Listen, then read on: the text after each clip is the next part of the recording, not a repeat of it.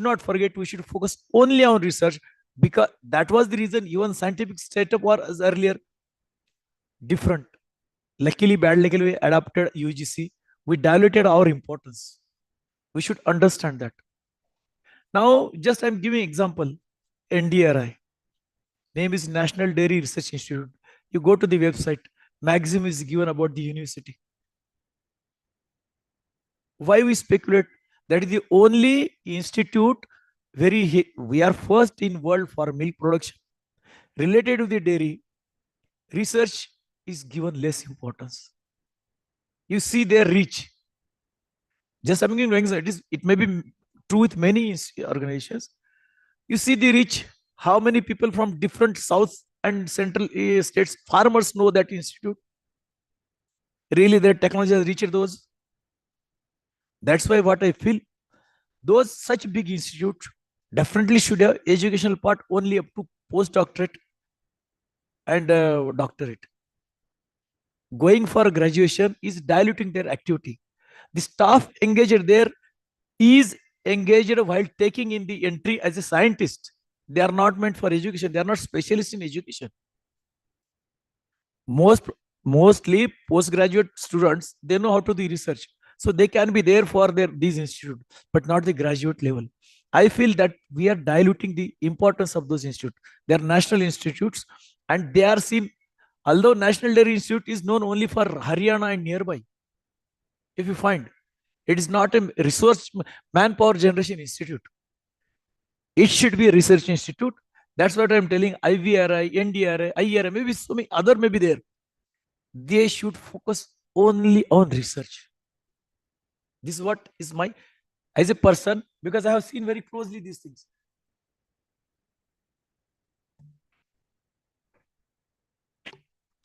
Now, even I think all of you may be knowing, Dr. Mahashelkar was the few days in charge of our ICR as a DG also. His one report was there. That was really meticulously made. We must decentralize our headquarters. Whether you accept or not, it is essential. Headquarters must be decentralized. Headquarters should have only with the DG. Then there should be 4 regional headquarters at 4 corners of the country. They can be designated same as a DG, but they should not be subject specific. This is creating a lot of, I can use one word, that is casteism of the disciplines. Favorism for some disciplines, unfavorism. As morning Honorable DG told, every discipline is very important. So such posts should not be with discipline. They should be irrespective of discipline by capability. 4 regional centers should be there. Even institute should be under them, grouped, not based on commodity or something. Because that every corner has to be developed. Another very important thing,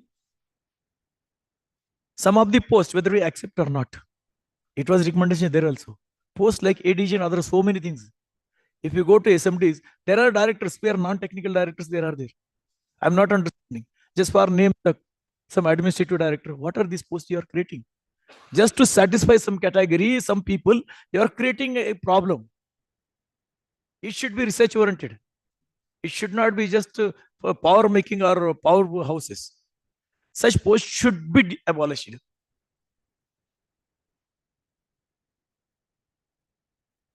Monitoring system, everybody will definitely agree. Maximum time, RACQRT, these have become events. If you think the amount spent on these committees in their visits, I will not name many places, people have come for 7 times, 8 times QRT. What they will review? And what is the fun of their, when they review and give recommendations, where it goes? Are they really executed? Even composition of such monitoring systems should be working people who are updated with the present knowledge. There should be a balance of these all. There should be some upper age limit for these things. So what I think, we have to accept certain things which are wrong. There we need improvement. So this monetary system also needs a lot of changes.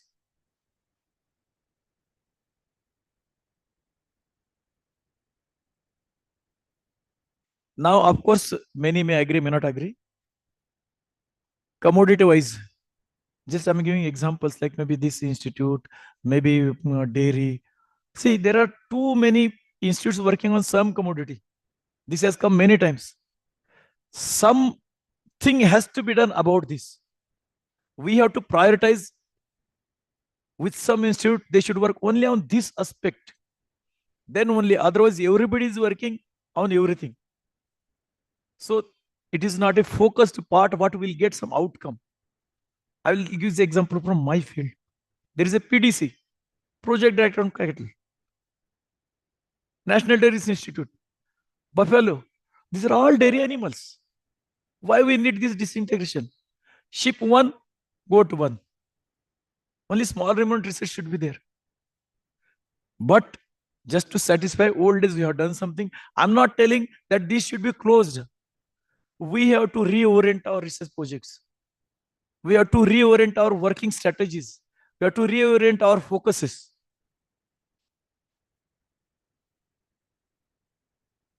What is happening due to all those things? Then one more thing. All scientists are not getting equal opportunity to work on all aspects. Scientists who are working on basic types, they feel they are the only scientists. Scientists who are in the field, they feel they are only field workers. There has to be equal opportunity for every scientist to work in all aspects, maybe basic, adopted, national institute, and regional institutes. But for which there has to be compulsory rotation of scientific staff. I'm not saying like bankers, you can have 2 years, but at least up to 5 years, whether scientists like it or not, whether somebody directors like or not, that has to be changed. There has to be rotation.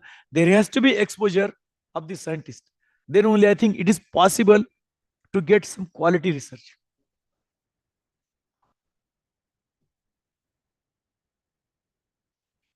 Why I'm telling, I will give an example. I'm not naming anybody.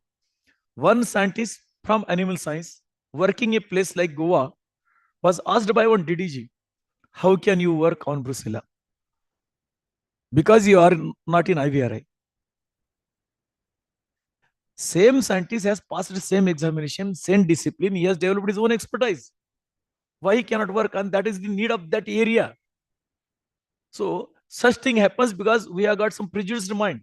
IVRI only can work for the basic research. This thing has to be changed. If he is expertise, he can be taken there in IVRI for 5 years on special this thing. These things are not happening.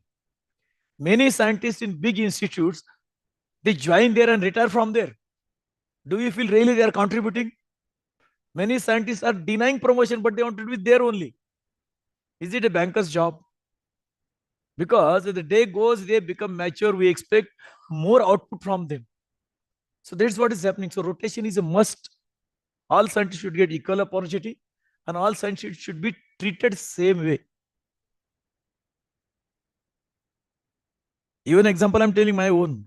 I was denied for RMP post in Goa because I am not from NRM. These things are happening. A person works 30 years in one institute, can hold director post for almost 5 years, but cannot get call for the RMP post. Why this is happening? Definitely people will get discouraged for doing some works. Such things should not happen because his scientist forum is speaking very openly.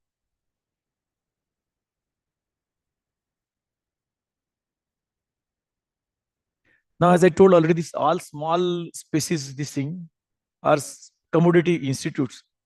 Either should be merged or brought under some umbrella cluster so that a focus work can be done. Because I know there are some institutes with some 1 or 2 scientists, 5 scientists, 6 scientists. That team cannot work. We must think of reorganizing all those things. Now, one more very important I have observed, that is called as All India Research Projects, coordinated research project. I do not know what is the coordination in that, and what is All India in that.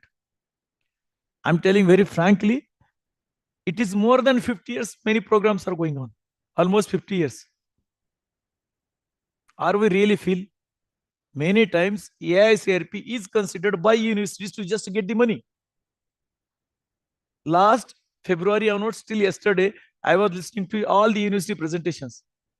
Every VC is asking, sir, हमको कुछ और AICRP दे दीजिए. For what? Because they can keep 1 or 2 persons as on salary basis for that.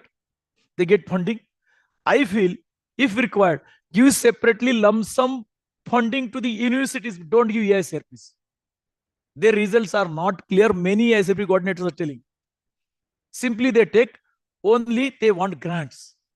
Nothing wrong. You give grant as a separate grant for research, not as AICRP. Many of the AICRP centers in institutes are not given any funding. And there is no separate provision for their SFC. For that ICAR institute to have some AICRP. Where from they will have contingency? How that scientist can be overloaded? They have 12 man months only. If he has to give time, at least one young professional, some SRF is required. Where from will bring? If you want really results, I think we should rethink about the AICRPs. I'm of the opinion, first it has to be scrapped. A new program can come in place of that.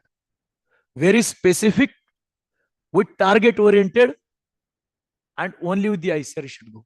Universities, you can give separate grants for that, but not as AICRP.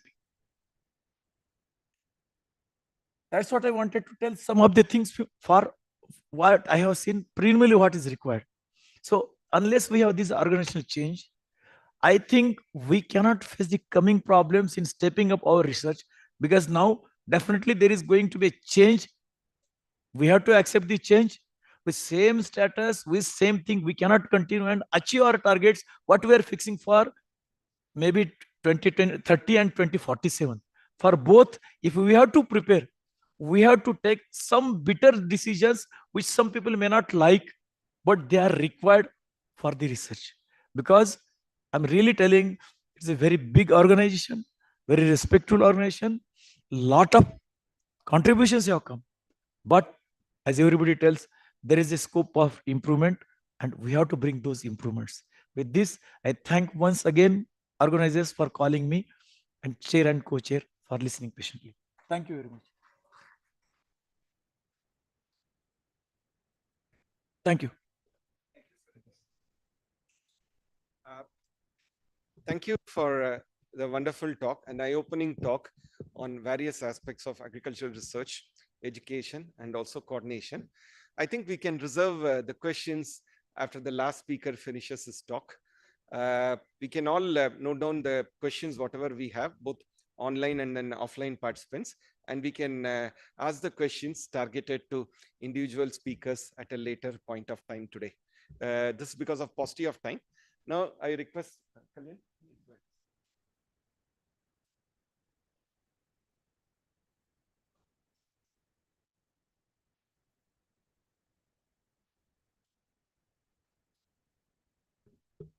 As rightly mentioned by our chairperson, we can have the questions or discussion at the end of the session. But definitely this particular, I would say, topic of this particular session is such that it can generate lot many discussions. So that will be something like endless, but definitely we can take up some few questions at the end of the session. Thank you, Dr. Chakurkar, for such a scintillating talk, as well as some changes which you are basically suggesting, I would say, and maybe reshaping of some of the things in ICAR. Definitely a note will be taken for that. And now I would request Dr. Dinesh Abrol. He's been a former chief scientist from our sister concern, Council of Scientific and Industrial Research, NISTADS, which is in the IRA campus only. And he will be talking about emerging challenges for the Association of Scientists working in publicly funded R&D systems in India. Thank you, sir. Friends, I'm really grateful. It accidentally happened that I was talking to Dr. Indramani, and he said there is going to be a conference. Why don't you join? He's going to, and he spoke with Dr. Maninvanan, and I'm here. on his invitation to come and speak with you, to interact with you, to share with you. Why did I feel the need for interacting with you? Because when I was the president of the CSIR Scientists Association, Scientific Workers Association, as it was called, at that time, we too were faced with the kind of challenges that you are today required to engage with. Uh, you must have heard of some of those particular challenges.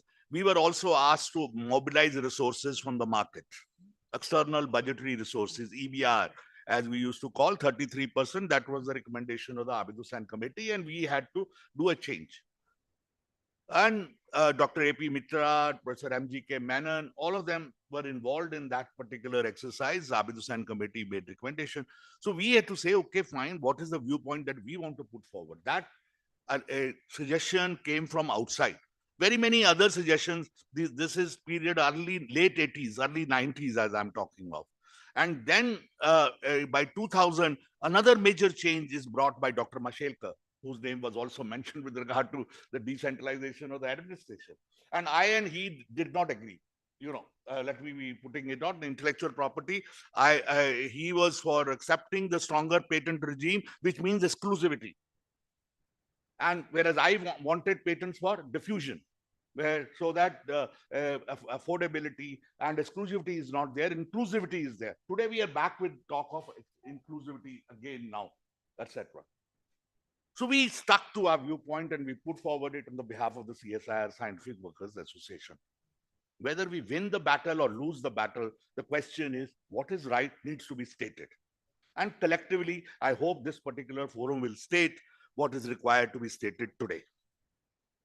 I contextualized it. I can get into details of the way we responded to various challenges, including the organizational challenges at that time. Some battles we won, some battles we lost. Because we are faced with an external environment. Publicly funded research system, be ICR or CSIR or ICMR or DBT or any system, are faced with a government policy largely. At that time, it was internal liberalization and then shifted to external liberalization, globalization, privatization at that particular point of time. Today, you are coming to a closure of that particular regime. Geopolitically, the situation has changed. Even internally, the 10 years ago, it looked like that, there will be in the parliament, there will be only one voice. There are now many voices in the parliament. People have experienced the decline in funding for publicly funded research system, and they are concerned about it. There are voices that are beginning to emerge. But even now, if you look at the latest budget, I do not know how many of you have had a chance to analyze the budget of the whole R&D and S&T system as far as much of the money is for digital, for example. Ministry of Electronics and Information Technologies received a very big chunk. Where is that money going? It's to the private players, not to the publicly funded institutions which are there, even under the Ministry of Electronics and Information Technology. I've just given an example. Even CSIR, which used to be a multiple, initiative body as far as is concerned, is being taught that we should also now focus on bioeconomy by the minister as far as is concerned. CSIR will have to take a view. Should it focus on bioeconomy or should it assert itself and saying, no, we are a multiple initiative R&D council?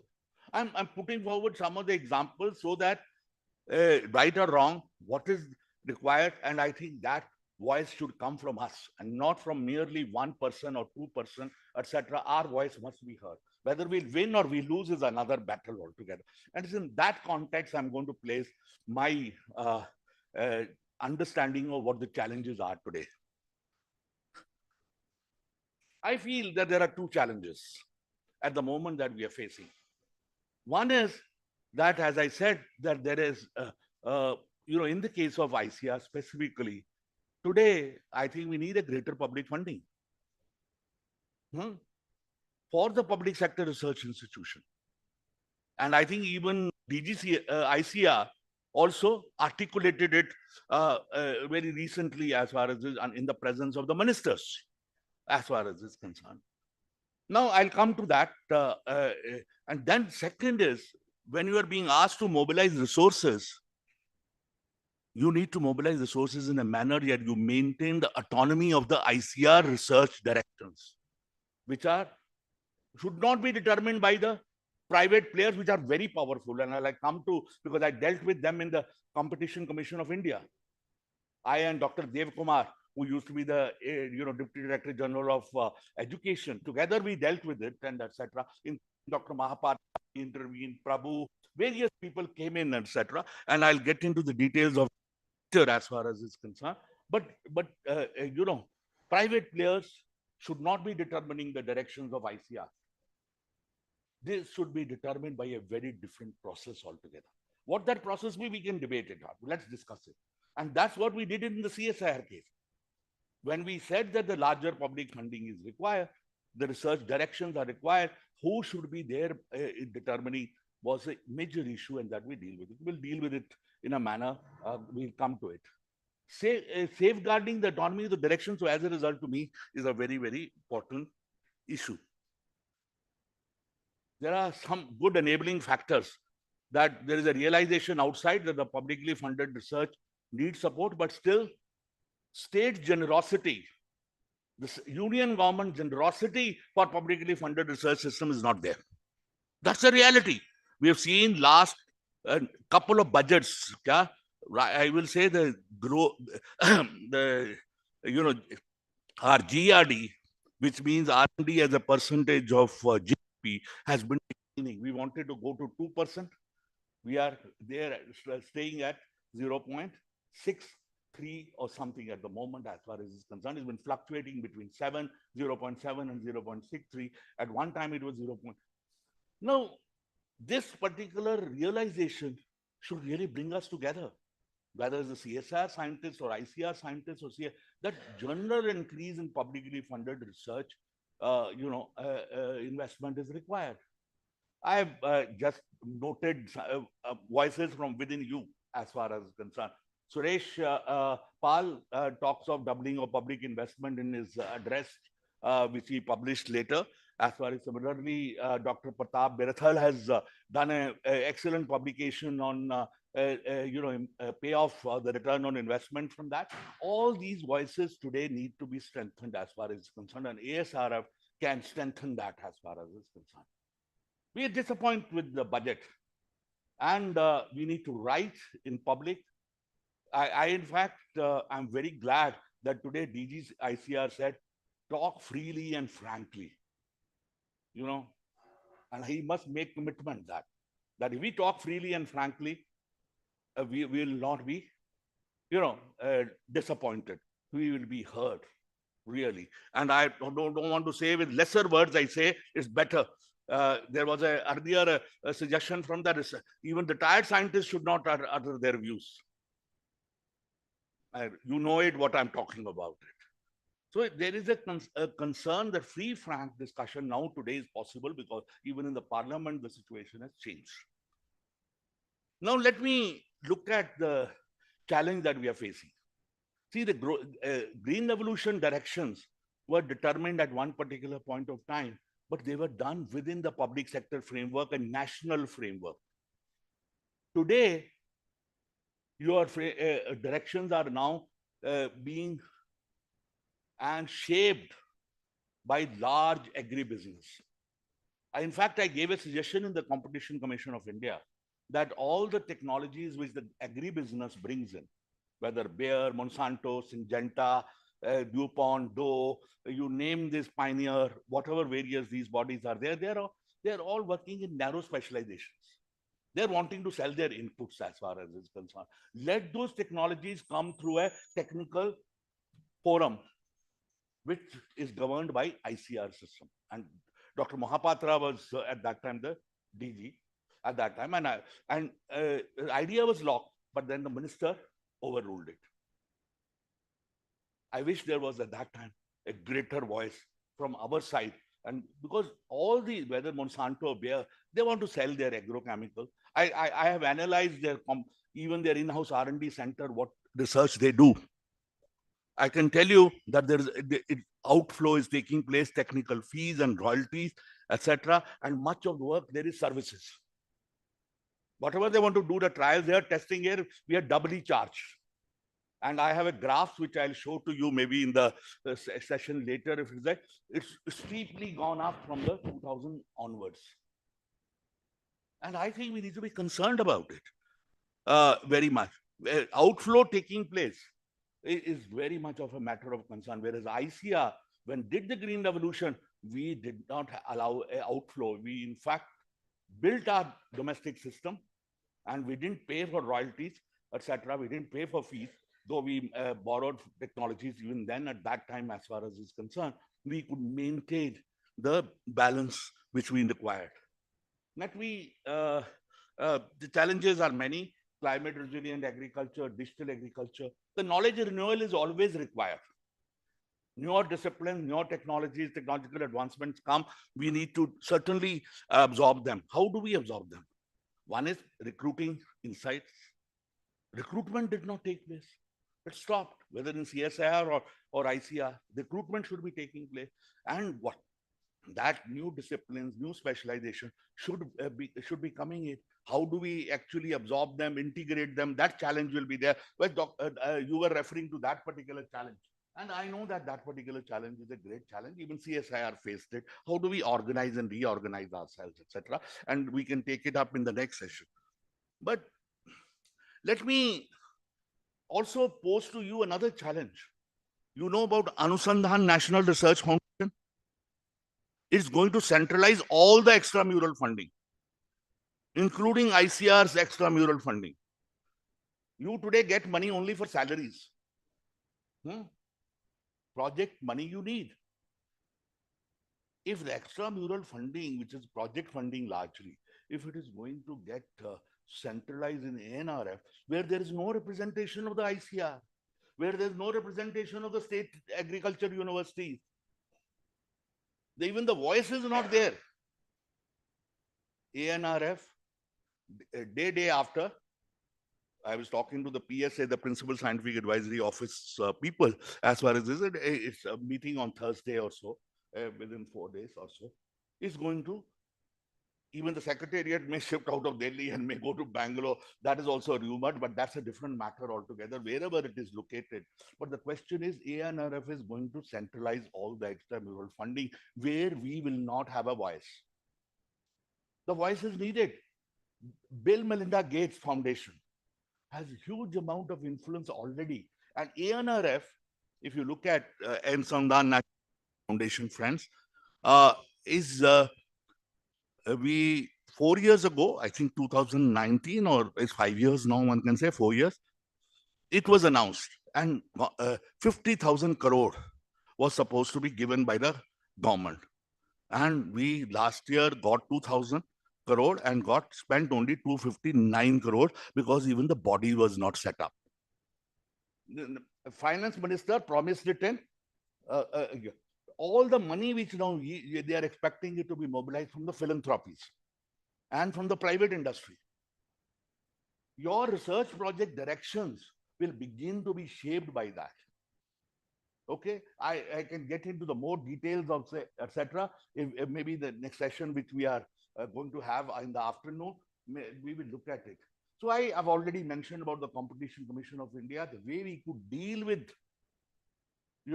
newer technology challenge, newer funding challenge, how we should do it. Otherwise, every institute mobilizing itself through its own plan, I can tell you, they will sell their infrastructure, they will sell their even germplasm, they'll sell their various things will happen because you are under compulsion to mobilize resources. Like you were mentioning, All India Coordinated Research Project give some seeds, at least some possibilities of recruiting some research scholars. Those kind of pressures will work far more when you are mobilizing resources from some other player, as far as is concerned, external player, and they are very powerful players. And let me tell you, that's a lecture by itself, how they have acquired that power and why there is a power of that. Now, I've just got into details of how it has built over the period, these people, their priorities, fortification, I'm not sure whether that's the way. The nutritional security has to be got differently. Every cattle is monitored by them. All the program directions, if they begin to influence, we are not closing our doors. We don't need to close doors to any organization. But the question is, what research priorities we determine regionally, or if you have to work on nationally, that should be in our hand. And I've not got into the whole startups which are opening up, the way the advisory board of various kinds of bodies, and in all the new technologies where they are influencing. And I'm rushing through because the time management also is a very important issue. So I'm wanting to see, if you see the shape of the public investment today, 83% of the public investment to Ministry of Agriculture and Farmers Welfare and Animal Husbandry and Fishery, when we analyze, it is not going anymore for collective assets and collective institutions. It is going to farmers or whatever landowners, I would say that. They're not necessarily farmers. Because 40% of today farming is done by tenants.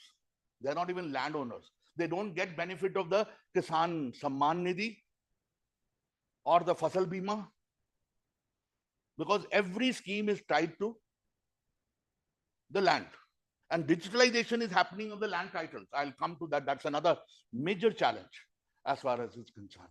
So 79 to 83% of the union government budget for agriculture in 2024, and it was the case in 2023, it wasn't the case with the 21. And we have analyzed, and we can, and these are sessions by itself, we can make it 83% going for individual farmer, which is not going to be even converted into capital formation. Because that money is so small for individual farmer that may not even buy him another capital good as far as is concerned, some collective asset. So if you look at overwhelming share of investment in agriculture now, though, comes from farmer household themselves. 82% capital formation. Household investment, it is not public investment, it is not corporate investment. This is what the analysis is. Next. If you look at things like what is the details are there, public investment is merely 15%, private corporate sector just 3% investment, and there is a rapid transfer of assets to it from the public sector. Let me talk about bank finance. Bank finance today is now beginning to be distributed through called co-lending. Co-lending means what? Co-lending means that some company wants to sell inputs. That firm is given Reliance Jio, Jio Capital, Adani Capital. They are NBFCs, non-banking. The public sector banking finance start beginning to go through that. There's a concern. That should be a matter of concern because co-lending happens, meaning then they will begin to determine what will be bought, what will be sold to the farmers as far as is concerned. Landless rural workers are worst hit as far as is concerned, require a particular solution, not just the landowners. 40% of all villages are landless. You need rural industrialization, you need various kinds of solution, which even the agribusiness will not offer, will not have. I have a time challenge. So as a result, I'm making some, salient points, but not going to deal with them in detail. And if you're interested, I'm very much ready and I'm available even in the evening to sit with you, friends.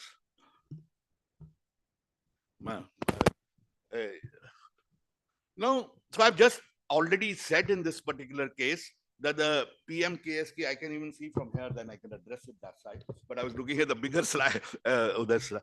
So see, if you look at all these policies involving public sector banks favoring co-lending, there is another whole thing which I am concerned about. I do not know whether my friends here are concerned about. What is called the Prime Minister Kisan Samriddhi Kendras. 3.62 lakh retail centers are being opened up, which are being given all kinds of support. And they are being opened through variety of, including private players who are commission agents, meaning they are commission agent of a particular company. And if agro advisories and soil testing is done through them, I am afraid public interest will not prevail. It will be my input which needs to be sold. This is what it will be. You were not doing that. You were not doing for one company. You were determining what is needed. And even then we have the challenge of integrated nutrient management not having been implemented, IPM having not been implemented. One can get into details as far as is concerned. You have the challenge. But now if this PMKS case, that agro advisories and soil testing goes into there, it's a major change. Your ecosystem will change, whatever technologies you may develop. I want this to be discussed and debated, and I hope because your external environment is very important, sir, not only your internal environment. An external environment is going to determine your directions. And this is my last slide. And in a way, I have already said a couple of things, but we have decided to update the recommendations of the Swaminathan Commission. We have formed a forum in which farmers movement is there, in which scientists forum are there. We have brought even All India Bank Officers Confederation. We have brought there All India Bank Employees Association, and we have brought forums like All India People Science Network, which we set up in 1980s with Professor S.K. Sinha, Dr. S.K. Suresh Sinha, the former director of IRI, Dr. H.K. Jain. These were the people who were involved. I was the general secretary, and they were the vice president and the presidents. P.N. Haksar used to be at that time our president of Delhi Science Forum at that time. He was also vice president of CSIR at that particular point of time. So the point which I'm saying is, you are fortunate. I was today very pleased. Your directors are sitting with you, with the who are management position, who are leadership position, who have right to determine your even APR, annual performance appraisal. As far as they're sitting together in this, it's a very, very positive thing. It didn't happen in the CSIR. You have retired scientists as your part. It didn't happen in CSIR. As a result, the CSIR Scientists Association has died, because when the environment changed, the associations also can die as far as it's concerned. So I just want to close it that I want to invite you to interact with the forum which we have built, in which we have brought together various stakeholders. Thank you very much. I'll be here to continue conversation and interaction with all of you. Thank you. Thank you very much, sir.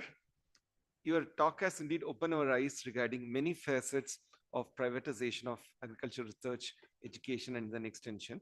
And we'll certainly have a good debate in terms of questions at the Slides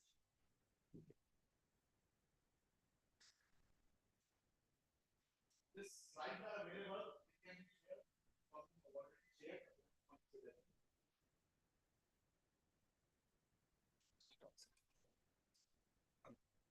Thank you, Dr. Dinesh, for highlighting many things along with the factual position, as well as some of the facts which you have brought out.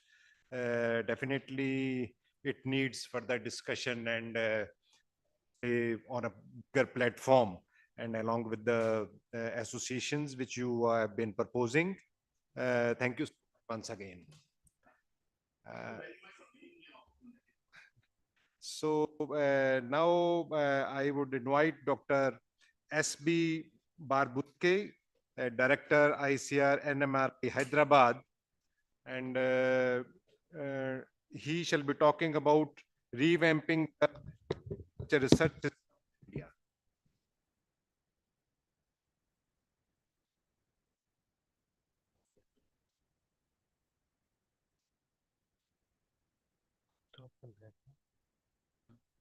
Now you have to open new one. This guy said, exactly.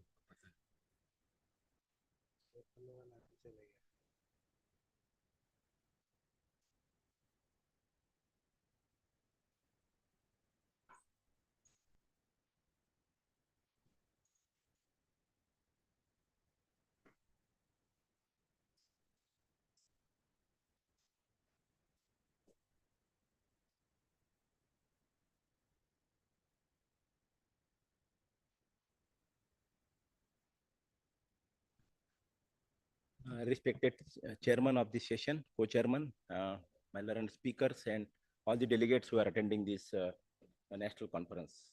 I will be talking little about what can be done in the national agriculture research system in India. My previous colleagues, they already spoken much of the things which I wanted to express, but nevertheless, I will just tell some of the things. So I need not emphasize this. What is the role of ICR? Other things everybody knows about this. What is how many institutes are there? How many agriculture universities? And Krishi Vigyan Kendra Jaje, part of the national agriculture research system. And this success, I can say this system success, combined with its close connection with education exchange systems, has played a significant role in rapid expansion of the agriculture post-independence. You can see, you must have listened to the talk by Honorable DG during the Foundation Day. So how this has gone. So if you see this food grain production, it has grown many times, almost 6.6 times. Even fisheries production, milk production, horticulture production. And this ICAR has also witnessed the rainbow revolution in the country. And these agri-exports also, if you see the latest figures, we are increasing day by day. And this NARS system, I can say, has played much importance in this, important role in this. Now, this is one slide. I want to share. It was presented during one of the directors conference. How this agriculture 1, 2, 3, 4, 5, how the technology changed. So when you see the post-independence, we are thinking of this subsistence farming just to feed ourselves. Then manual labor, low productivity, all these things. Still, actually, we have to, that time, we are ship to mouth. It was the term actually that was used. So then came the little next phase, mechanization, then chemical inputs. So we could have the green revolution, industrialization, so many things, then improved crop varieties and animal husbandry activities. Then came this digitization, precision agriculture and vertical farming. This now you can see the present stage. Now we want to think of more things now, robotics and other things, smart farming. And you may be aware that every institute, ICAR Institute, they have 10 years back, they drafted this Vision 2050. So the basis of drafting that 2050 was what are the present technologies. Nobody thought that today the farmers will be using drones or the lot of AI, automation, other things will come. So now this is, so if I want to think now or draft the Vision 2050 for now, agent date, I will not say what technique or it will come. I will say it should be low energy input, water scarce technologies. Then also you have to use what can be the low carbon. And because now you see last year our Honorable Prime Minister mentioned that zero emission by 2070. So we have to now oriented our every efforts towards that now. So that's why the major focus goes on the scientists. They will ask what scientists are doing to do this, achieve this by 2070. So that is the major focus actually. That's why these are the 5 phases they have mentioned. And very much now you have to see, now we'll talk about marketing, blockchain, and the traceability it comes. We want to export, and I think I am working with the meat sector. If you don't have traceability in meat sector, will not be able to export any type of meat from India, and maybe another 5 to 10 years. So that is why actually the technology advancement and things definitely we have to adopt among this younger generation of the scientists. Then I mentioned about key functions, but I will skip this slide, matter of time. And other things, our research and development, already my colleagues have mentioned, education and training, our technology transfer, things already are happening in large scale in our council. Besides policy formulation, collaborations and partnership with India and other countries also, infrastructure and resources, we have a lot of publications, information dissemination through our DKMA and other networks, maybe from universities also. We have a lot of network for this purpose. Now, these are the actually, you can say, green revolution or the crop improvement or animal husbandry, fisheries and soil and water management. You have very much achievements and contributions from our national agriculture research system. And we have a lot of varieties, and even we have so many villages, climate that resilient all varieties and the animal breeds. So already we have, I will not focus much on this. So what is actually exactly strength of the NARS system in India? If you see the SWOT analysis of this whole of the NARS system in India, we have very much established infrastructure. We have very much skilled workforce, one of the largest organizations who are research organizations, we can say ICAR and other universities also. We have diverse agroclimatic zones. We can grow any crop which is grown in the world. In our systems, we have very good government support policies. We have technological advancements, and we have several opportunities also in this. So we are working, different institutes are working. So, and then rising food security demand, then market-oriented research, all these things, opportunities we have. Besides, but we have certain problems. Already my colleagues have mentioned about the funding constraint and time to come. Definitely that ANRF, it comes actually. So many of the IITs and IICs or ICERs, they will get measure of the extramural funding. So where the ICR scientists will start. Even I can, my own example I can tell. In 2012, I had been presenting the proposals under DBT for Center of Excellence. There were 21 proposals which are shortlisted for presentation. And I was the only one from NAR system, entire NAR system. Everybody from UDCT and IICTs and every IITs. And only two, three projects were funded that time. So that's why actually they work on crops, they work on animal husbandry aspects, IIT and other things, they're different. And when you don't have any say, what the Siraj already mentioned in this panels actually or extramural funding, where the agriculture research will go, that we have to think very, very seriously. Then infrastructure disparity, definitely we have to overcome this slow technology transfer. Our extension wing has to be, then bureaucratic challenges. My colleagues already mentioned how these bureaucratic challenges, even the procurement for the scientific organizations through JM and other things, a lot of things. Some organizations, they are getting benefits, others are not. So that has to be seen. Then limited private sector collaboration at first, but now definitely private sector collaboration is required. But we word with caution that we should not be dictated by those persons actually for any type of research. Then we have several threats. We are climate change, pest diseases, resource constraints, all things are all are misaware. So yes, what there is a need for improvement. So definitely resource allocation and efficiency. My colleague, previous speaker already mentioned that NCAP has brought a document. If you invest 1 rupee, you will get 14 rupees from agriculture. So why not invest more and more? So that's why resource allocation and efficiency is very much important. Research focus and relevance. My colleague already, because we are now taking education and extension activities, though other departments are there, but much of the focus of the ICAR scientists also goes in the extension and other activities. So more focus should be on research. Then coordination and integration. We now want to actually must have heard about One Health actually.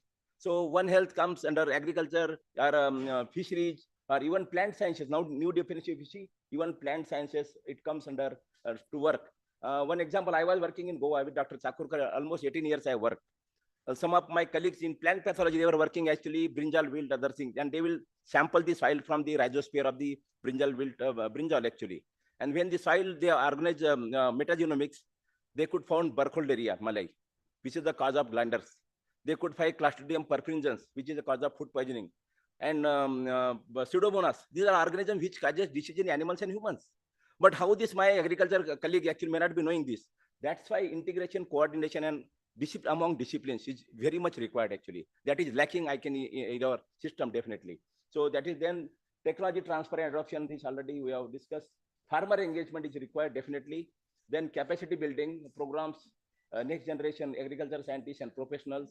Then maintaining the competitive edge in the global agriculture research. These are all very much required. These are the some of the future constraints I mentioned already. One thing I want to mention again here, NAHEP was a very big project funded by ICAR only. And I am happy to see many of the colleagues from the universities, they went abroad. But if I want to send my own scientists with my own resources, I will not give that permission. So this is needed actually. ARS for myself should also take up that young generation of scientists, newer technologies, international labs, they should be given opportunity to visit. We have certain fellowship earlier, but many of these fellowship by maybe DST or DBT also stop. But why I should not have actually? We have a lot of funding and resource generation also. So that is also training of scientific personnel in advanced laboratories across the globe. Then only collaborations will occur. Then promoting the manufacture of, particularly this is the livestock sector, as I mentioned, improved extension activities, newer things we have to work on those aspects also. Then we too need multifaceted research building, production, productivity, nutrition, health, environment. All these things are very much required. Of course, we are talking about the much of the biofortified and climate resilient varieties.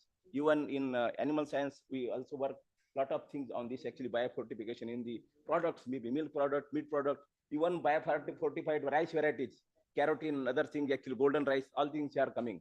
Then, of course, climate smart agriculture. So, new generation of scientists definitely have actually assessed and also know about this and what techniques can be utilized for this purpose. So to conclude my talk, see, journey of NARS, including ICR, from its inception to the present, they reflect the legacy of significant contribution to the agriculture. That's why now we are talking of the nutritional security to the food security to nutritional security. Then NARS is also cornerstone in India's agriculture development and driving innovations, education, policy formations. And also one thing, many times we are inclusiveness that always we lack actually. That is very much required in our research, in our policy formulation. Unless inclusivity is there, we cannot move further. Then also by addressing its weaknesses and leveraging opportunities, it can further strengthen its impact and contribution to the definitely to the agriculture sector. And as this landscape evolves, the role of NARS will continue to be pivotal in addressing new challenges and seizing the opportunities for advancement. And also we have to identify newer areas and we can enhance the impact. Honorable DG in his speech also was mentioning about the disciplinary research, interdisciplinary research, and all these things. I happened to work earlier in Goa, and then later 3 years I was working in National Institute of Biotic Stress Management in Raipur. So the type of actually interdisciplinary collaboration, other things were there. Then they came actually from in ICAR distortion of the disciplines. I don't know whether it is good or bad. I will not comment on it. But those scientists actually they wanted to have contribute to the interdisciplinary research. Definitely, they wanted to only focus on the where the scientist is the discipline is posted. That cannot be done. Research should be discipline neutral. What I want actually. If I was working in, I also work on cashew also. Cashew, what the cashew microflora comes everything. I am the veterinary microbiologist. Still, actually, I can contribute in that area also. So your expertise will tell where you can contribute. So I think one ICR and one all these we are working. Definitely under you work on the multidisciplinary and interdisciplinary and in different institutes and a lot of collaboration. Unless that we cannot move forward. And I think ARS forum should take many of these what suggestions, little suggestions I have given for that. Thank you for this opportunity. Thank you very much.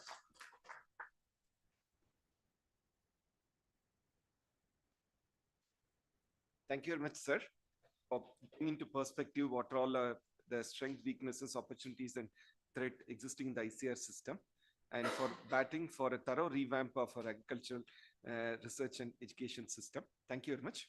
We will certainly have a detailed question and answer session later after our last speaker finishes his talk. Also, thank you, sir, for your pertinent suggestions, especially for the agriculture research.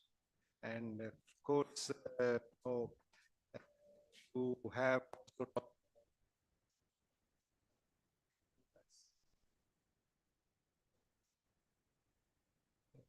this can be taken up, preceded by the SWOT analysis, which you have shown. Thank you very much once again. So we have the last speaker now. For concluding this session, Dr. S. Senthil Vinagam. He's from Education System Management, ICR NARM Hyderabad, and he shall be talking about entrepreneurship opportunities in agriculture and agricultural startups.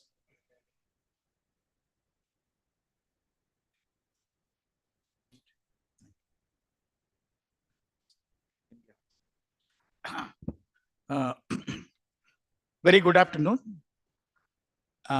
Respected chairman, co-chair, and other my lead speakers, and my dear colleagues. I'm very happy to talk about the topic. There are other three speakers have given in a wide range of what is need, what are the focus, which is required in agriculture research and education. Now I'll be talking about why, what is the need of the innovation and how do you accelerate the innovations. Today it is very much required. The acceleration word itself is a very important word. We have to speed up. So accelerating innovation and startups and also in entrepreneurship. These are the areas which has been, and what is the role of our research and development institution on this particular domain of it. We know that there are two systems presently it has been strengthened. One is entrepreneurial ecosystem, the another one is a startup ecosystem. These two have a interlink, which we are all familiar with the entrepreneurial ecosystem for quite longer period. ICR is having around 113 institutions and with around 74 agriculture universities.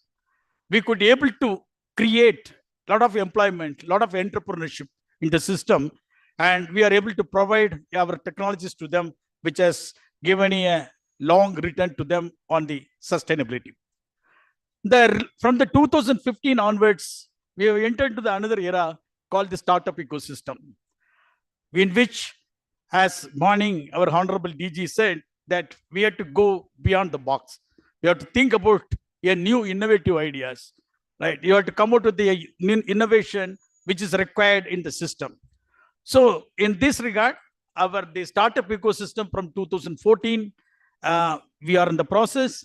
The government of India has created a good number of supporting system. They have created in the large number of institutions have been supported to those who are come with a good idea, which is going to solve the problem of the different stakeholders. The reason behind, as all of us know, that Indian system which is having the largest population with the youth in the country. And our educational system also quite strong in that, right? So we have to utilize the existing education and also youth. We can penetrate both entrepreneurial and startup ecosystem in a longer way. Why we need entrepreneurship development? Let me talk about ED in agriculture. There are all our institutions, our own agriculture universities, ICAR Institute. We have come with a good number of technologies, large number of technologies, whether it has been either in the form of commercialization or it has been on without the commercialization, or it can be given to them as to the farmer or larger community. So technologies are available with them, which is creating a good number of entrepreneurship on the different areas, either in food processing, post-harvest technology. There is a lot of scope has been created on that. So there is a need that by doing this ED of that, we could be able to diversify in our agriculture system. We could enhance the shelf life. We could create a good revenue for the government, right? Our export has been increased. We could bring large number of private players to be a part of our programs. And we are able to promote agro-based industry, and we could be able to enhance the farmers' income. So these are some of the way in which our existing technologies have given a way for promoting entrepreneurship development in the system.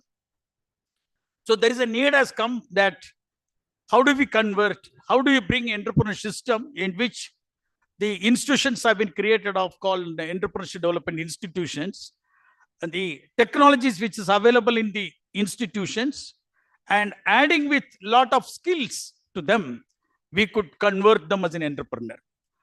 So there is a combination of, there are larger system. There is in a identifying the who are having the aptitude to be an entrepreneur, identify the right person, provide our own technologies to them, provide the skills. There is a different skills are required. Those skills are able to convert them to a different level as an agripreneurship, value addition, or the high-tech agriculture, precision and all. So this is what we were in the process aspect to them. For which the skills, which I said it, the skills and technology, and where is our role is that to provide, there are skills like technical skill. That's what we are organizing of all institutions. If you take it, every institutions are organizing a large number of programs for our own, either farmer or youth, through our own Krishi Vikan Kendras. We could be able to give a large number of technical trainings to them, right? We are making them their technological aspect to understand, we are well. There is two other things also we are supposed to inculcate. That is, one is a managerial skill, another one is how they make as in a personal aspect of them. It's nothing but giving a additional orientation towards goal setting, marketing, execution, and the managing the group dynamics. Those two aspects, which by adding that, they are able to come up. In this process, our entrepreneurial strategies have been created by the government of India. There are 3 strategies, all of you know well, that government of India has come with a large number of schemes which promotes, which stimulate the individual to become an entrepreneur. There are a number of schemes have come to promote it, and they provide the different state government and the government of India, they provide a lot of support services, like making a single window system, giving the moratorium for EMI to delay it for 2 to 3 years, right, with a less interest to them. These all supporting system like free license and creating in an entrepreneurial park, clusters creation. There are a large number of support system being provided, and after establishing, they are also providing them to support on how do you sustain for a longer period. So in which in a market orientation, all respects have been created. This is the strategy of the ED, which is the government of India has come with a good policy to promote our entrepreneurial system of it. So there we have given a lot of success. There are schemes like agri-clinic, agri-business scheme centers, which has created more than 150,000 people been trained.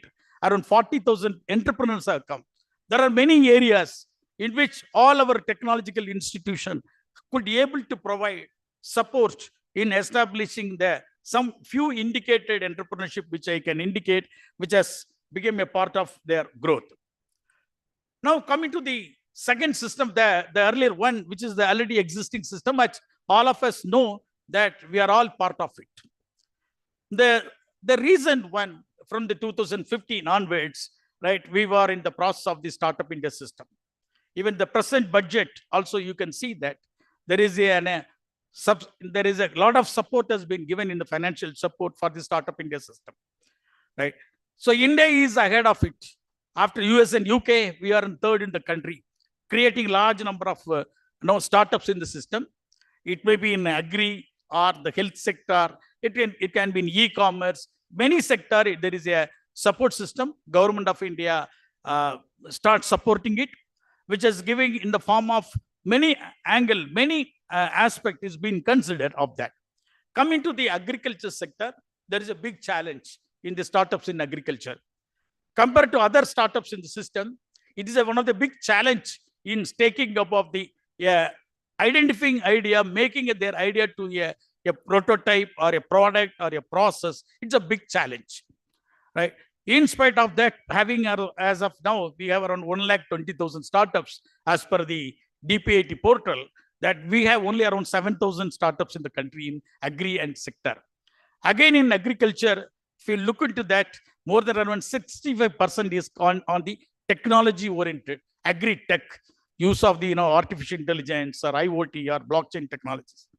So there is a very less percentage of people who are entered in the agri-tech startups. Whether our R&D institutions like our own ICAR and Agriculture University can support, is it possible to enhance from 7,000 to 14,000 people to encourage? Yes, there are a lot of possibilities in the process in the form of, as government already has established now, large number of incubation centers have been created. There are good number of incubation centers have been created by the government of India through different funding resources, right? The principles or the guiding aspects remain same, only funding institutions are different. Funds may be from DST, funds are maybe from the Department of Agriculture Corporation, fund may be from the Niti Aayog, right? Fund may be from MSME. There are to make large number of centers in the country. Now they created a channel in which institutions can play a role, which ICR institutes, down to universities, private players, NGOs, any organization can take the challenge, that role to convert, to make them as an incubator. The word is a very important word to strengthen the startup system in the country. So the role is, the journey is a very tough journey. As I said it, entrepreneurial journey is one of the simpler journey. As the technologies are already tested, validated, and proven technology. So making a person to be an entrepreneur, it's the easiest job. The person who is able to have a financial support and space, who can be a good entrepreneur, who has studied a good market survey. But a person who want to be in a startup system, it's a big challenge. Who have a lot of challenges. The way a scientist, you do a research for 3 to 4 years or 4 to 5 years to bring a technology output. Same thing a startup has to do. But in the private sector and an individual or in a small LLP company, they cannot wait for 4 years to convert this idea to the prototype. That's what we have in a support. We have a role. The institutions have a role, our idea institution having a role to support them to validate, to test their product, right? To help them for testing their trials. We have a major role. If we are able to extend the support to them, there are large number of agri-tech startups are having in the market. So this role, if we are able to take up, definitely there is a good growth of the agri startup system in the country. We can create it. We have to come to the open mind now.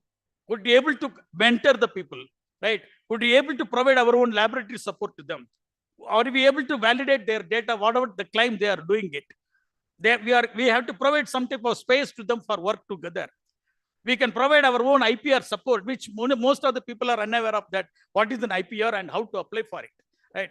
We could, in this process, we could able to commercialize our own technologies also. There are few technologies, few of the areas we are able to commercialize the same thing, and we can help them in many support, like infrastructure and technology support. If we are able to do, we can accelerate.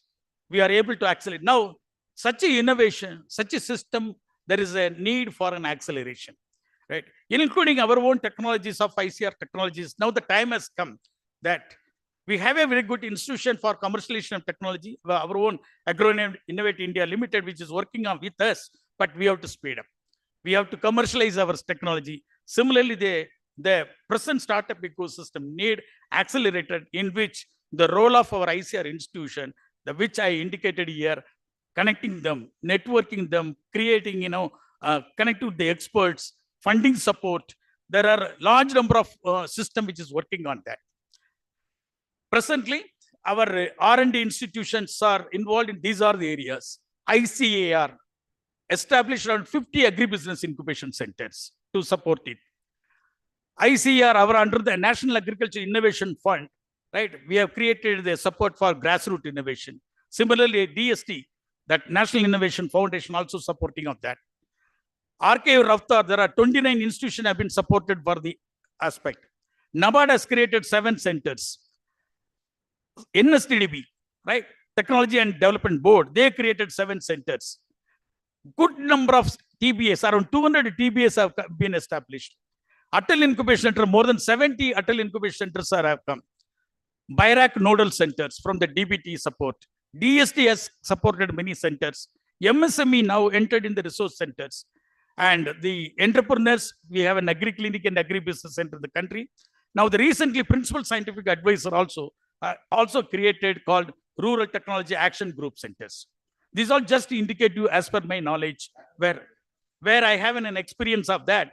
In the RUTAC, initially it started with the 1.0 from 2004, which has been supported. Now they are ready to give a lot of support for the agricultural innovations also in that.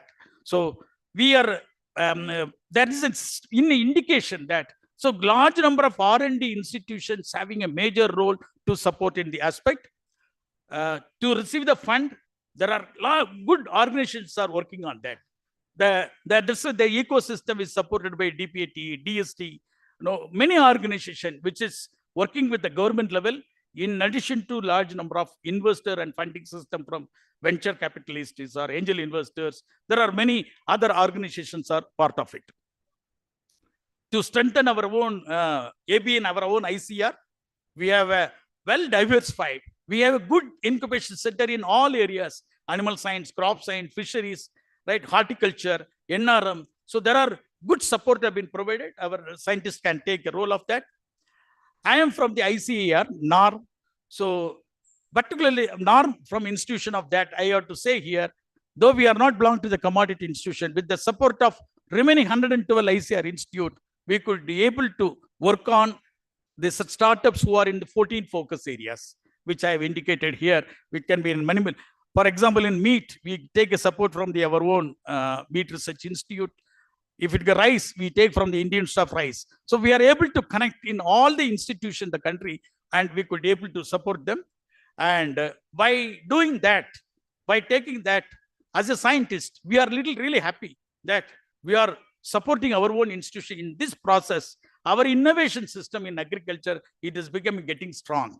We could able to push, or we could able to penetrate our own technologies, our own ICR Institute or Agriculture University Technologies.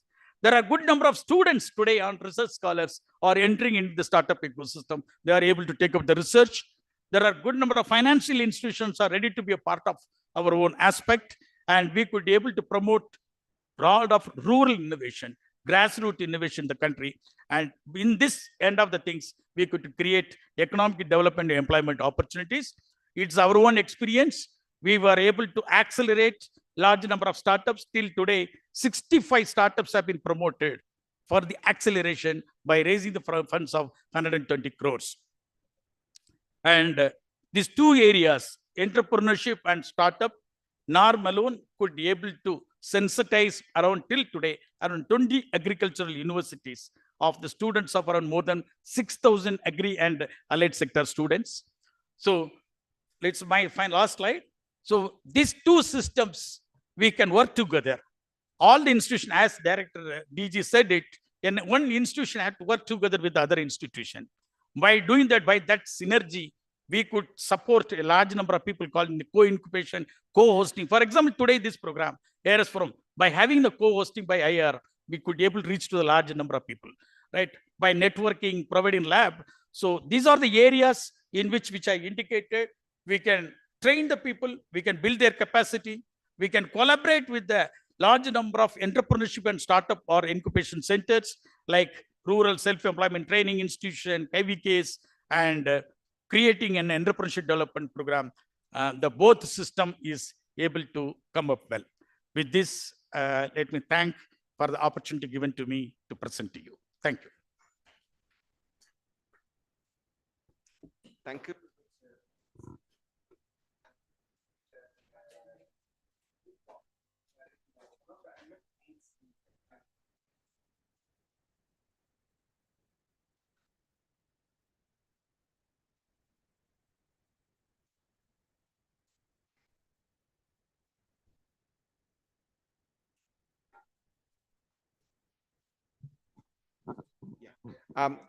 Thank you. One of the unmet needs in agricultural research, education and extension system is the entrepreneurship part, wherein there were a lot of technologies which could not be taken to the end users or stakeholders. And I understand that your organization, that is AIDEA and then NAM, is going a long way in filling up this missing link in terms of promoting agripreneurship and also entrepreneurship in agriculture. Thank you very much. Sir, we can go ahead with the question. Yeah. All of that, sorry.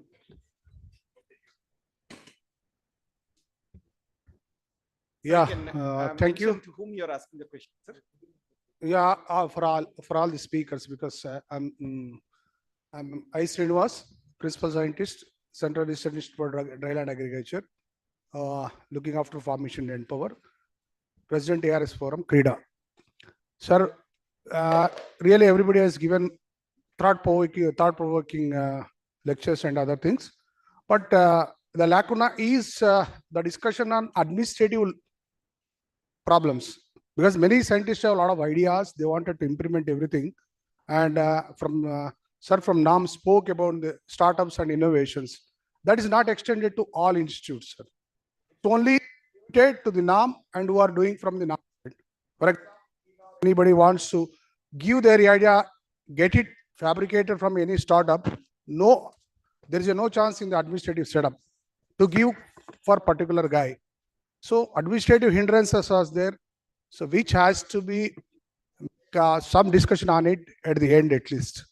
A lot of problems are faced by the scientists to pump their technologies into the field Everybody has got a lot of innovations. Even plant breeder, they are coming with some innovative ideas on IT-based identifying genes.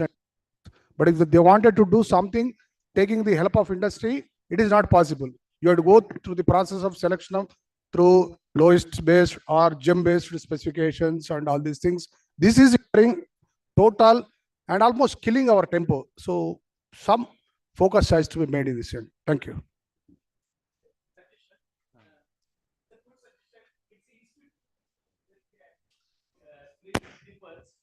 I agree with you. Of course, as we have a good support in the process, so we could be able to reach with a lot of mileage of that. I agree with you. It's not been from CRIDA. There are many institutions having some limitations. There are a lot of administrative issues taking to the next level. Of course, that will take it in separately, which cannot be done. True, the ground realities remain same.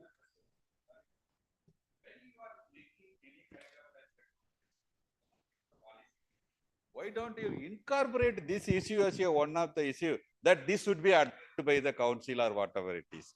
So whenever you are suggesting something, something is done. So that is why the main problem is it's not able to be adopted by everywhere. Now you are aware that this is the problem.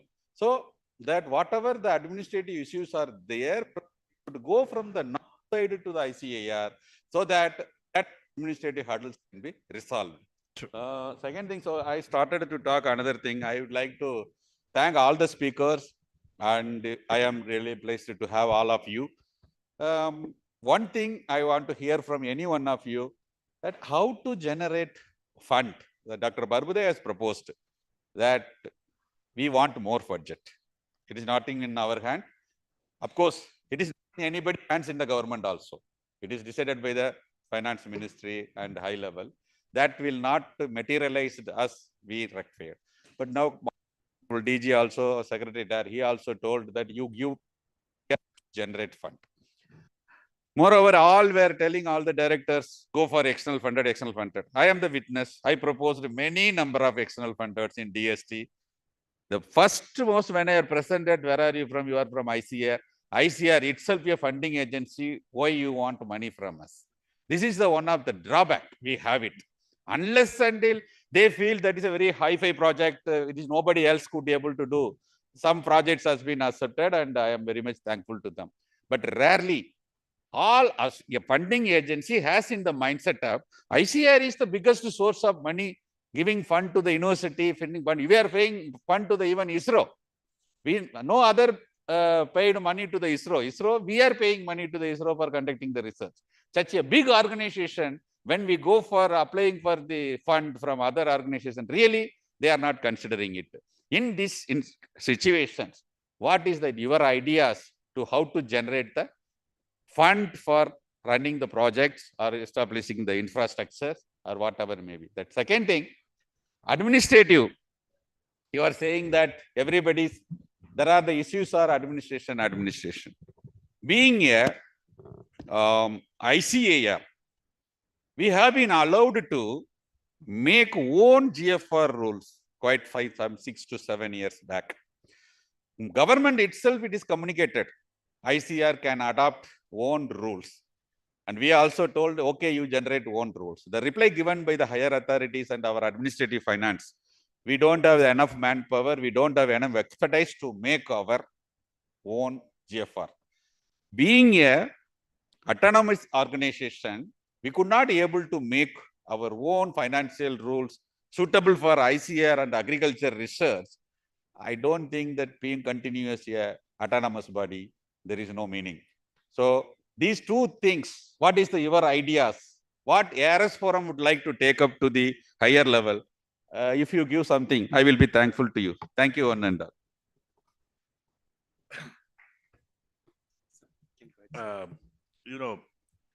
I didn't want money to give up the possibility of actually we protesting that we need more public funds for agriculture research. It's true that the government decides, the union government decides or the state government decides. It is true, but they can be influenced and impacted. Point number one, as far as it's concerned. And I think there is today, that's why I said you need to join hands with other stakeholders who are equally fighting. Did you expect farmers movement to fight for 1 year at the border of Delhi? And a mighty government was, pushed back as far as is concerned. Please, you can push it back, and you are arguing for funds for research as far as is concerned. Number one, as far as is concerned, and there can we make a case for it, and we can discuss in detail the strategy how to go about it as far as is concerned. That is number one. Public investment is required. Second is, see, when you join hands with ISRO or IITs or ICAR, why should you be giving funds? They all have resources of their own. Saying, let's pool them. This is a common problem. We are wanting to address it together. So this particular kind of approach to collaboration where you have to give funds, in Italy also it failed. I'm talking of CSR, major program, Dr. Mashelkar took it up as far as concerned. I can get into the details of it. Even the parliament has a whole question to be the answer came. Similarly, on when we are talking of various programs, pooling up should require center state also to come together. State governments today are asking for more funds for through the ARSSF. K. Raghavan, when he created this project with 2018, go to PSS, even it was meant for state agriculture universities and state universities. Today, it has been shifted away from state agriculture universities in just a course of 5 years. That shift has taken place. That has to be resisted. Government not even represented on ANRF. So funding will come from center and state only if we also keep vigil on all these people, and they are not invincible. Let me tell you that people have shown door to many people, and they may show even door to the people who have won this time and lost another time. People, and I think we need to speak up. Somehow we scientists have almost decided, we don't have influence on this. You have influence on this. Actually, farmers of this country are your collaborators, your partners. They can speak for you. They are speaking at the moment for MSP. They are speaking for Denver. They speak up for R&D. Why can't they speak the way the collaboration should take place? Similarly, on startups, I just wanted to tell my friend here with a meeting on startups. The secretary what? Not just innovation, dying because you are allowing mentors the business to come in. When they change, most of these startups then have to do something. So to cut the story short, the real problem is coming from the demand side and the market side. The supply side, you are very well, your argument is correct, Dr. Saab. But my challenge is today, entrepreneurship was the idea which was promoted from 90s onwards. And today we have seen that after 3 or 4 decades, we are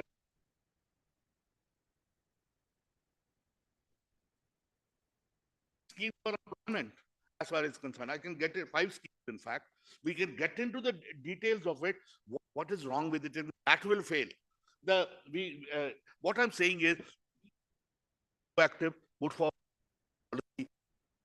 correct work. Thank you. Thank you very much. I think separate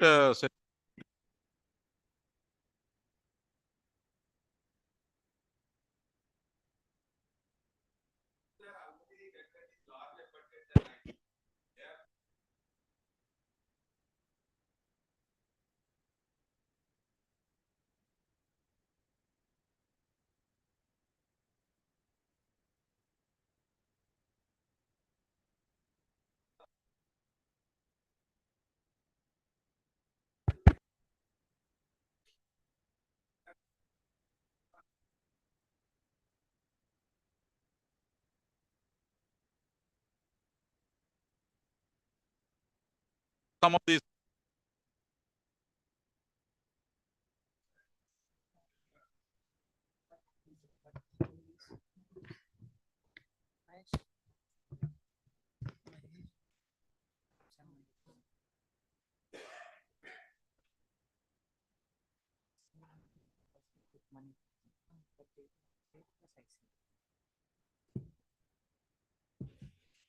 Yes, sponsor. Hello. It's okay, I think. So, good morning, and thank you all of you for your nice presentations. I am P. Rautre, Principal Scientist from ICAR-IIRR Bhubaneswar, and also Vice President of ARS Forum East Zone. I just wanted to tell very few crisp points from this all these talks.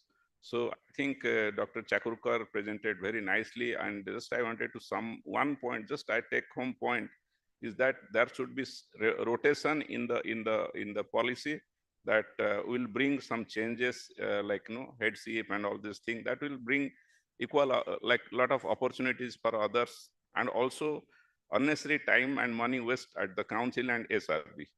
Number one. Number two, about Dr. Abrol has also presented a cross-cutting scenario of the agricultural and CSIR research. So, sir, there are so many committees, Masalkar committee, this, that. Some are like, because it's a ARS forum, I have the freedom to speak something else also. So, actually, so those are not feasible, okay, in our Indian scenario. And no. Some of the implement, the whatever they, even Dr. Swaminathan's MSP is not feasible till now. What we are talking about, Dr. Maselkar? So many things are not feasible. Let us talk as a forum, what is feasible? Okay, so in this scenario, what we want to tell is, these are institutional and administrative reforms. For example, I think one of the speaker was speaking about, so my colleague also reforms. One sign, you have kept all the powers at Delhi or some place. Like, for example, I'll just share my example so you can understand better. So I was like a consultant for 5 countries of FAO, United Nations. Every time I apply to the council, to the center, to Delhi, the application goes from days to days to days to days. And it takes a lot of time. So if our heads and authorities are listening, so they can mark.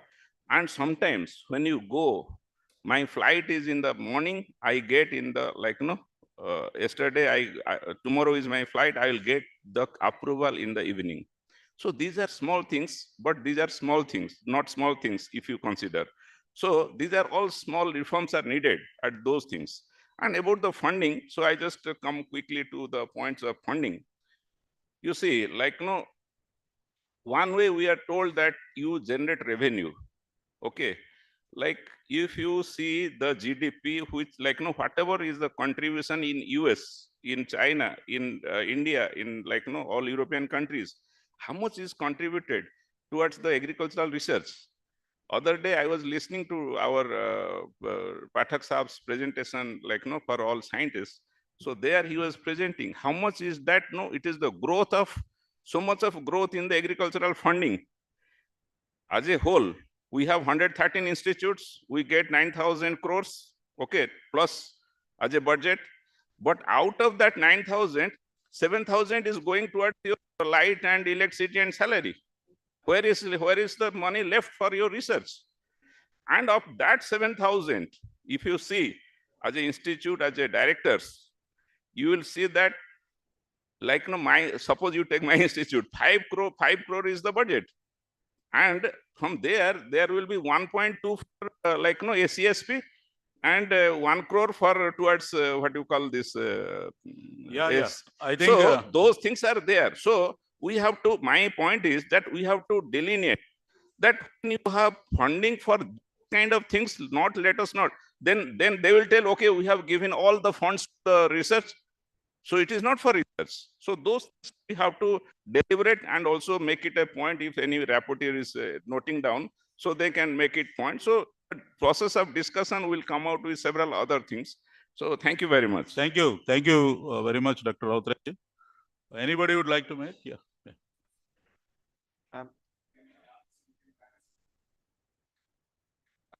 Sir, my humble request is Sir, be my up to the question, point and then ask pointed questions, sir. sir, my question is to the Director Kari Port Blair, sir. Sir, may I know what are the alternate monitoring mechanism you propose in lieu of the existing monitoring mechanism, sir? Funding. Monitoring mechanisms in Research lieu of the, monitoring. See, I will tell you. Your all SMDs are expect to monitor you every 15 days, 1 month. Annually, it can be there with IRC. One expert come from SMD. No need to have separate RAC and QRT. You can have experts at the end of year from concerned subjects and from your SMD. Only that should be there. The governments did that every day they said zero budget. Yeah. Where balancing will have to be done. Meaning every day you have to report what expenditure you made. That had to be fought. And it was fought and successfully fought as far as is concerned. As far as financial people are concerned, I'm sorry to say that they do not consider what is in the interest of the nation. In the interest of research, they don't even understand how research is done. That's the problem. Don't give up the fight. That's what all the time I'm emphasizing. Yes, sir. Friends, I think we can certainly continue the discussion later during lunch, tea time, and also later in the evening. And also tomorrow also we'll be having an opportunity to interact with the speakers. So just one small interjection on the MSP question. And do the reduction in cost of production. I did a study in Karnal, Panipat area, which is heart of the Green Revolution area. In 10 years, we have seen 8 to 9 times increase in the cost of production. But that's not how the prices have, moved. So you have to do either, there are two sides to it. Either you give them the complete legal support in MSP form, or you regulate the people who are increasing the prices and the cost of the inputs. Do one thing at least. Otherwise, you don't want farming in this country. That's the only answer that will happen. Sorry, I don't want to go further on this. We can continue. Thank you very much. We had 4 interesting talks. Dr. Chakurkar very aptly highlighted what are all the lacunas in the research managerial and then monitoring reforms, and then proposed a few strategies which can certainly improve the system. But sir, we need to certainly have a debate about your suggestion regarding closing down of all India coordinated research projects. And they need some fine tuning, because I'm talking not only as director of ICAR-IIRR, but also as coordinator of All India Coordinated Research Project on Rice, which is one of the most successfully existing coordinated research projects. This thing, some kind of fine tuning, wherein most of the funded centers can be converted to voluntary center, and grant can be given for recruitment of tenure-based research rather than paying all their and other needs. We need to debate it further. But thank you very much for enlightening us. And we had Dr. emerging challenges for the associations of scientists working in publicly funded R&D system in India. While I do understand private sector should, they are one of the stakeholders for related to agricultural research and then progress related to that. And up to that extent, it's my humble opinion, we'll certainly need to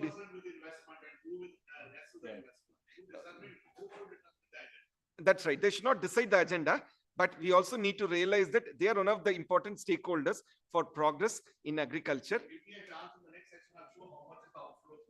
That's right. So we need to debate on that.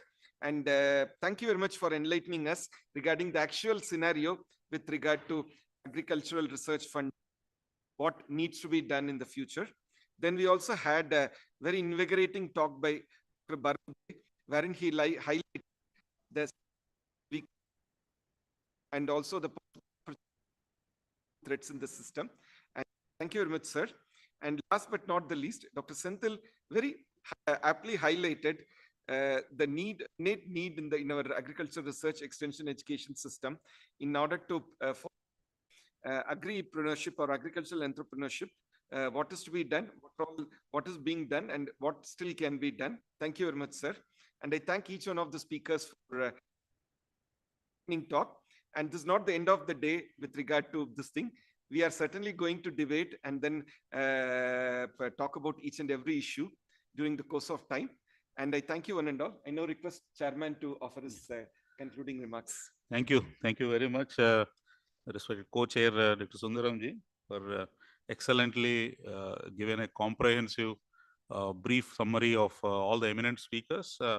So I would like to thank all the eminent speakers, Dr. Chakurkar Saab, for really giving your views on what are the prospects and what is the wider scope where ICAR can travel from the present point. And only one thing I would like to submit, as the co-chairman was talking about the fine-tuning. Recently, there have been some of the reforms, some minor reforms they made. You might be knowing at the division SMD levels. They have transferred some of the people. They restructured, a minor restructuring has happened. So in that light, if you can make the recommendations, I think that will be more appealing to the council. Maybe that's thank you very much for enlightening the audience on that. Dr. Dinesh Abral Saab has rightly mentioned about how to make the points, valid points, especially in making the research system vibrant, and especially the researchers. What are the issues of researchers working in the publicly funded R&D institutions? Well taken, sir. And as mentioned by the co-chair and convener, that it should be debated, at the dynamic frequency. Then I would like to thank Dr. Barbudeji. You have spoken on the revamping of NARS. Fortunately, there have been efforts from the top chair for making the integration of the views of the state agricultural universities and central agricultural universities under the chairmanship of Honorable Secretary there. And but it requires a wider integration, and that will be well taken. And Dr. Senthil, I would like to thank you also for giving your very good points and most important burning topic for the youth, that is entrepreneurship. And NOM is also playing a very productive role. Thank you very much for all your points. And I would like to thank Dr. Manivananji and all the eminent participants who have raised the points and who made the discussion more fruitful. Thank you very much, one and all, for the patient hearing. Thank you. And I would like to thank our convener, Dr. Sunil Pabiji, for conducting this session and for introducing the setting the context in the beginning. Thank you very much, sir. Thank you, sir. Thank you very much. Before we conclude, let's all give a big hand to all our 4 eminent speakers. Thank you very much. Sir, we would like to felicitate our lead speakers also. Sir, so for felicitating our lead speakers, I request our chairman and co-chairman to please felicitate them with a memento.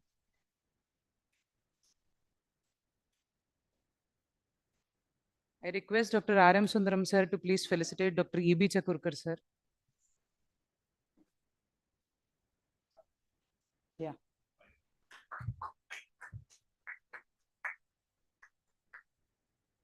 Dr. Dinesh Abral, former Chief Scientist, CSIR, NIS, TADS. Photograph.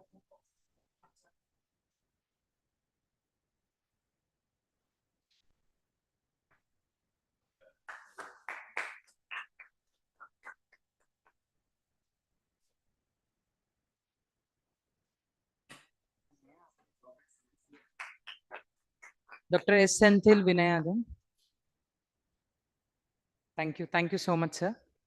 I request our convener, Dr. Sunil Pabbi, former head IRI, to please felicitate our chairman and co-chairman. Kalyani, it's not required. Morning we were felicitated. That is sufficient. So maybe, sir, can we break for lunch? Now we need to felicitate the convener. Oh, it's fine. We thought, sir, conveners, we will felicitate them. So I request our chairman and co-chairman of this session to felicitate our convener, Dr. Sunil Pabbi. Thank you, sir. Thank you so much. Thank you, sir. So we have our next panel discussion, which is scheduled from 2 to 3:30. So right now we can break for lunch. We can assemble at 2:30. Will it be, sir, reasonable, sir? About 45 minutes. 2:30. 2:30, we can all assemble back in this auditorium at 2:30 for the panel discussion on strategic roadmap for agriculture research, education and extension towards Vikasit Bharat. All the dignitaries may join for lunch in the VIP dining hall, sir. And lunch is arranged in the TTT quadrangle.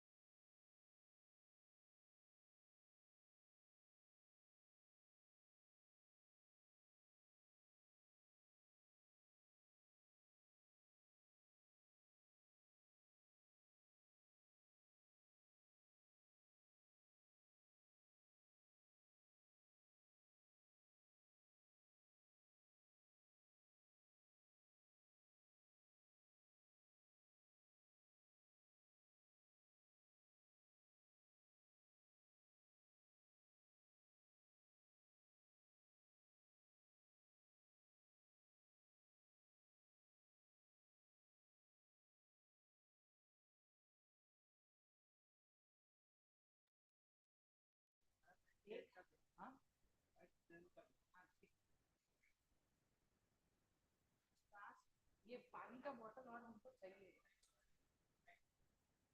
Madam madam आप रहने दिए, मैं call कर रहा हूँ। Bottle ही चाहिए ना, chairman को चेयरमैन के लिए।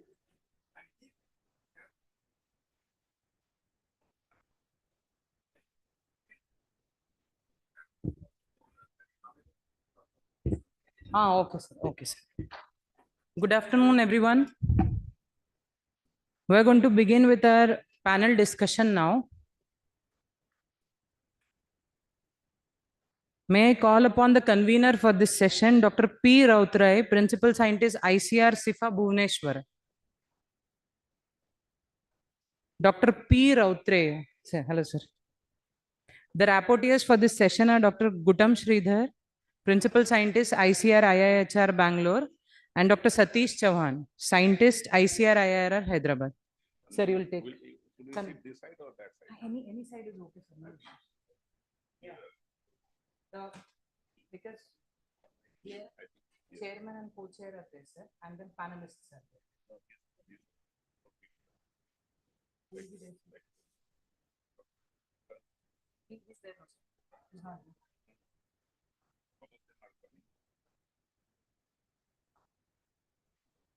Sheikh Mira, sir. Sindhik, sir. Satish. ये इधर है, सर. वो rapporteur है, सर. हम उनको यहीं पे ठीक है, नहीं मैं क्या बोल रहा था? Actually, I told our sir only, Dr. Arasundram sir. आज सगळ्यात महत्त्वाचा सेशन आहे. सगळं तुम्ही नोट करून घ्याल व्यवस्थित, आणि पाहिजे असेल तर इथेच बसू शकता, काही प्रॉब्लेम नाही, इथे पण बसू शकता. फोल्डर्स आप रख दीजिए एक एक चाहिए. Sir, panelists are Dr. E.B. Chakurkar, sir, Director ICR CIARI, Dr. R.K. Mathur, Dr. Tara Satyavati, Director ICR IIMR, Dr. P.S. Brahmanand, Project Director WTC IRI, Dr. Sheikh N. Meera, Director ICR Atari, Dr. S. Senthil Vinayagam, Head Education System Management NARM, and Dr. G. Ravindrachari, Academic Coordinator, Hyderabad Mega University ICR Krida. Sir is there.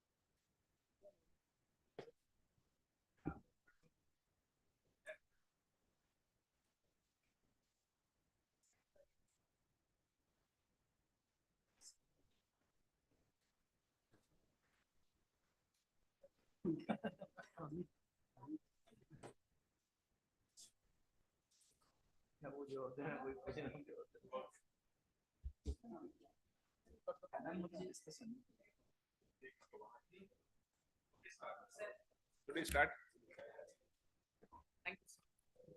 Okay, thank you very much. So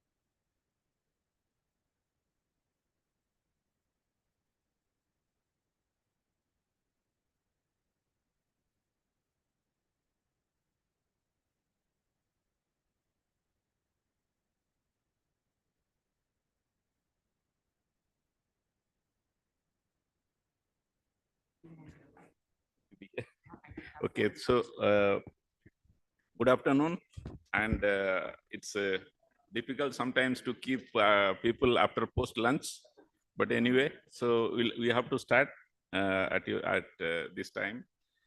So I have the privilege and honor to introduce the chairman, Dr. Dinesh Abrol, former chief scientist, CSIR. We know he doesn't require much introduction by this time. So welcome you, sir. And co-chair, Dr. Barbude, directors ICR NMRI, Dr. E.B. Chakurkar, director ICR CIRA ARI Port Blair, R.K. Mathur, director ICR IIOR Hyderabad, Dr. Tara Satyavati, director IIMR. All of these people, dignitaries we know, so they don't really need a long informal introduction. I welcome all of you, sir and madam. So, and other Dr. Brahmanand, project director, WTC IRI, New Delhi, Dr. Sheikh Mira, director Atari Hyderabad, Dr. Senthil, head education system, NARM. We heard him in the morning. Dr. G. Ravindachari, academic coordinator, Hyderabad, Mega University, TIDA, and Dr. Ganesh Kumar from NARM. We welcome all of you to, sir. And we have with us rapporteurs Gautam Sridhar, principal scientist, IHR Bangalore, Satish Chavan, scientist, ICAR-IIRR Hyderabad, and myself, P. Rautre. So as a convener, so I welcome all of you, and the audience is thin. I request those who are there outside also, they can join. We are having a session which is a post-lunch session, but not nonetheless, it is very important session. And we are having the discussion on strategic roadmap for agricultural research, education, and extension towards Viksit Bharat. So this is a very long, this is a very long title, but it has so many meaningful things it has to come, because strategic roadmap for when you talk about roadmap, you should have milestones, and demarcations, which road we have to go. We have to go to Calcutta or we have to go to Delhi. That roadmap can only say. Then agricultural research also needs that roadmap. Just to give a starting point, I just wanted to tell you some of the things in agricultural research, education, and extension towards Viksit Bharat. In the panelists and in the audience, I would like to request all of you to deliberate some of the areas, like in the lunch time also we discussed, like NEP, National Education Policy also has been unveiled by Government of India. How much we are aligning, agricultural research is aligning with that, because in National Education Policy has a totally a different, not a different, it is a very pragmatic and also advanced version. You can skip anytime, you can go, third year, you can leave the course, then join after 5 years. You can join from arts to science, from medicine to engineering. So many things are there, but we have not touched. We are only concentrating on agriculture, veterinary, fisheries, and all these things till now. So that also needs to be thought of, that how we are going to align. That is one thing. And also the roadmap for agricultural research. And in agricultural research, there are 2-3 areas. One is researchable issues, researchable ideas, and fund for research, where from it is come, how we are going to generate, and where it has to come, whether our country needs to give more thrust on this educational research. So these are the 4-5 areas we need to deliberate vividly, and some points we can say to the council, because sometimes it looks very it's very generous funding. Sometimes why I am telling, when we are fighting for the last pay commission, I think many of us, we do not know. I think Dr. Brahmanand knows, we protested, and so many things happened during the last pay commission. from the forum, the argument like in the power circle, in the Delhi, in the bureaucratic levels, it was there. We are giving, there are 113 institutes. We are giving 9,000 crore plus funding to ICR. And what is the output? So that kind of research and investment also they were asking. Sometimes agricultural research, you cannot really justify that kind of things. In the industrial, instead of industrial research, you can do that very quickly and also find out. But still, we have to think also that kind of funding. But when they are talking about that kind of funding to ICR research, we have to also think that how much is really going to the research, whether it is going to electricity or our security, and also like all field staff, all salaries. But researchable for funding for research, very small, meager. So, and also in the ICR budget funding, in the morning I was telling, you have put so many other things. You have AICRP, it is an institutional, sometimes funding from the institute budget, sometimes ACSP, sometimes NEH. So many fundings are clubbed and put there because I am associated with so many committees in the institute. So I have a very clear vision of those things. Though I am not a director, but I know all the things. So, but what happens, these fundings, if you exclude, you will see that there is a very less funding for research. So those things we have to point out that where we can get. And another important area, they say that you generate 30% of your revenue. Okay, revenue generation is one thing, but revenue generation from the product and technology, we should think. But we are thinking to generate revenue from the selling of rice, selling of fish, selling of milk. So that how much revenue you will get from there, you will fund research or get back to the things. Those things also we have to think. So there are two clear different things we have to think. And also when in the Dr. Senthil Kumar also in the morning is presenting about the research and also roadmap. No, it is one of the roadmap, entrepreneurship development and API establishment, all these things. In that also, when we are doing hand holding, suppose I have developed a product, we are giving into 1 crore to a commercial entity and they will market. But at the same time, what we are seeing in ICR institutes, hand holding is one thing, one part. That once we are giving, we are restricted to giving them certificates at the ICR Foundation Day or in a very commemorative way. But after that, there is hardly any hand holding. But sometimes I feel whether we should give them a certificate, those who are taking out technology, or should they give us certificates that our technologies are working, which is clear. I think we will discuss, we will listen to you, that whether I am giving a technology and also giving a certificate. Please take a certificate with all our secretary, Mantri ji, sab log. Lekin should we give that certificate to him? Or rather, he should give a certificate to the institute that whether this your technology is working. So that those things we have to deliberate clearly in this. So I have set the tone. I think you have to discuss more on this and all. So now I think the chairman, Dr. Abrol, and co-chairmen. So please, the mic is yours. So kindly chair the session. Thank you very much.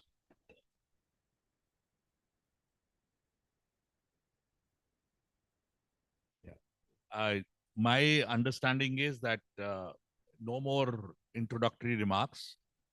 Straightway give opportunity to the panelists to start talking about what they have to say about strategic roadmap and what do they have to say about Viksit Bharat. Because Viksit Bharat also it needs to be interpreted and suggested what it would be. So I would suggest that this is the method we follow rather than going for introductory. Rautre has already put forward a number of issues before us. So, sir, do we we start with the panelists, sir? Oh, everybody is a panelist. Okay, sir. I thought chairpersons will come in later, sir.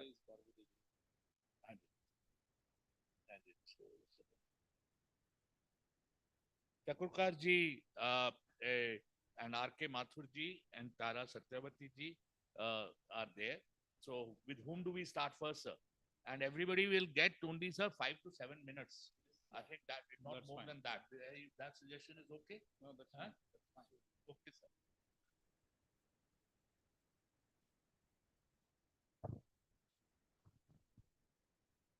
Yeah, a very good afternoon to you all.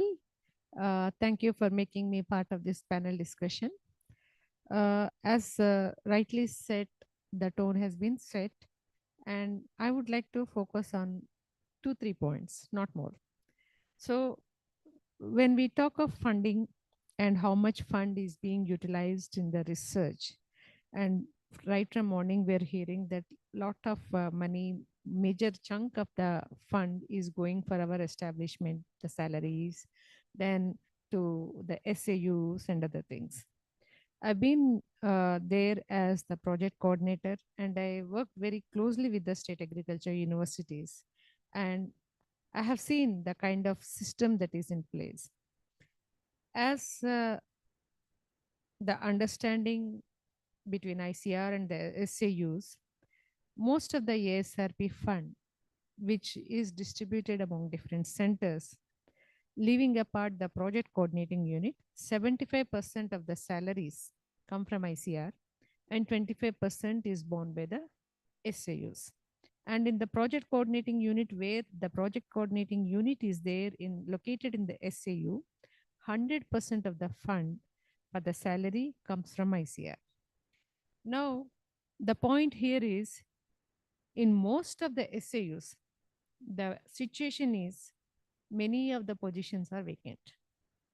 A single scientist who is working in one ASRP is also working in other ASRP. Not only 1, 2, 3, 4, there are certain cases where a single person is working in 4 ASRPs. And here I don't want to name the SAU, but the people, the same person is taking salary, the position is reflected, and the salary from all 4 ASRPs is drawn. And number 2, the expectation of SAUs. I'm not here to criticize SAUs, but I have seen the real ground situation. They expect that everything has to be on par with ICAR, starting from your leave and other things. But if you see in ICAR, the number of CLs you get is 8, the number of ELs are 30, so on and so forth. But if you see in the SAUs, the number of CLs you get is 15, and then depending on the state government holidays are again different.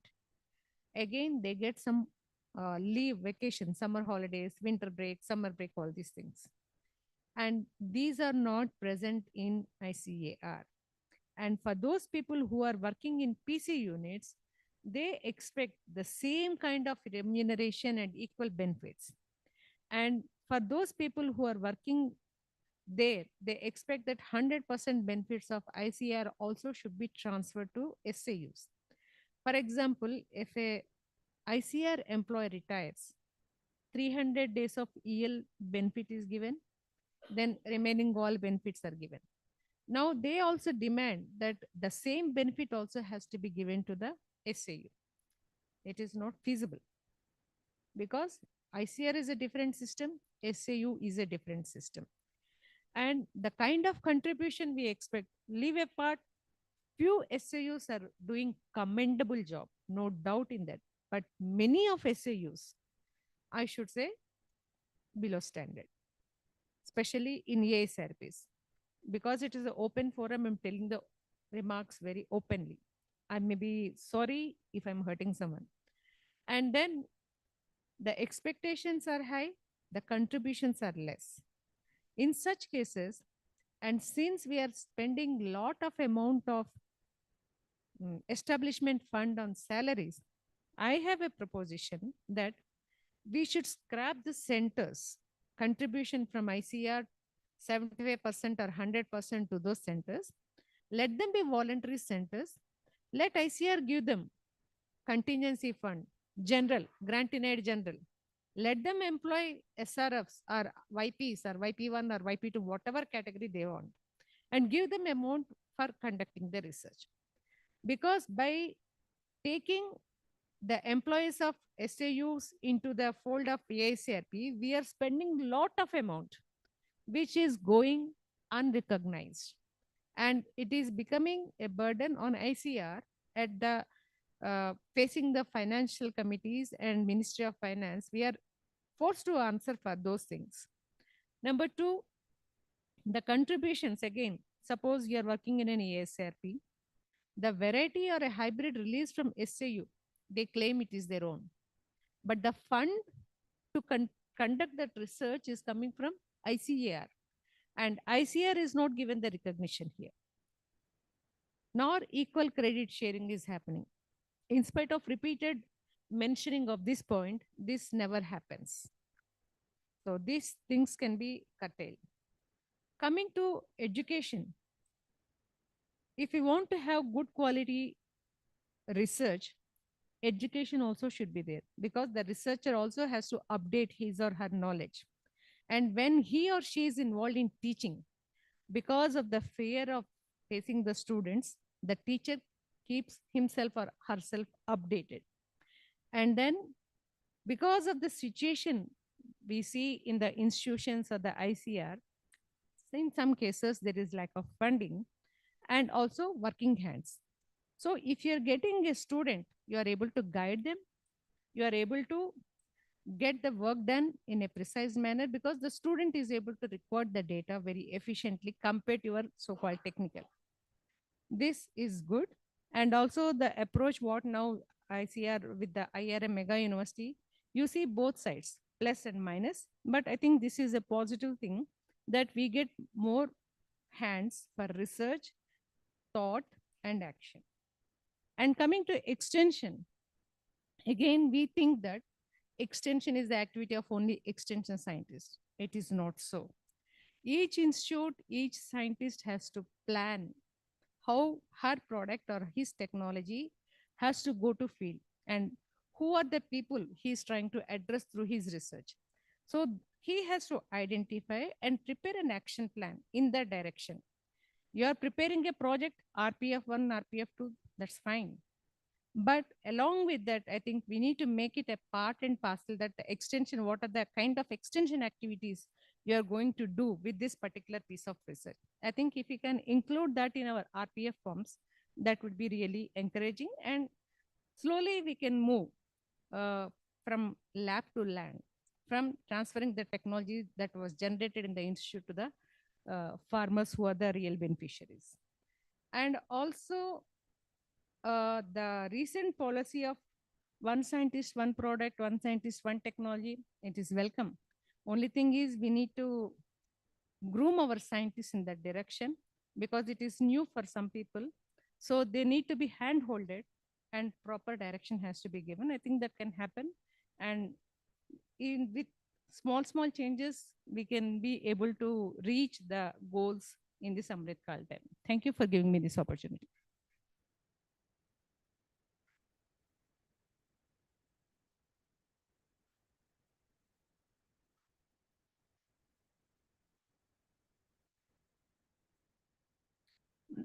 I think that is one product, 1 year, I think. It's 1 year. Every year you have to show.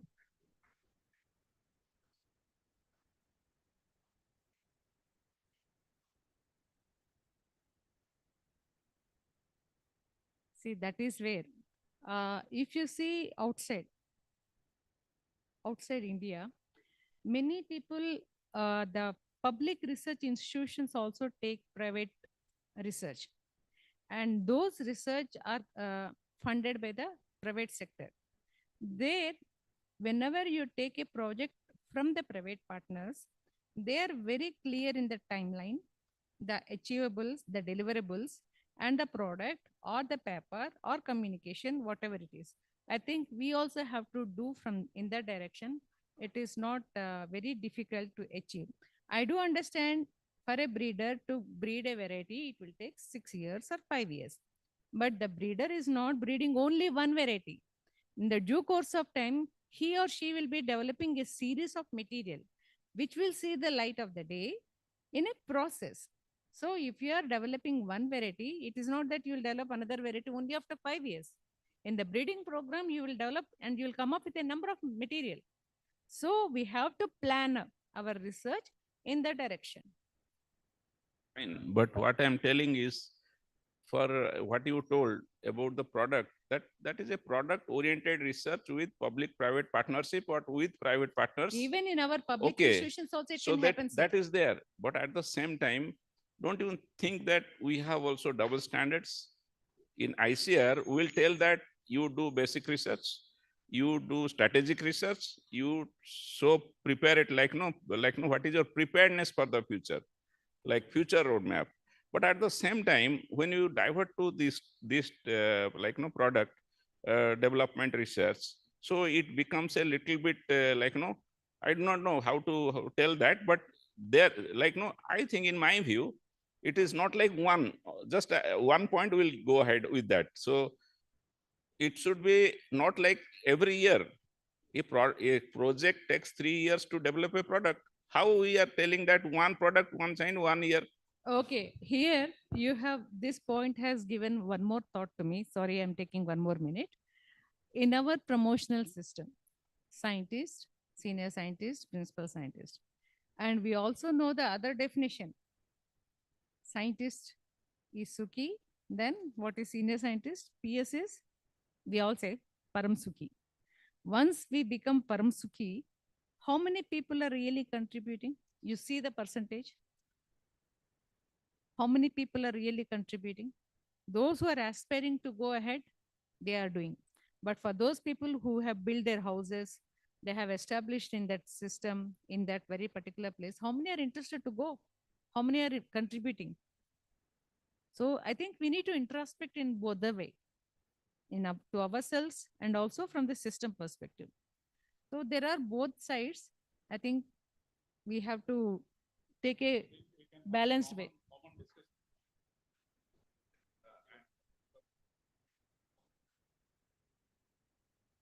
Okay, thank you for giving me this opportunity. Chakurkar. I will speak now, sir, if you permit. Chakurkar, sir. Sir, thank you. Since this point has come, Madam has already put light on some points. I want to continue with his point also.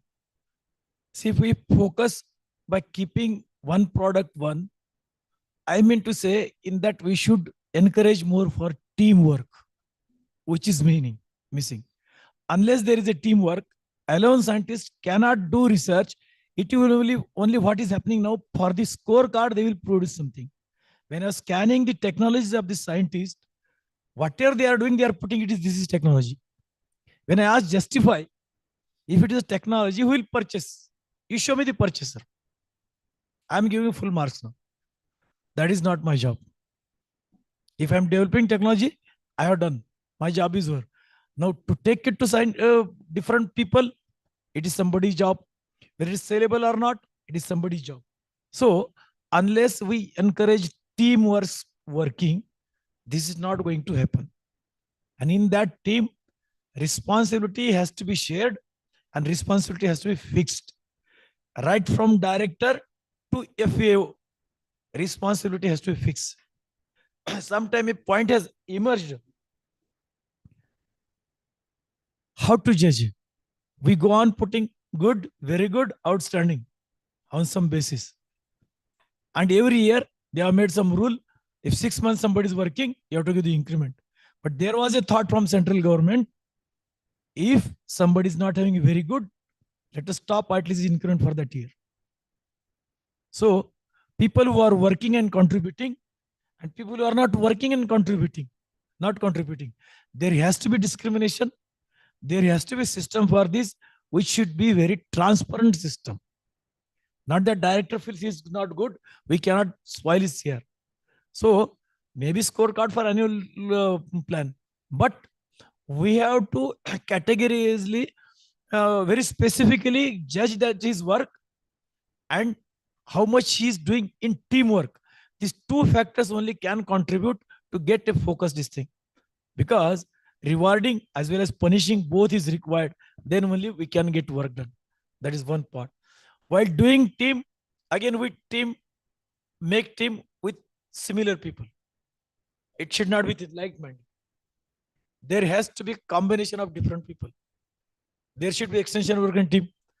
There should be somebody who will be good how to convert a technology to the product. Somebody will be good in research writing. So there has to be a mixed team, and that can be done only by, again, thinking in team. So across the discipline, across the category, there has to be discussion, and we should encourage more group discussion. Something we started like a study circle in our institute. Let us sit at least 1 hour in a week, find weaknesses, find strengths. Let us discuss. Let us have one cup of tea. Sometimes we get a real good point. Sometimes it doesn't get anything, no problem. But at least habit of discussing, and in group discussion, we find out some demerits of somebody. When we speak frankly, that fellow also will try to improve. So I think such things has to be incorporated in system. That will help teamwork. And I think for everything, solution is a teamwork. Thank you.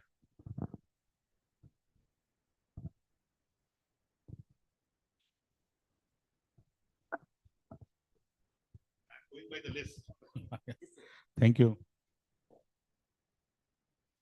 Thank you, Chairman, for giving me this opportunity. Actually, there are 3 areas are there to make the Vikasit Bharat really successful. To meet the objective, we have research portion from ICR, then extension and education. So in case of research, my submission is that if you really look into the recent presentation from the newspapers and also from the ICR headquarters also, if you invest 1 rupee, there is a analysis that 13 rupees is the return in agriculture which has come up. It's a very good thing. It has been appreciated. Now, I will put it in a different way for Vikasit Bharat. Vikasit Bharat, what I understand, it's not only by in terms of GDP or economic parameters. It should be more of if everybody's welfare is taken into consideration. Like 86% of the farming community, they're poor and marginal, small and marginal farmers. So whether for each rupee which you are investing, how much is really going into the aspirations of these farmers in terms of equity, which our constitution also, it has clearly spelled out in terms of directive principles. So my point of telling is to make it Vikasit Bharat, we should see that the investment which we are talking, even though there is a concern that the research component has come down, the expenditure, whereas salary component, that's okay. Now, expecting that, we'll allocate a good amount for the research. Out of the each rupee, how much is really going to address the real needs of the farmers, especially at the poor and marginal farmers, small and marginal farmers. This aspect we need to see, and ARS Forum also should play a productive role in this, which our Honorable Secretary also is stressing on that. Actually, what he says that we have already started initiatives for Vikasit Bharat, which our Honorable Secretary has presented in several forums, is still doing that. But whether you can align with that, in that if there is a scope for improvement, what are those programs? What are those specific points where forum can really come up with the points? So that this conference can be a platform for that. So this is one aspect. The second one is the economic viability of the technologies. The technical feasibility wise, we are, as a researcher, we are so much confident of some of the technologies. But when we talk about the economic viability, we still feel, we don't feel that much confident. Because if you yourself become farmer, and if you have to really put investment on your own, are we really sure that all these technologies which you are going to implement are upscale it? So this aspect also we need to work out. The third aspect is the government of India has recently notified about the green credits program, carbon credits program. They also sought the different suggestions from the people. The National Academy of Agricultural Sciences in Delhi also has conducted a brainstorming and submitted some points. Now the point is the methodology wise, there is a lot of refinement is required. Means people are coming up with different methodologies, and we are not having that harmonized methodology and having integration of all these factors where farmer will be really be given a incentive for that. So these are some specific points which I would like to make.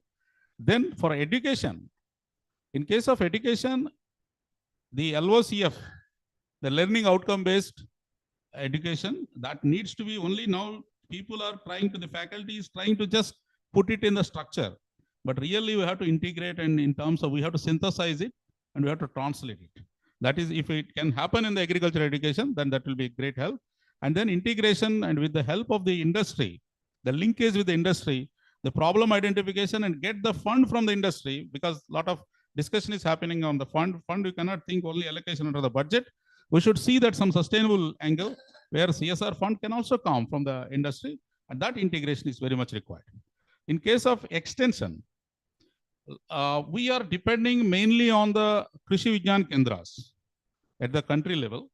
ICR is also having, NARS system is in general, we are having the more than 730 KVKs. Now, lot of load on the KVKs also. So many programs, especially the climate change programs. In case of Bihar and Maharashtra, the big programs, the CRA programs, they are completely given to this, responsibility has been given to the KVKs. KVKs are also flooded with so many other things also, thinking that everything they will do it. Now that the strength wise, we are having limitation. So this is also an aspect which we need to see. We have to build up a strong system. Then only, just like in case of any irrigation dam, if you are creating for a canal, from the river system, canal, distributary, everything should be, your skeleton should be very strong. Your arterial system should be strong. So in extension, we need to think about that. From the forum side, we can also give some suggestions, based on the brainstorming. So these are the few points I would like to just make it for all the three. Thank you very much.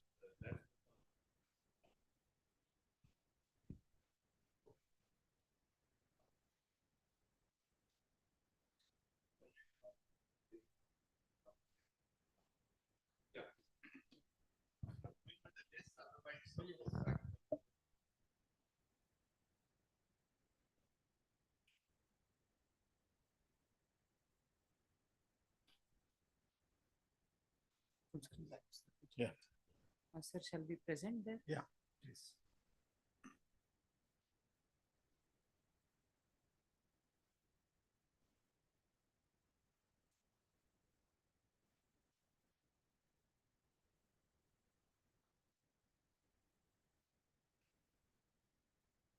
Yeah.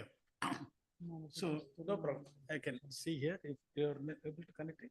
Yeah, just a second, sir.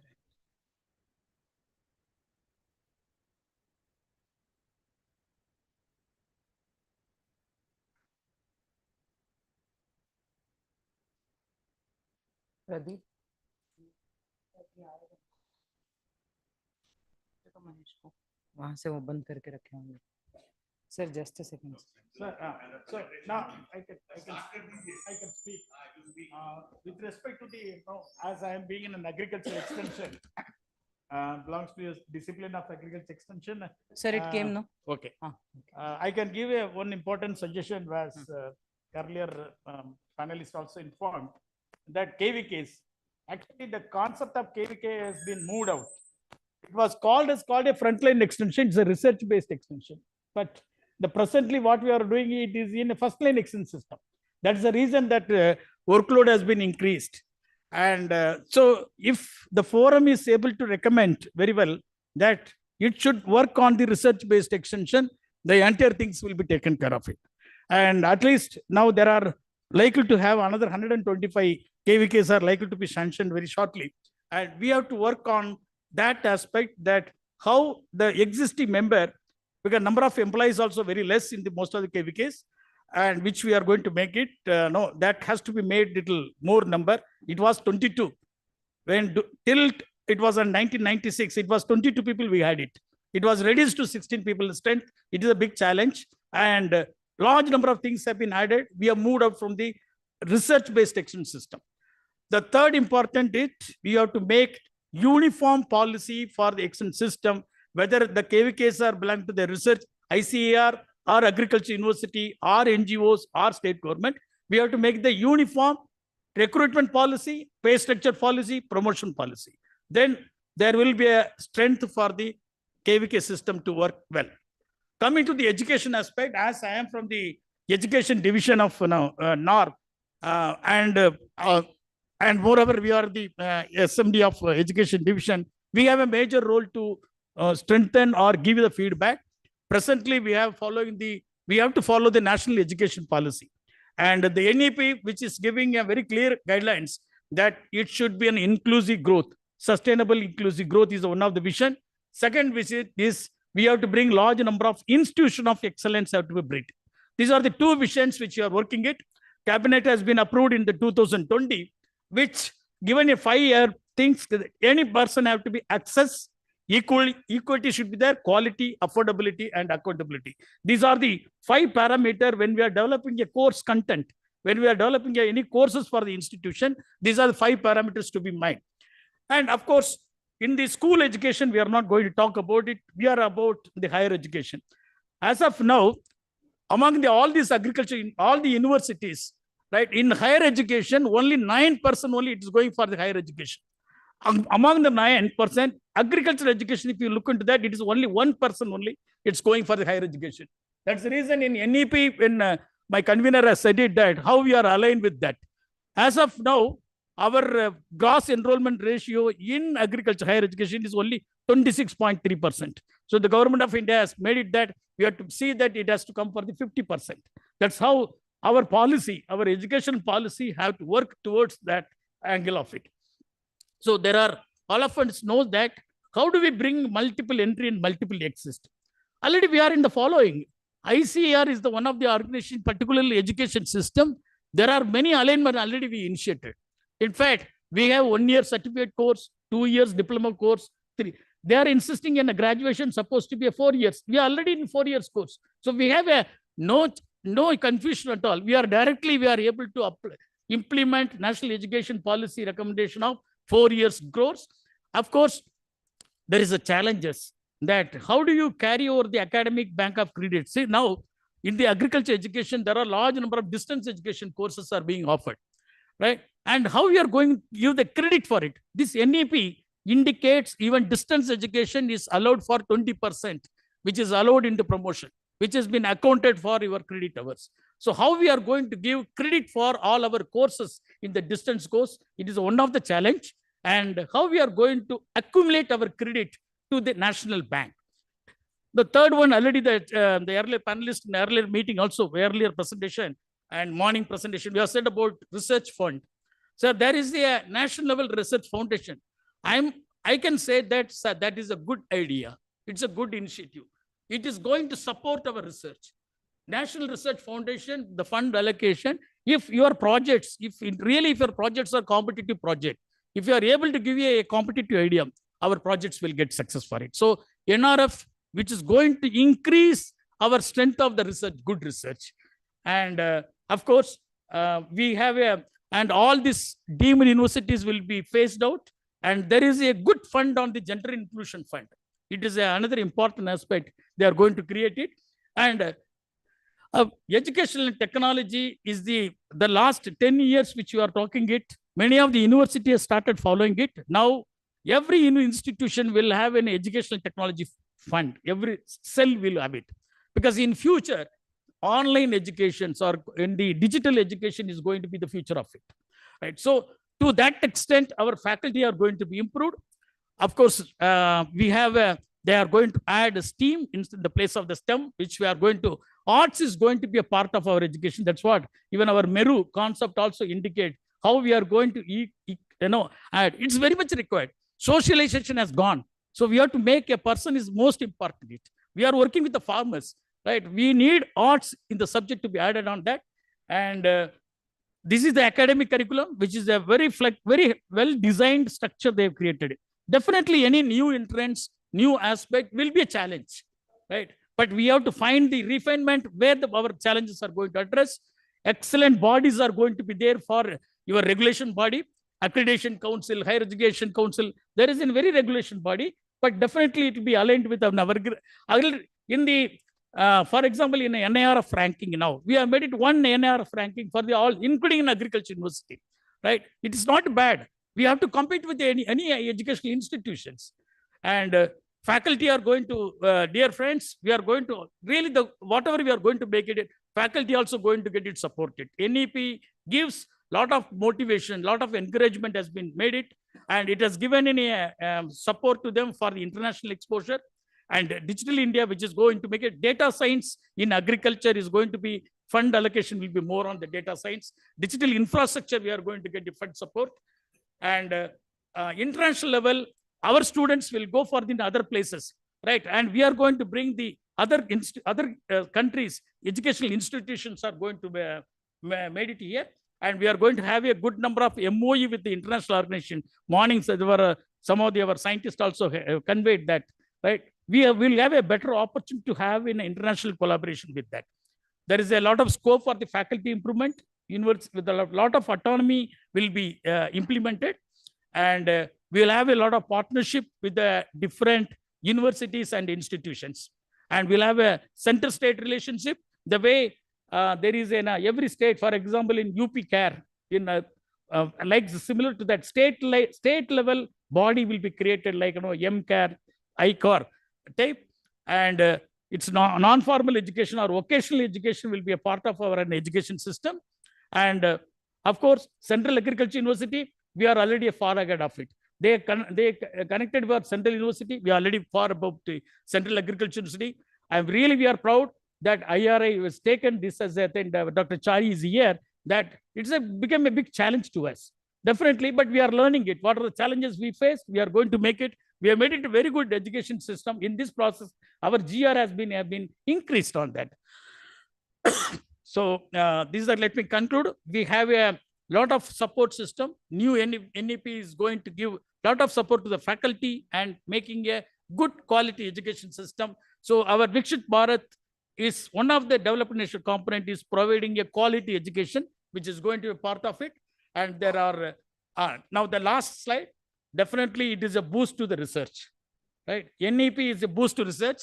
How? It is going to create a good fund for the research purpose, right? We will have a good thing, and they are going to provide a lot of funding, coordinating, monitoring research aspect. There will be a provision for academy industry support, in which NEP will be a part of it. And NEP also will help us to have a good number of multidisciplinary education and research aspect. With this, let me thank for, this is a way forward for our developed nation with respect to NEP in the another 5 years. Thank you.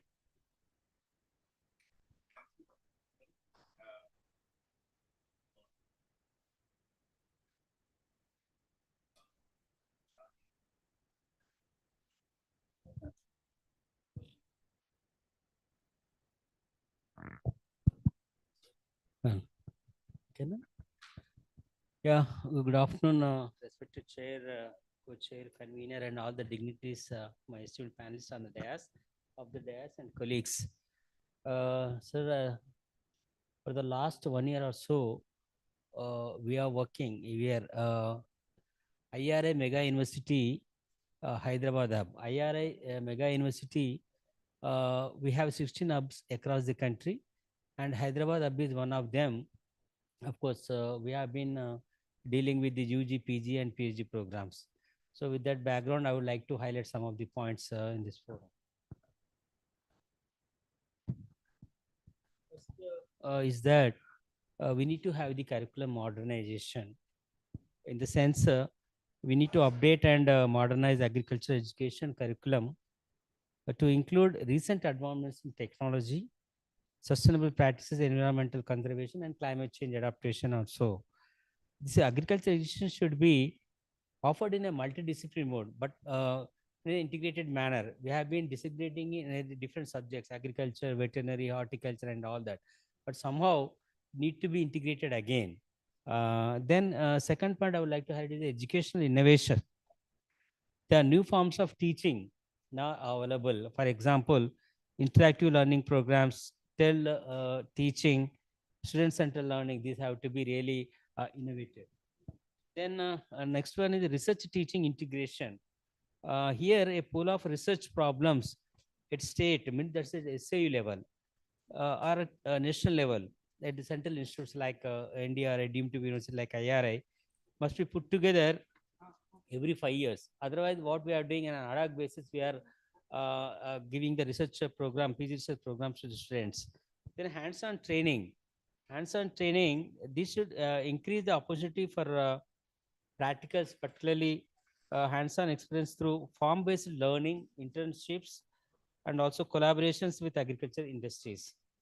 Then capacity building of the educators, that's the faculty.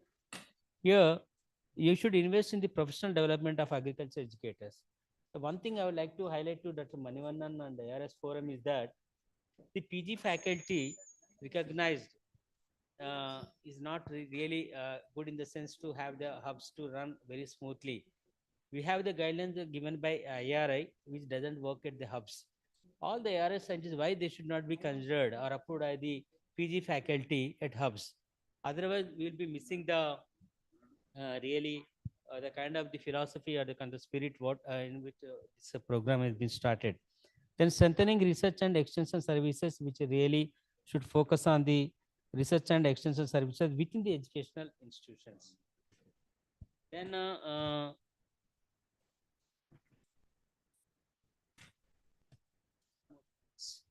Then promotion of the agribusiness education, Dr. Senthil Kumar has already highlighted in the morning also. Then promotion of the diploma certificate courses like crop certificate advice and all that, so that the graduates, they become themselves helpful to the themselves and also to the various kind of the stakeholders as the service providers also. Then improved infrastructure. Here we need to really invest in education. It's nothing that the hubs when they started, we have the UG, PG, PhD programs and all that, but without a penny kind of support to the hubs. So here we need to invest and then we can really work upon how best we can perform. Then partnership with the industry, that has been already highlighted by Dr. Senthil Kumar. Then inclusion of the traditional knowledge, which we really, our students or the graduates, suppose that they're really missing this in the curricula. Scholarships and financial support. Provide scholarships and grants and financial support to students pursuing agricultural education. This can be made education more accessible and attract talent individuals to the field. Like JRF and SRF should be really given more to the strength what we have in the across the universities. Then community engagement. The students at different levels should have engagement with the communities so that they will have the real farm situation kind of understandings. Then assessment and feedback mechanism. Implement a regular assessment and feedback mechanism to evaluate the effectiveness of agricultural education program. Use this feedback to make a continuous improvement and adapt to the changing needs.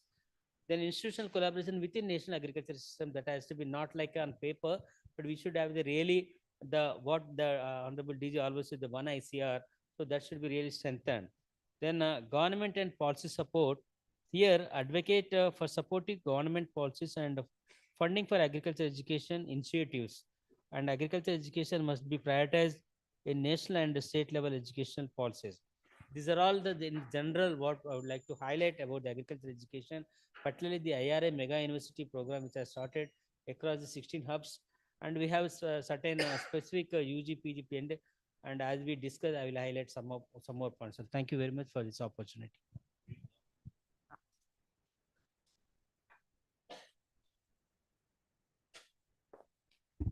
Good afternoon, everyone. Thank you, Chairman, and all the esteemed panelists. I'd like to make only 2 points. We are just thinking loudly about what are the, the strategies for achieving the Viksit Bharat. I will first touch upon education because, as Dr. Senthil told, we are under education SMD. Last 10 years, we have been looking at the capacity building needs of the system.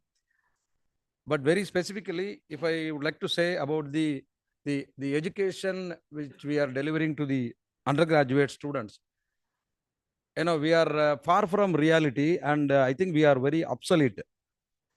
See, we keep having the Dean's Committee every 5 years and we frame the syllabus. As was pointed out by someone in the morning, I think Dr. Abral sir itself, any advisory committee should have a blend of, the practicing teachers or the teachers of the current generation, as well as the elderly people having wisdom. What we are missing in framing the syllabus for UG in agricultural science particularly, we are still teaching the students about how to produce the crop, how to do the production,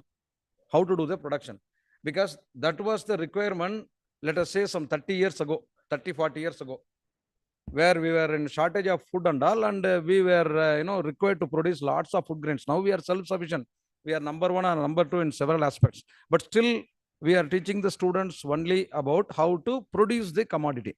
We are teaching lots of agronomy, soil science, and, up to production, the plant protection and all. But, now if you see the philosophy of the policymakers themselves, starting from, 2007, where there was a National Commission for Farmers, now we are no more interested in increasing the production. We are rather interested in increasing the income of the farmers. So in that respect, the commercialization aspects of the agricultural syllabus is lacking. We are far behind. We do not know the reality. The students, when they graduate and come out, they do not know what is happening in the market. Unfortunately, our RAWE component is also not leading to the desired results. Unless, like medical education or even veterinary education or, legal education, which is a practicing education, we are not producing graduates like a practicing crop advisor. They do not know exactly what is the requirement of the farmer because they don't know the market. They are fully unaware of the market happening. They are not, to some extent, they know about the technology, but they do not know about the emerging policies in agriculture, also emerging markets in agriculture. So my first appeal to reach Viksit Bharat, another 23 years are there. Maybe we would have another 3 or 4 Deans Committee. An appeal to the Deans Committee from ARS Forum that, syllabus formation should have, the blend of science plus market. Because from there only farmers can make money. Of course, all the players in the whole value chain can also make money. Unless the agriculture is very, very profitable, they cannot, our profession cannot sustain. So that's my first point. Added to that, we have, we have a very we have an emerging problem like, this education, agricultural education is also getting privatized. A lot of private colleges are emerging. They are also producing BSc Agri or BSc Agri, whatever. Earlier we were crying that, they are spoiling the quality of the graduates. But now we are seeing, we are running a postgraduate program at NAM also for business management. Last 15 years, we are seeing, I am the principal coordinator of the program. In the last 4 5 years, I am seeing good number of graduates are coming from private universities also because they are good in, having the soft skill. So we need to emphasize in the syllabus about, how to improve the soft skill. We are providing knowledge, but the skills and other attitude or the confidence of the students should also be enhanced to face the market. So first thing is syllabus. We need to relook at the, rethink loudly about the syllabus upgradation, number 1. Number 2, I would also like to have certain points on research. Some of the strategies which may work out for research, not per se the research which we do in our laboratory. I would even touch upon the research leaders, our research managers. I think we are having some of the research managers also. They are all, leading a group of scientists, who are producing the technologies. But, I would like to touch upon the very basis of, the selection of the RMPs themselves, where, ARS Forum has given a suggestion some 7 years ago when there was a reorganization or revamping of ASRB was under discussion under the chairmanship of Dr. R.S. Paroda. We, the Hyderabad based scientists, I think some of the scientists may also be with us also. The South Zone, the ARS Forum unit made an appeal. We made several points, but then 2 points were agreed by the ASRB, which is there now. Earlier to 2019, there was no, listing of the shortlisted scientists in our ASRB website. I think you may be wondering, the practice started from 2020 or 2019, I suppose. This was a demand given by us to make it transparent, the dissemination of who are all the shortlisted candidates for the directors. We even requested for the scores which they have got in the screening process. Of course, that was declined, but the top 10 candidates were given. We also gave one more suggestion, by seeing the best practice followed in the CG system. Presently 70 marks is the performance, the score of their performance. the candidates who are aspiring for RMP, directors, ADGs and DDGs. 30 marks is decided by the interview board. In the interview board 30 marks, we made an appeal that the scientist wants to see their work plan of the next 5 years. All the 10 scientists' work plan to be presented to the scientists so that, we give some weightage, maybe 10 marks out of 30 marks, the scientists of the particular system would like to contribute, 30%, 10 marks. Remaining 20 marks can be decided at the board, so that at least the scientists of the system will know this is the person who is going to lead us in the next 5 years. So some of the administrative reforms in the selection process can also be suggested. See, we told from ARS Forum side some 7-8 years ago, this suggestion, they agreed to display 10, but we also suggested, why don't you have a kind of online hearing? Now, that time, the chairman said, it is impossible to send all the 10 candidates. For example, if IARR is to get a director, all 10 shortlisted directors should come here and make a presentation, and the colleagues will give a kind of scoring. Some percentage of it can be taken to the interview board while deciding. That is what we said, and they said it is not possible. But now I think we can have a virtual hearing. So like this, we can have, the best strategy which can be workable, practicable from the research management point of view. These are the 2 points which I wish to just contribute. Thank you so much for the opportunity once again.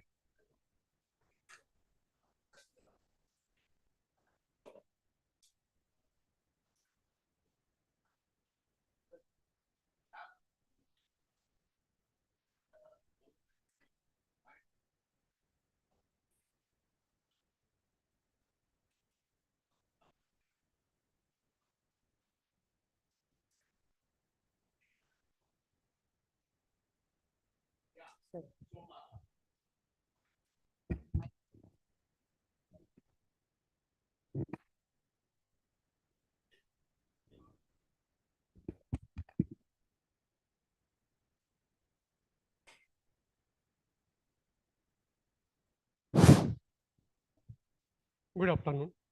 I am a bioinformatician and a plant breeder as well. So I would like to comment on 2 things actually, bring to your notice. First one is research. And the speaker just said about students should be equipped with knowledge in marketing and other aspects. Yes, of course, marketing, and along with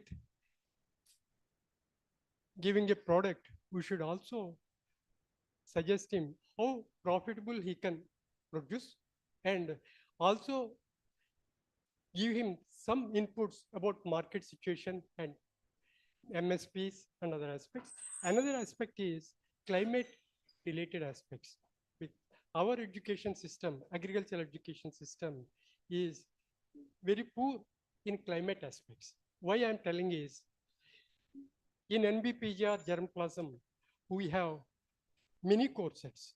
Suppose in red gram or in rice or any crop, we have tried specific mini cores, germplasm. And I was part of Ashoka, the genome sequencing, this facility, computer facility that established ICR with World Bank support. And we resequenced red gram and sesame and muskmelon, several other crops. And we came out with some of the novel genes like low nitrogen using high input genes in wheat or in red gram, or some of the genes for flood tolerance and some of the aspects, and low nitrogen, as I told you, these things. So what is happening is, those genes are with us only. In our we have wonderful world publications and there be databases. There is a big gap between scientist, basic scientist, and to the plant breeder and to the farmer. I tell you one example. I was teaching in Virginia for several years as an assistant professor, and I had an opportunity to observe closely how a research project is addressed. if a project like bollworm in cotton or a blight in potato, the entomologist holds the umbrella, or say red gum, I mean short duration red gum 131, which our group has, IRA group has developed recently. For that, he invites entomologist, he invites other disciplines along with genome sequencing person and other people, everybody. And they collaborate actually with him. And but the trait specific, so the entomologist is the final say person. That we have to look into it in ICAR. It should be a real group oriented or collaborative research, as our speakers are telling. The other aspect I would like to say is look at the education system. And one of our speakers prized the education system, but there are two major lacuna. One is professional colleges like agricultural universities and medical universities, they are being clubbed with the general universities like Usmania or Delhi University. Look at it. Ours is a professional university, hardcore professional university, and we are going to lose our autonomy and also our significance if it is being diluted. That's one aspect. So I'm not for that. We should oppose it. And the other thing is, look at the SRF funding, 50,000 crores, they said it. A bulk of it, more than 70% comes from private industry. Look at private industry. Even they are not able to, they borrow all the incentives from budget, from Sitaramanji, anybody, but they're not investing in industry. They're not creating jobs, despite government giving 25 lakh crores of rupees. What they're doing is they're putting that amount into shares and speculation and other aspects. They're not doing responsible job.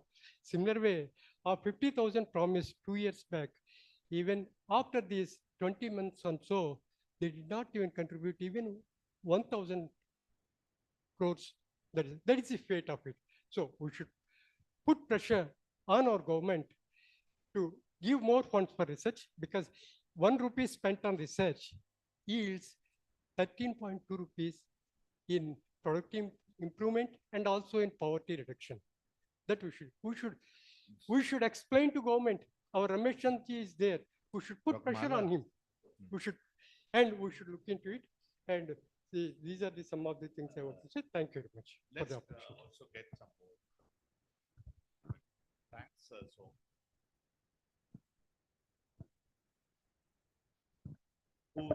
Any hand? I thought I was wondering that more hands will be there. Yeah, sir, we had a good thought-provoking panel discussion, but I have some points here, sir. Dr. Ganeshna has expressed they are getting good people from the private university people, private education, private agriculture. We are also giving from Krida, Rave training and other things. We don't find any person who can identify the crops as of now in the 3rd year or final year.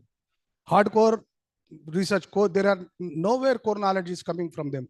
They are just soft skills they are maintaining. They are coming as MBA managers, that I accept. But as far as education is concerned, still they are very, very behind all private people. So we don't have any control on it. UGC still accepts it. AICT is giving permission. They are competing. They are coming in SRFs. And we are forced to take because of some external influences. Our traditional university people, agriculture university people, are, though they had good research, they had good background, they are nowhere identified from the system, not system. Please, that has to be taken. Soft skills is simple. They can prepare for 3 months. They can CAT or MBA, anything they can crash, but not the agriculture is such way. They are unable to identify. Even BTech agriculture engineering, I'm just testing them. Okay, that is one point. And as far as the technologies are coming out from this thing, our scorecard since last 5 years is forcing us to develop our scorecards. Of course, I am at the age of maybe 6 or 7 years, I may going to retire. But whatever the youngsters, they are in rush of that one. Paid publications also given marks. Paid publication 1.2 lakh, they are publishing, they are getting marks. So the funds are diverted. In many institutes, it is happening. And the remaining technologies, sir, any concept, anything, but who are the takers? Since last 2 years, if you are looking at ICR technologies, almost 250 or 300 technologies came out. How many are sold in the market? But still, the people will come into helm of affairs of head of the institutes and other things. And of course, this is where when the youngsters, I'm talking about the senior scientists, S1s, they are in this loop line, which has to be think about, our pioneers have to think about it. And the other thing is, nowhere weightage given to the scientist who works very hard continuously. They get very good, okay, very good or outstanding. But even outstanding also, you are limiting their works for only 5 marks or 6 marks in the interviews. Even they want to compete in the RMP position. So they never concentrate on research. They also trying to develop the publication and other things. So this is where the research linked development is totally lagging your system, which has to be really, you have to think about it. Otherwise, things will go like this only. And the finally, what I said is, you are talking about you are comparing the system with CGIR and other good institute, DRDL, and 4 or 5 good institutes, CSIR also. Their administrative, they are coming out of administrative clutches, but ICR is still going to the clutches of you are developing. No director is dare enough to sign, dare enough to go against the CFO or CFO's decision. Once they decide, that is a final. Your file goes through e-office. If marks out, it takes 3 months to come back. By that time, our cost will go down. We are not going to the fields because though we have power to, I got 2 or 3 projects we have, but you don't have any power to hire a vehicle unless it is screwed through 3 channels. I have to put intent, administrative has to approve, then it should go to director. And many institutes, we are talking about the institute specific. It's not institute specific. Before coming here, I had a chat with many of my colleagues in different institutes. You think about CGR system where scientists dominates in the, above this thing. And similarly, our director should dominate. There should be a way, DFS or other, whatever, decision should be final as far as the scientist is considered. But nowhere it is happening. So please think over all these things for the development of the research. The good n number of researchers are there in the ICR system when 4,500 to 5,000 people are there. The youngsters are coming up in a beautiful way. But again, you are paving the way through other systems in the, of course, that is in GPM meeting will be taking care.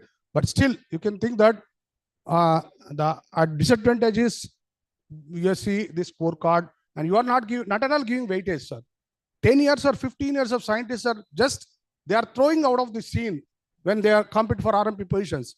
The 4 or 5 years people with other publication, other through soft skill angle, they are coming forward and they will dominate in the ICR society.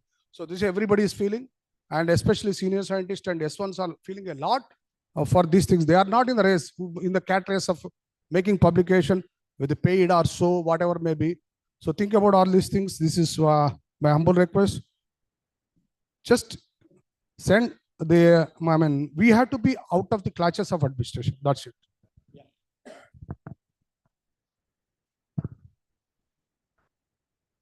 Any online participants, please? Yeah. What? Anybody's? Just raise your hands.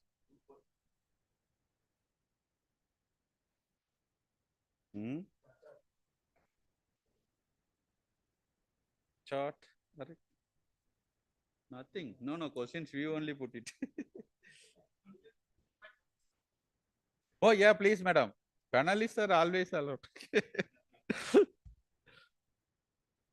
One point. Participants are online. You can put the message. We will unmute you, please. Yeah. Please, madam. One point I want to make here. We are talking of research, education, extension, and also research management. That includes, when we talk of the research management, it involves people from administration and also finance. Like we have the rural agricultural work experience program for the undergraduates to understand the real life situations in the field. I think the young people who are joining us, administrative officers and finance officers, they should also be given the training of rural agriculture work experience. Then only they can understand the importance of the experiments the scientist is conducting and the importance of the inputs they demand for the experiments and the research. I think this point ARSS forum should really take it forward. Thank you. No. There. Yeah. You are most welcome. Yeah. Good evening. I'm Dr. Babji from ICAR-IIRR, Principal Scientist. I just have a few points to make over here. And first of all, I thank the panelists for conducting excellent meeting right now. One thing is in ICAR, recently we are all in Sparrow filling up of APAR. So in Sparrow, I raised the one issue earlier, 2021, till that time, we used to have constraints column where, because ICR or India, the globe is not panacea for all the problems, right? We face problems for funding. We face problems, so many practical issues. We run from pillar to post to do the research, because basically ICR is meant for primarily research, education, extension, other things. So since we are focusing on the research, when the year end comes, of course, recently Sparrow has come in, where they did not mention the constraints faced by the scientist. I raised this issue in the last year. They did not address it. This year also it is not there. As a result, they can't understand the problems of the growing scientists. Of course, as I am a principal scientist, shall be retiring in 5 years' time. It is not just for me, but all other people as well. For example, this issue is becoming a big problem. So that constraint column has to be inserted in the Sparrow new evaluating system, which has to be followed up. Personal level, I am doing it. And the second thing is, in the morning session, Chaurukar sir said one point, the equal opportunity, the balanced opportunity should be followed in an institution, like any ICAR institution. These days, we are talking about inclusivity. Inclusivity. It has become a buzzword actually, but practically, which is not so. Which has to be really translated by giving equal opportunity. More importantly, the sharing of funding that is directly coming from ICAR to the any institute. When we talk about the sharing up of all the fund to equally to all the people, what director says that you apply for the externally funded project, which is not possible.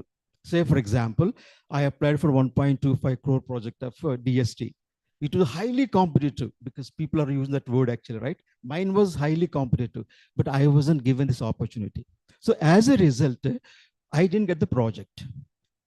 So what I'm trying to say, lot of projects from ICAR New Delhi comes to every institute of ICAR, but the funding is not given by the directors to all the scientists, where disparity exists. So that has to be addressed. Second thing, who decides who goes to higher level? When opportunity, equal opportunity given to everybody, then only he can shine or she can shine. Recently, there was an assessment of a senior scientist too, where they asked what is your grade, APR, below the benchmark. They questioned there. If an equal opportunity given for all the people, that question wouldn't have come. So that should be taken into account. So that is one thing. And the grades given in the Sparrow system are not properly reflected while we are filling the arms and final thing. That should be looked into. These are major things. So thank you so much for giving this opportunity to me.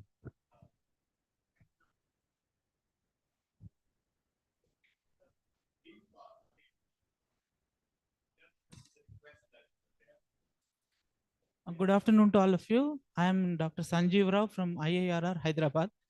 Recently, technical recruitment happened, and I have seen some commerce graduates as technical officers. I feel what contribution they can make when they don't understand the importance of science, and they are not even interested to go to field, right? Therefore, while recruiting technical officers, there must be some norms, at least based on discipline, how many vacancies are there. Likewise, some engineering graduates came, all are engineering graduates only, but here they are simply distributed across various disciplines. In plant breeding, what an engineering graduate can do. Therefore, there is no compatibility. There must be some discipline-based technical officer vacancies must be done, and science graduates must be recruited rather than anybody who applies. Thank you.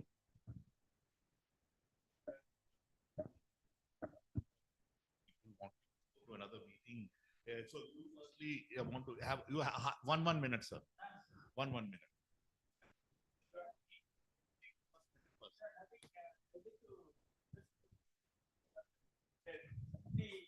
How there is an admission process goes for the Meru program. There are many faculty are having the classes. Actually, as a scientist, we are not the teachers, right? We are being tuned as in a research or in extension, but the requirement is a teacher. So they have identified few scientists from many institutions as a teaching faculty for the course. Nothing wrong, but we have to train them as a teacher. So there must be whoever has been identified as a faculty of in a Meru program, maybe around 18 or 20 people, because they should know how to meet the teaching management, teaching content development, right? How to design the course, how to develop the question, right? What may be there are separate process for the teacher. Probably that can be recommended. Wherever we are doing, I think there are 16 places Meru programs are going on, 16. So 16 hubs are there. Wherever we are running the courses, we have to identify those faculty. They have to undergo as a faculty development training program. So this should be there. Otherwise, they're all researchers, right? We cannot expect a scientist to handle the classes in a way a teacher handle it. So that can be given as a one recommendation. It varies because even I, as a norm, I will say that we are a trainer, not a teacher. There is a difference between trainer and teacher. It happens. Yeah. Thank you. You're raising important philosophical issues, teacher Yes, researcher relations. it's relevant. But we one minute because you may have heard and want to comment. Yeah, nothing. One specific no response to someone who asked about the emergence of private education. I'm not telling they are doing really good in a generic statement, but some of the we were actually, feeling, not worried or we were not considering the private universities at all for till recently.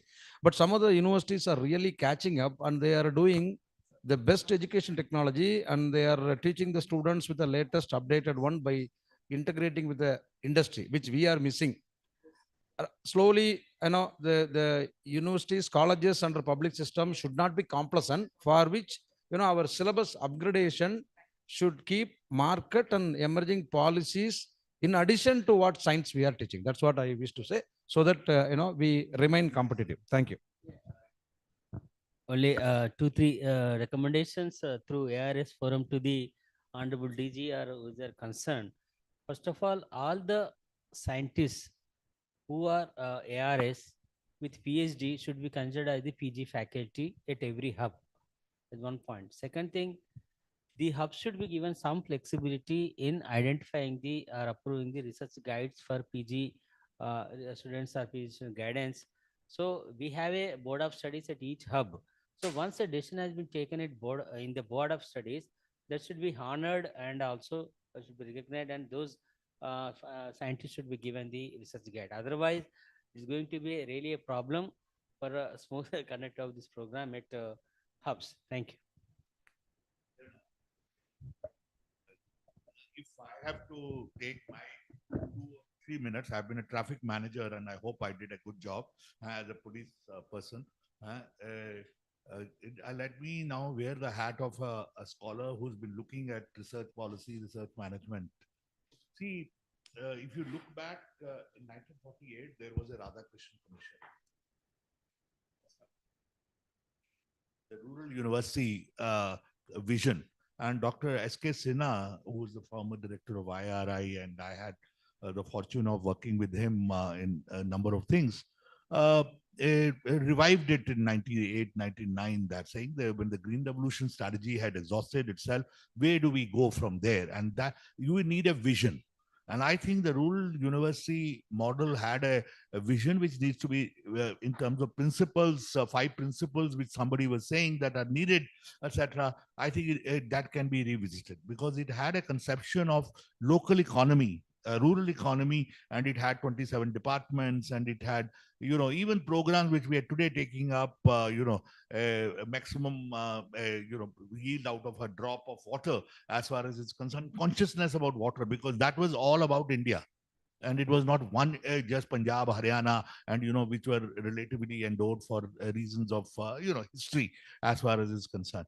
So it had a conception which was very different. But it today would need to be revisited today as far as is concerned, because a lot of water has flown under the river, so bridge, so to say. So I think you need a vision when you are wanting a strategic roadmap. People are, number of things I can integrate, which people are coming up with, saying the market part. Markets are created. State creates market, whether internet based information technology markets have come up. They were not there. As far as there is a friend called Mazakuto. She's a tall lady, taller than even you, Satyavati. She's of Italian origin. She runs the Institute of Public Policy and Public Interest in London. And she's been talking of markets don't need to be fixed, markets need to be created. So see, agriculture is at a crossroad where number of new markets will be created. Number of products, technologies will have to be responded. Needs, markets, and that is a totally different ecosystem as far as I'm concerned. And I just want to bring it. It's a huge subject if we have to deal with it, because this is the demand side, where you are intervening not from supply side, but you're intervening from the demand side for education, research, and extension as far as it's concerned. And if you want to look at it from whether employment point of view, equity point of view, the Indian Constitution guides us. And I did not hear the word called Indian Constitution here. If you want to talk of Viksit Bharat, the Indian Constitution must be our guide. It should be our Gita, or it should be our Quran, or it should be our Bible, as far as is concerned. So Indian Constitution has number of directive principles, the part 4 as far as is concerned. To cut the story short, when we need to discuss agriculture, we cannot get cut out of not only equal opportunity for, scientists and various people, but equal opportunity for all regions, for all kinds of agro ecosystems as far as is concerned. Your natural base is, and natural resources part of allocation in, even Pratap Berthal notes it, that how it has been minuscule. A number of research, education, extension related challenges are going to come from that particular region. I did not find enough echo in this particular conversation on the natural resources, and climate change is all about that, as far as our environmental degradation is all about that also. So I want to bring in dimensions which are non-market. Many of you friends have been talking of industry, market. I want to bring a lot of non-market dimensions, which are of social value, useful value, and without that, agriculture cannot be done. Agriculture is not like even a factory. Farm is different from factory. Farm is affected by the nature as far as is concerned. It makes. So I really think that agriculture, research, education, extension has to deal with ecology. And I think that should have figured in our challenge in hugely in our analysis as far as is concerned. And IT is not the only innovation. Please. Digital is not going to be carrying us, in terms of nutritional security or in terms of ecological security of our agriculture cannot be realized only through that. While I'm all for sensors, sensing opportunities, GIS, remote sensing, all should be utilized, but it needs to be combined with a whole set of approaches, which would be very much decentralized, which would be very initiatives locally. And there, even I will evaluate even startups from that perspective as far as is concerned. I'm just trying to connect the dots. And I think our challenge is huge. One panel discussion is not good enough for strategic roadmap. And I think we need to spend far more time on saying, how are we going to deliver to our the last man, the last mile connectivity we talk of as far as it's concerned. And that's not only the challenge of, it's a challenge to be thought through properly. It cannot be industry. It cannot be startup. It cannot be, I don't know, agri clinics need to be probably even integrated. You have trained them. They are your graduates. They are your products as far as it's concerned. How do we build even entrepreneurship in them? How do they are locally linked as far as it's concerned. I can go on. I do not want to take more time. And I think we do need to have more panels on the strategic roadmap for the coming time. Thank you very much, everybody. Thank you. Great. We had a conversation, and the conversation is necessary. It must continue. Thank you. Okay, you are the last word. You have the last word. Thank you very much. Sir, thank you very much, Chairman, sir, and all the panelists. I don't want to name them. And the audience, of course. Sir, this has given a fairly a good, what do you call the traffic to move in this roadmap. Actually, there are a few things I just want to flag, because first of all, I would like to thank Madam also. She has said a very good thing about credit sharing. So that is one of the most, I think I can say it's one of the biggest issues in not only in ICAR, it is in the system, in the whole, ICAR and SAUs. So credit sharing for funding that we get, we don't get equal sharing. So many issues are there. Credit sharing is an issue.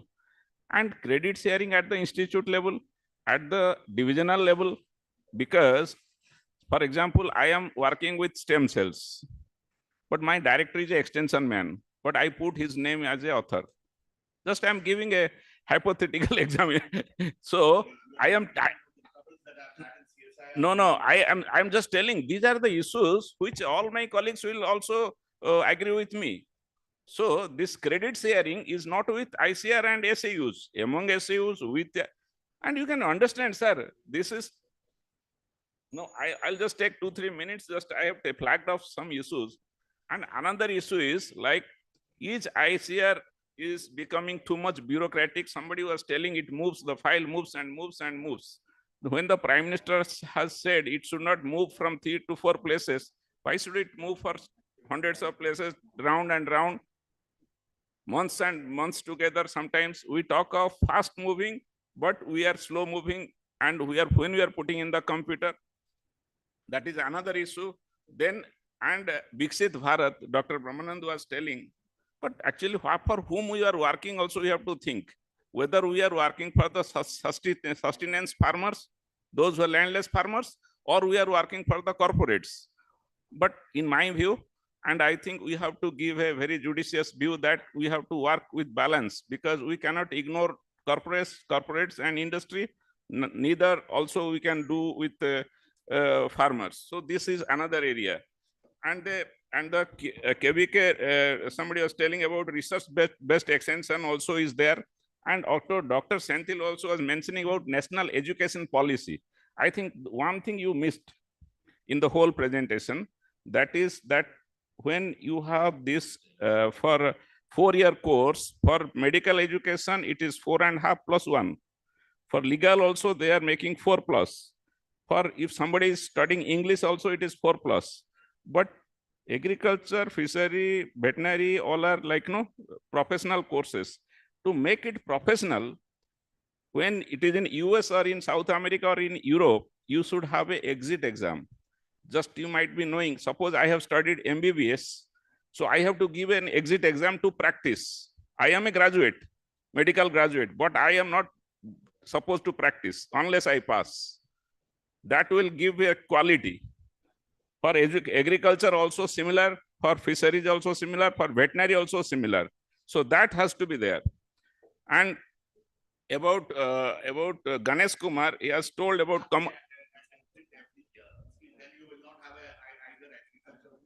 No, I am not telling about. It should there are things which you have to. So that is there. So there are so many issues are coming up with the exit exam and all this thing with the agricultural policy and educational policy. And also about that market, no, in whole process, we are not talking about the market. So that is one of the area we have to think, because there is nothing like, no, without a market, we cannot anything, nothing can be possible, no. Students don't know, we do not know, we are doing research, we do not know whether this product will be sold. So still more transparency also is needed for ARS forum, Dr. Mani and all. We are just thinking. We also demanded that all the candidates' names should be there. We also demanded that there should be a computerized, like, no, lottery system, that who will be the expert, who will be that, they should not be known. We have also demanded that all the marks of the candidates should be also displayed in the board. Why not written and this exam, how much I have scored? That will bring much more transparency. So that will, like, when UPSC can publish, why not we? So that also is there. Then In CSIR, this was a challenge.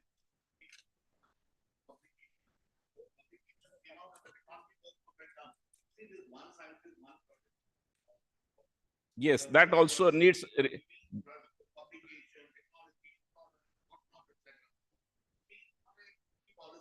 No, actually, yes, actually that will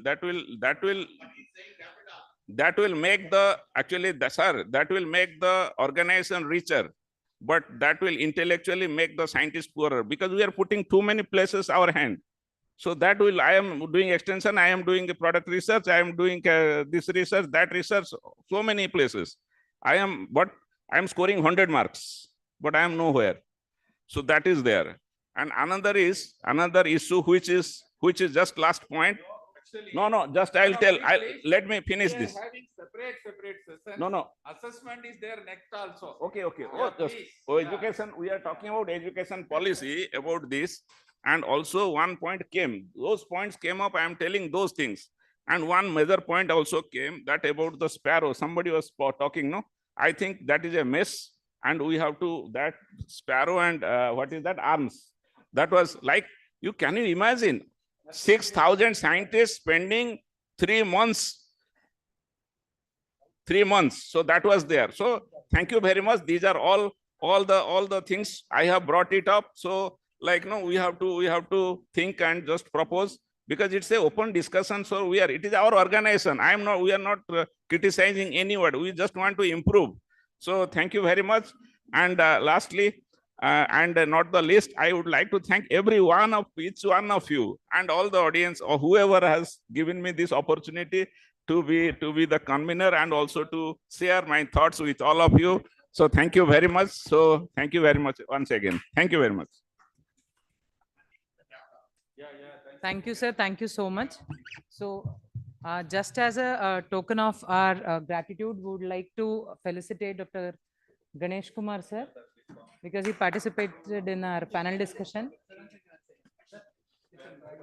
Photo here.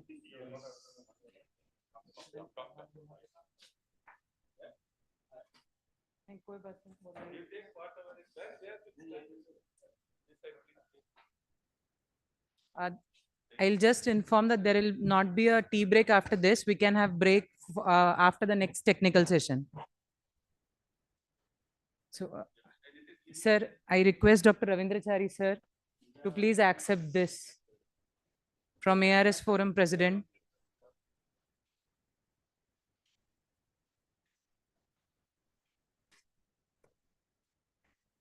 And I request Manivannan, sir, to also felicitate the convener of this session, Dr. P. Rautraya, Principal Scientist, ICAR-IIRR, Bhubaneswar.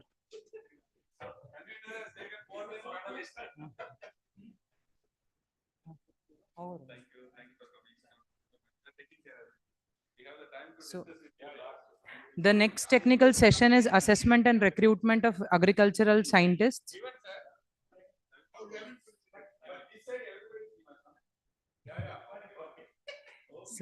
So we'll. Thank you. Our thanks are due to all the panelists. Thank you so much. I request rapporteurs for the next section, Dr. Sharada Chaudhary, Senior Scientist, NRCSS Ajmer, and Dr. Suvarna Rani, Scientist, ICAR, Hyderabad, to please come on the dais and act as rapporteur for this session.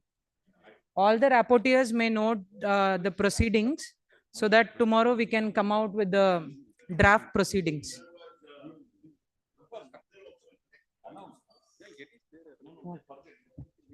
Please stay back. After this session, we are having the general body meeting. We are going to take important decisions. Please join for that. And only one session is there, very short session, about half an hour. Then we will have the break for tea. And we will start even before 5:30 the GB, please. Yeah, thank you.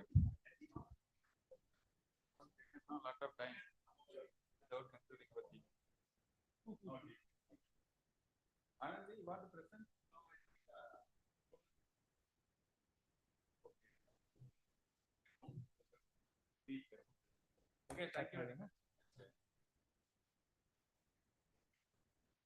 Dr. Shivaraj, please come.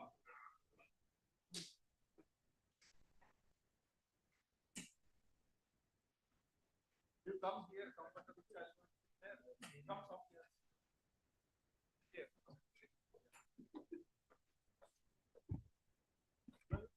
Here, madam.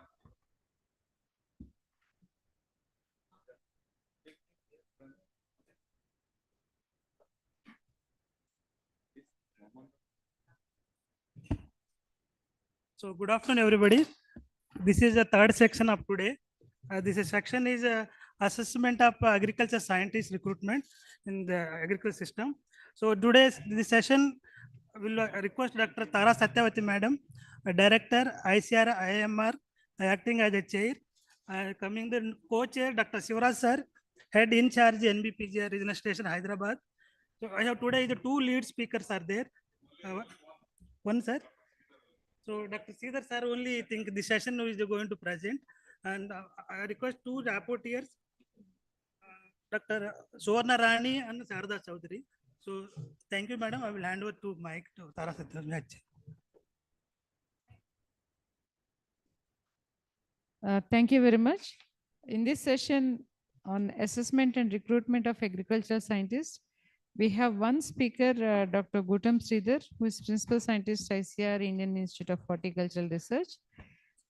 He will be speaking on transforming research assessment for agriculture scientists, integrating global principles and local needs. So over to you, Dr. Sridhar. Thank you, Tara ma'am, and all the audience here. Quickly, I'll be going through. This is with the background of like the scorecard research which we have. A lot have been discussed here that many of the young scientists are going towards the scorecard, and before I become my principal scientist, my juniors have become my heads kind of situations. We are seeing this is because maybe somewhere there is some disconnect in the assessment procedure, which I thought I wanted to place here before the audience, like how our research assessment is being talked about, how the ICR or the CSIR earlier has done, or how the UGC is doing, and means everyone like CSIR also still doing it, and how the globally there is a dialogue on the research assessment. Research assessment both linked to the individuals and then to the society or at the organization level. But to cut short it, like I will not be taking much of their research assessment, but I will like to address the research output, the publication part.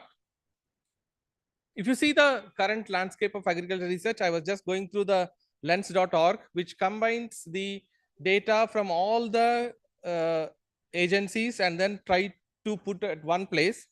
When we talk about the agriculture as such, but it is not only limited to the agriculture. When we look at the subject matter of the publications, we are having around 90 subjects, in which the agriculture puts somewhere around 86 subjects are coming into the picture. Because when you talk about, we have the engineering, we have veterinary, we have medicine, we have physiology, whatever, like you name everything, it is there. And this so much of research is being published. And how we are going to evaluate? Do we evaluating it properly?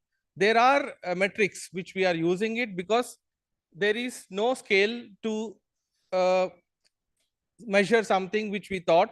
So we just adopted the metrics. So how the metrics adoption is being talked about in globally? There is a FOLEC. FOLEC is from Claxco.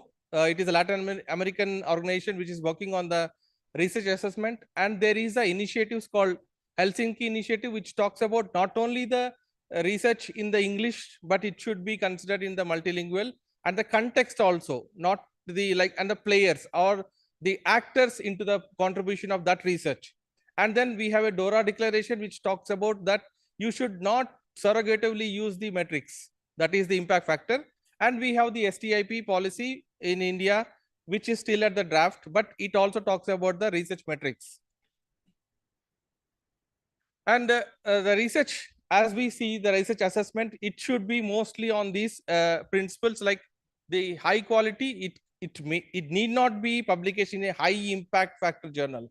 The high quality means the methodology, the data collection, the narration of the paper, and the analysis, how it is being. That should be high quality, not in just like we have seen many of the presentation like more than 14 NAS rating. What does it mean? It does sense anything that we should understand. We should think about it.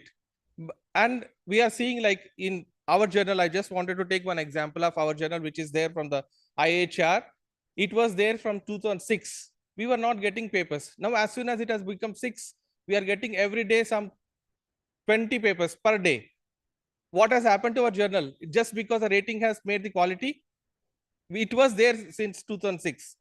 So, and then qualitative or quantitative metrics. The problem is we cannot measure, like if thousands of applications are coming for a one research management position or senior scientist position, how we are going to screen? So we have added some marks. So it's easy to compute. It is easy to sort it out with the marks. So much of the emphasis in the research assessment is on the quantitative metrics. So we should have a qualitative. What does it mean as a qualitative?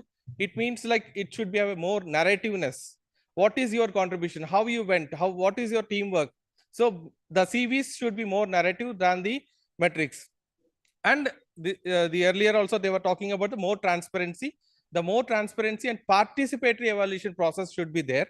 And if at all you are going to use the metrics, it should be from the open databases like the OpenLX or Lens, which I have shown it earlier. To talk about the global things, how they are talking about the principles of the FOLEC declaration on the research assessment, how the assessment aim should be there. The main objective of a research assessment is to guarantee the development of quality, socially relevant science, ethical, respectful of human rights, and committed to the construction of just, democratic, and egalitarian societies. So this is the broad things which should guide us in the assessment process. And then there are some declaration principles. I just picked a few, and you can get it from if you Google it, you'll get it, or else you can go to this Claxo website. And the assessment, as we said, it should be more evolutionary and self-reflective and transparent, and it should be participatory, promoting mechanisms that encourage dialogue, mutual learning, and ensure continuous improvement. But if you are not looking at these principles inbuilt in your assessment process, we will be failing. So, and again about the indicators, on the 14th point, it says citation indicators extracted from the databases limited in geographical, linguistic, and disciplinary scope should not be considered as a valid measure to carry out comparison of scientific production between individuals, institutions, or countries, because we need a more harmony, globalized harmony metrics, which is more again inclusive, more like inclusive things. But we have some of the, like I should quote here, say that the NAS rating, which is more of regional, that too it's a societal. NAS society elected people is being implemented in the research assessment of all the scientists. That we should have not taken, we should oppose it. And much of our research is only in English, because most of the scientific discourse happening here. But again, it has to be made multilingual in the sense there should be provision to get into the other languages where it can be easily read or can be understood. So, and then this is from the Helsinki.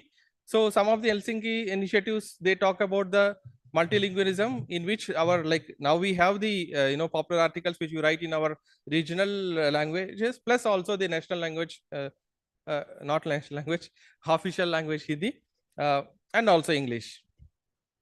So I'll be skipping things, and as I go to this DORA recommendation. DORA is a San Francisco Declaration on Research Assessment.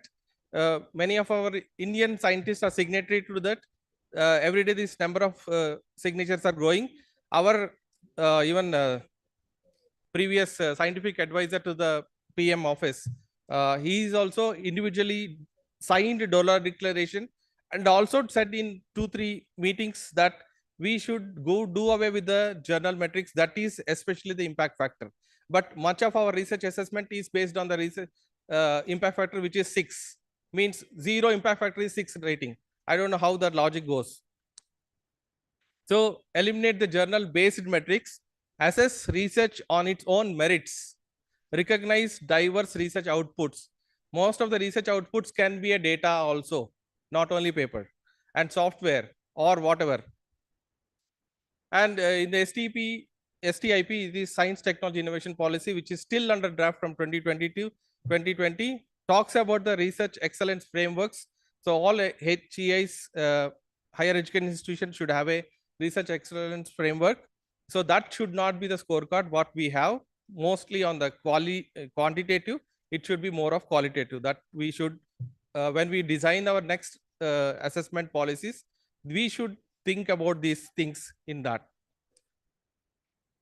And the most of the research, like now what we have is the highest point goes to the where it is published, but it should be on what it is published. And it also should link to the society impact. How much of my research is being discussed? Yeah, we have a citations. Citations can also give some of the indications, but we don't use that one. We only see about the where it is published. And we have many of our peer reviewers which contributes into the research as quality. Probably there also we have some strength into that, in the sense in the scorecard, but it should be more in that.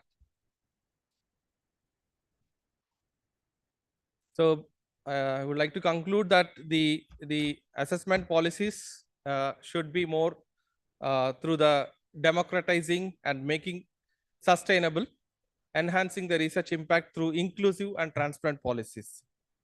So I'll end here. About much of, I said it is more of the publication part I was talking. If you have any questions, we can take here before we close. Thank you. Thank you very much, Dr. Sridhar. Before we take up questions, I do have our co-chair, Dr. Shivraj. He may also would like to give some points. Dr. Shivraj, please. Good evening, everyone.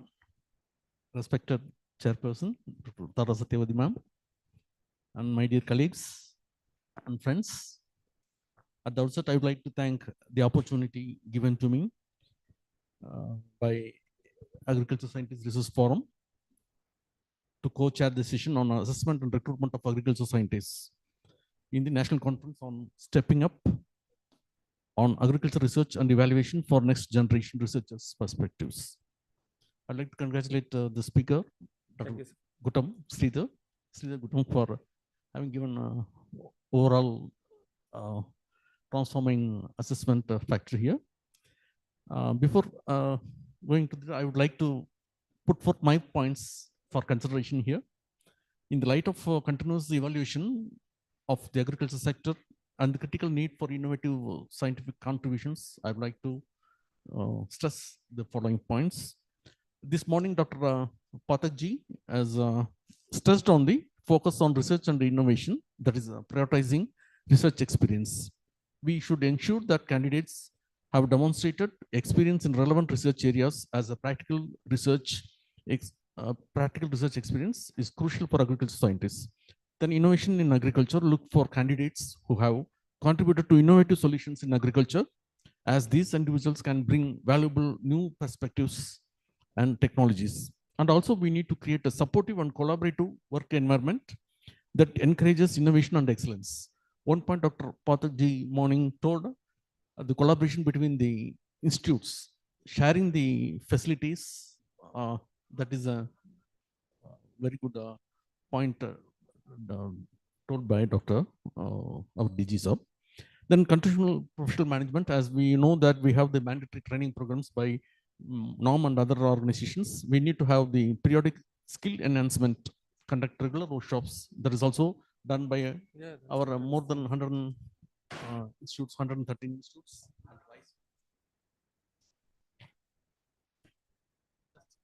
I would like to take 1 or 2 minutes, ma'am. Yeah, promoting interdisciplinary research. That is also we need to encourage the formation of cross-disciplinary research teams to address complex agricultural challenges. This can lead to holistic solutions and innovative breakthroughs. Then intersectoral collaborations. We need to promote collaborations between agricultural scientists and experts from other sectors such as other institutes, national institutes. Then strengthen communication and outreach. That is also said by our Honorable DG this morning. It is also insisted by our DG in his 7-point agenda this morning, what he gave. So we need to have ensure job descriptions, expectations, and application process are clearly communicated to potential candidates. And we are using the digital platforms. That is also a welcome initiative. And not only that, to evaluate and refine the recruitment process regularly, we need to have feedback mechanisms. Somebody told we need to have the presentation in front of the scientists and get the feedback from the earlier panel discussion. It was happening. Then we highlight the impact. We need to emphasize the impact and importance of agricultural research in addressing the global challenges like food security and climate change to attract motivated candidates. And continuous improvement is required. Regularly review and refine recruitment and assessment practices based on feedback, performance data, and evolving needs in the field.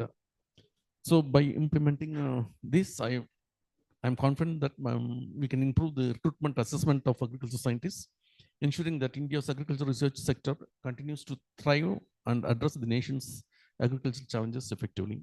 I'm confident that with the DG's leadership, we can achieve significant progress in this aspect, ma'am.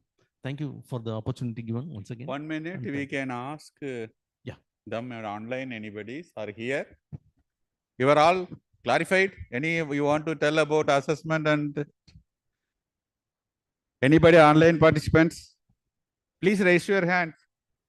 We will unmute you. Online participants, if anybody should like to suggest anything on assessment and recruitment policy, kindly raise your hand.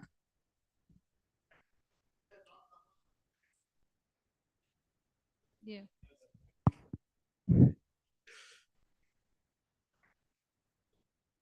Yeah. Before we wrap I up think the session. what you would like to say, Brahman. Okay.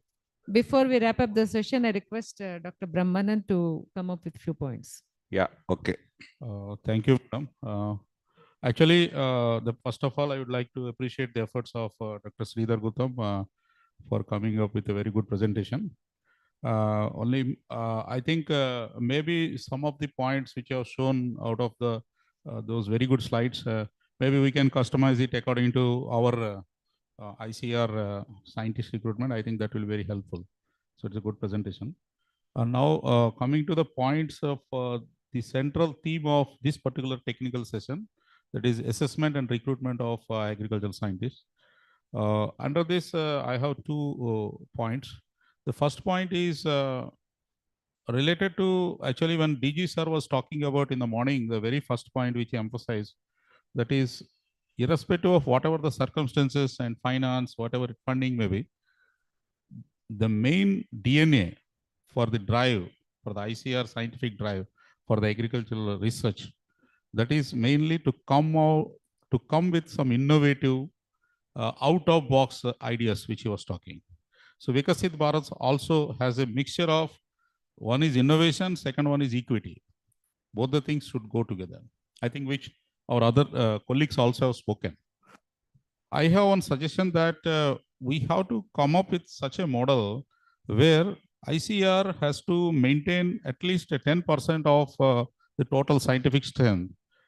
They have to form a team, and that team will be completely devoted only for this type of advanced research, comprising of all multidisciplinary scientists who will not be disturbed, and their assessment and their monitoring will be completely different. They will not be disturbed means they will not be assigned any responsibilities of any institutional building or any type of even parliament questions or any type of assignment, which is also very important, which we are all doing. Now the point is how you can prioritize how you can channelize the energy of all these great scientists. That is only possible if you can maintain a pool, a separate pool, and that pool 10% or 5% that is open for debate. Now the point is that will take care of, because it is finally the education system is mainly for concentration of thought process, then only we'll be able to come up with innovations.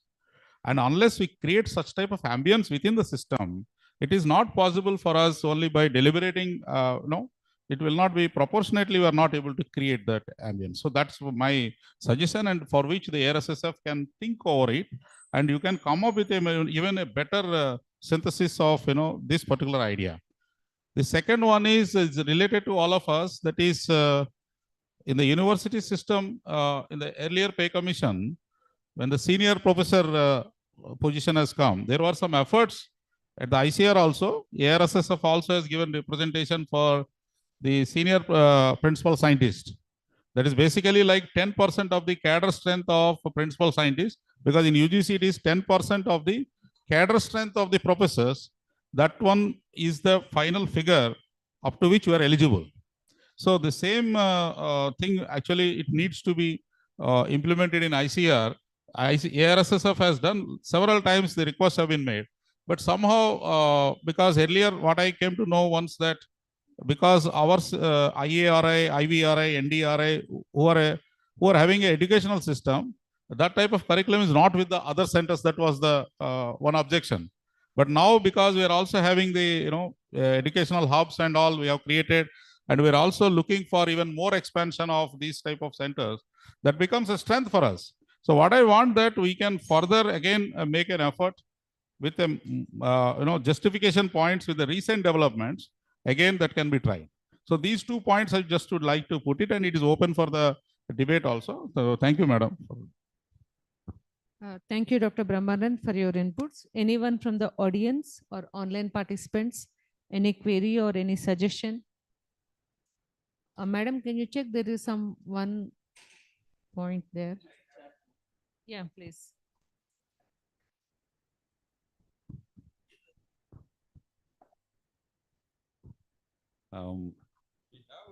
Thinking, the huge, recently you might have seen it, 366 head of the division and head of the centers have been recruited, and it affected many careers also.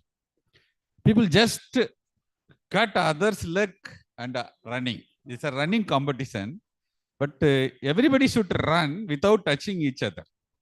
But what has happened last few months back, the recruitment, just cutting other legs. One place, head is not recommending, not issuing the certificate for himself is contributing. For that, the entire society, including director, supported. Another persons, they made the vigilance complaint. Another persons, whatever the bad things which the highly qualified people cannot do, those all things are being done. So at last, what happened? They all joined head of the division and the center. What achievement they brought? Nothing. It is only for getting the co-authorship in all the scientist publications. Only getting co-authorship. So the mind of the scientist is like that. If you join as a head, we will get 400 publications. Yes, I have seen one of the ADG last 10 years. He is having 400, 450 publications. If the one ADG or DDG having 450 publications, if his technologies of the 40 technologies are accepted by the farmers, why the ICR name is so far like this way? So the recruitment of the head should not be done by ASRB. What do you feel that you are all the renowned people are there? Within the division, the person who worked a long time, let him take it. Some other institute, wherever he is not even relevant. I have seen the person who does not see in the sugar can, he become the head in sugar can. The person who did not work in the crop, he become the head there. So do you agree that this is all irrelevant in the system? Giving the rotations for senior most, all three peoples. Your 10 are there, everybody can rule for 3 years by seniority. So mutually understanding will be there. If he is there seniority, then they will not spoil the CR because he has to write the CR next person. So that kind of system is going on in university. Even IITs, heads are on rotation. Even that all younger scientists are becoming that. Senior people are working under them. So this kind of environment we have to bring it. So we are also thinking to today discuss in the GB that heads up to the heads of the division and centers, no ASRB, it's a wastage of huge money. ASRB spending a lot of time. And at last, no expected output. And it cannot be taken also. Because we are all the same group. Is that Ramanand and Tara madam is very close to me. If they both of them become member, I will become directly director. It's quite nature, it is happening there. So it's an open statement to me that head of the center and division should be on purely on rotation like others. It should be that last recruitment, which is recruited by 3, that should be the last, if we all are agree. Kindly just see that.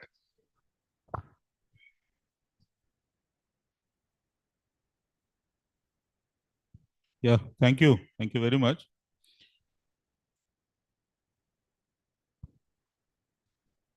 If there are no questions or no comments or no other points, before we conclude this session, I would like to add 1 or 2 points.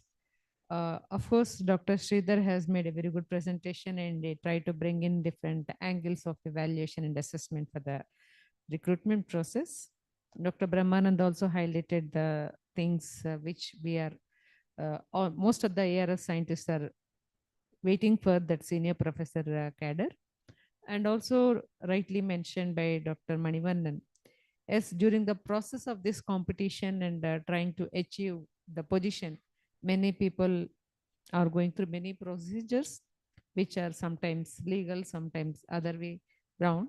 But this is a system and competition. So because we have fixed guidelines and we have to follow those things, so everyone is trying to fit themselves into that particular format and trying to framework and trying to come up with success.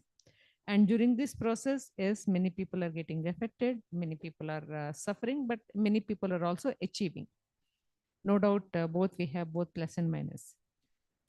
During this process of assessment and recruitment, we see that most of the time, the committee which is formed by ASRB, it contains experts from the same discipline or who have worked in that area or who have worked in that system or the research management and all those angles.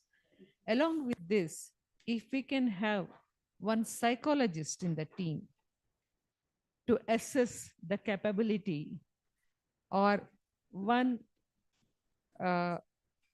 we should say a psychologist or a person who can gauge the capability of the candidate, that will add overall thing.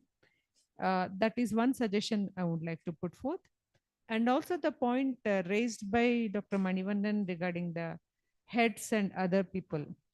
Now in the institute, if we have these heads on a rotation basis, everyone would be thinking, okay, if not today, tomorrow I'll get this chance. And let me also do whatever, being head, whatever I can contribute, I can do that. And there will be no discrimination that I should try for this, I should degrade the other person so that my particular candidate will come up. Those things can be ruled out. And now after getting this position of heads and other things, again, there is a competition and there is a group feeling created with the so-called heads in the institutes. those things also need to be avoided. So there should be some mechanism where we can see that it is the ease of handling the things and ease of management. We have created the heads, but not to create the groups. That message also has to percolate across the institute and the scientists across the institutions in ICR. And now there is a till last 5 years or so before that, the project coordinators were kept in RMP cadre, management cadre. Then now they have been brought to non-RMP cadre. Now, in an institute, if you have both project coordinator and director, again, there is a tussle between the project coordinator and the director, that the project coordinator or the head, he or she wants to get their own powers, draw their powers, and then again create some instability. So there should be a very clear-cut demarcation in the roles of the director, the heads, and others. So I think we need to bring in that clarity of what is the role and responsibilities of each designation. Then it will be supporting each other and running the institute smoothly. So these are few points that sort of adding to the discussions, whatever we had. Thank you for giving us this opportunity. On behalf of all of us, I thank the ARSS Forum for giving this option. Thank you. And thanks to rapporteurs also for making and recording the points. Thank you. So thank you, madam, for chairing the session, and thank you, sir, co-chair. So I request Satyavati, madam, kindly hand over the memo to today's speaker, Dr. Sridhar. He presented very nice and recruitment policies.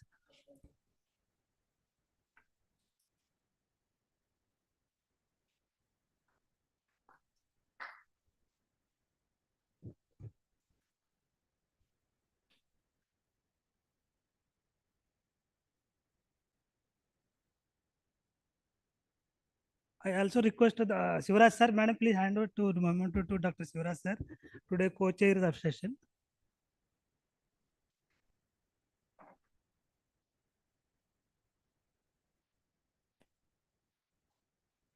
So thank you very much, and rapporteur Suvarna and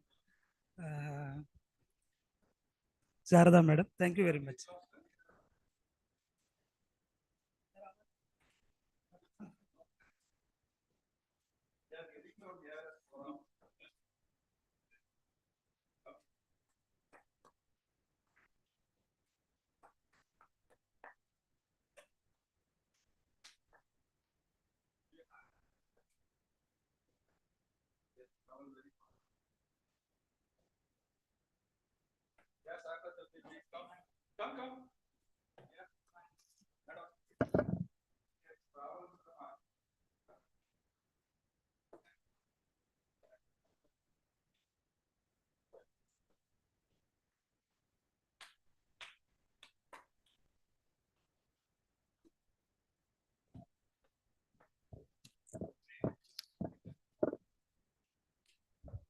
We can break for tea now. After that, we have a general body meeting. So I extend my grateful thanks to all the chairmen and co-chairmen who have conducted all the sessions till now. And special thanks to Dr. Sivraj sir and Tara Satyavati ma'am. Thank you, sir. Thank you, everyone. We can have a 15 minutes quick break for tea, and then we can assemble for a general body meeting here again. I thank the convener and rapporteurs for this session. Thank you. Thank you, everyone.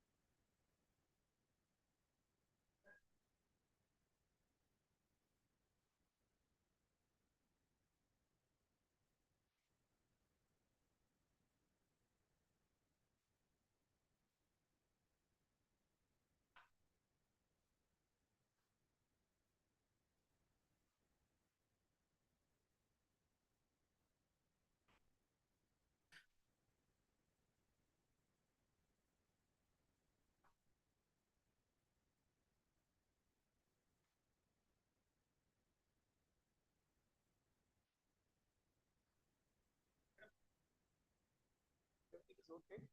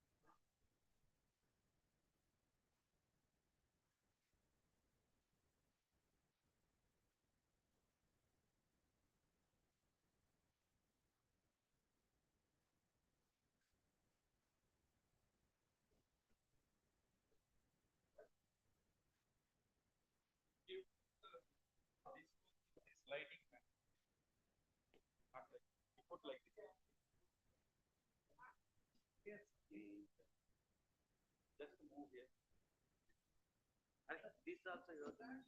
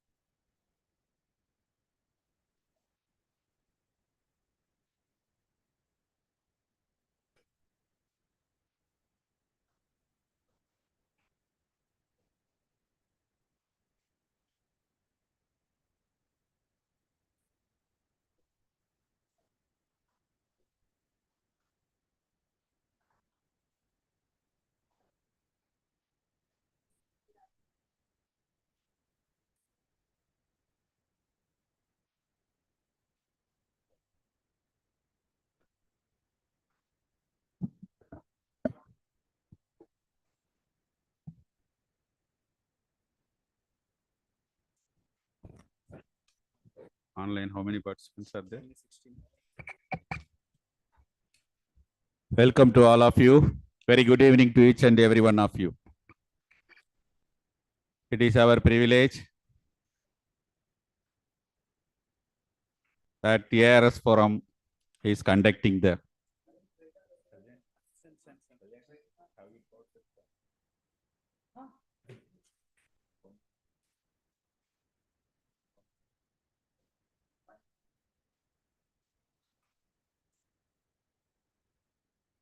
It is my pleasure to welcome all of you for the general body meeting of Agricultural Research Service Scientist Forum. I request the office bearers, Dr. Ratta, please come. Available Vice Presidents, General Secretary Kumbare may come up. Yeah. Yeah.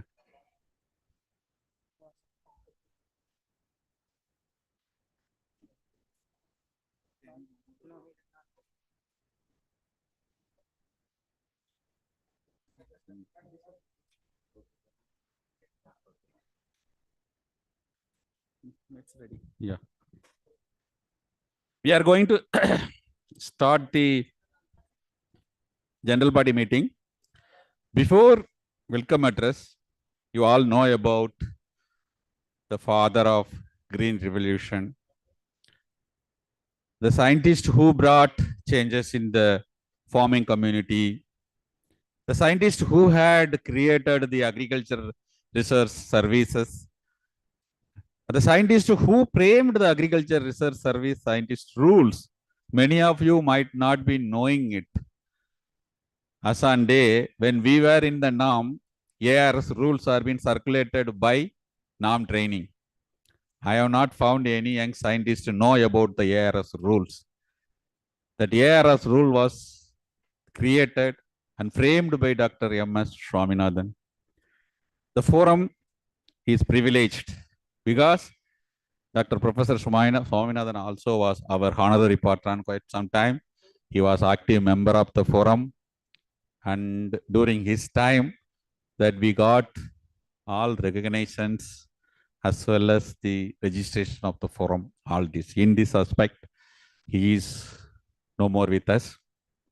The forum is privileged to pay his tribute to Paradaratna Dr. M. Swaminathan, former secretary there and DG ICAR. I need not to talk about professors' achievements. Let us observe for 1 minute silent before starting the GB, please.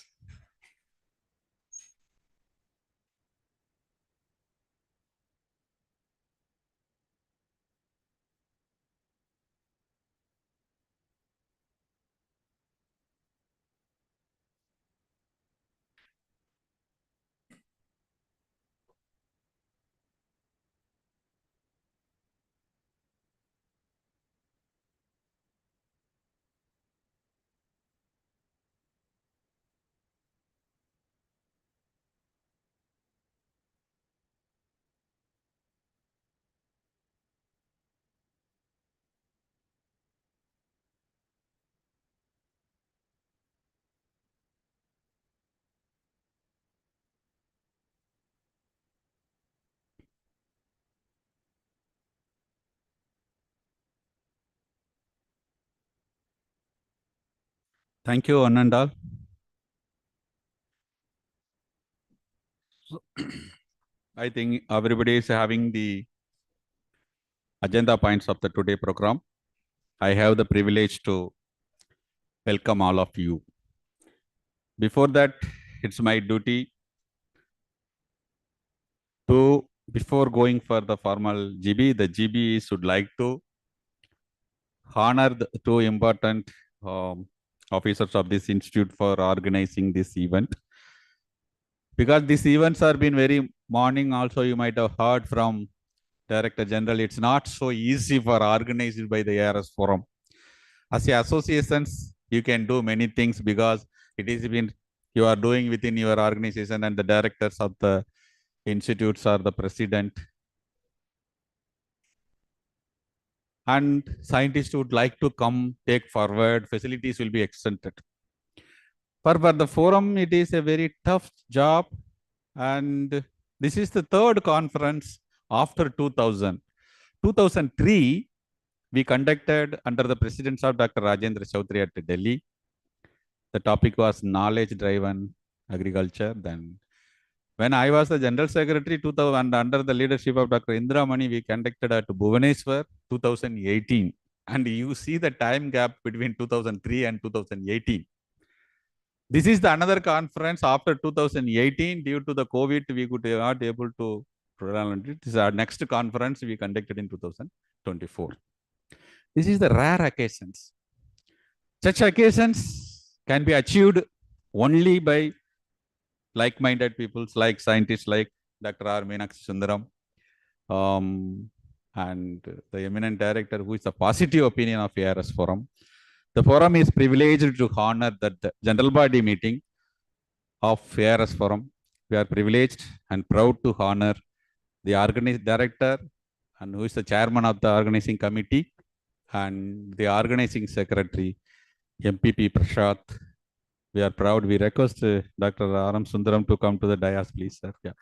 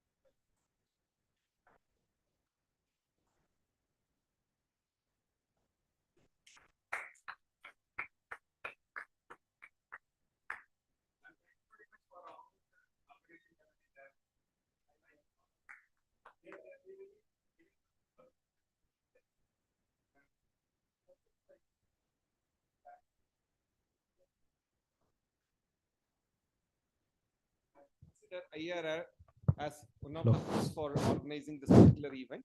We are highly grateful to the forum, sir.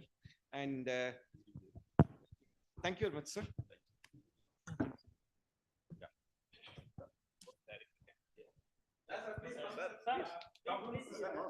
Please come, sir.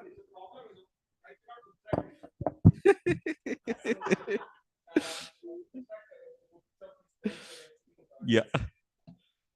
I will go for one of my formal address about the presidential remarks.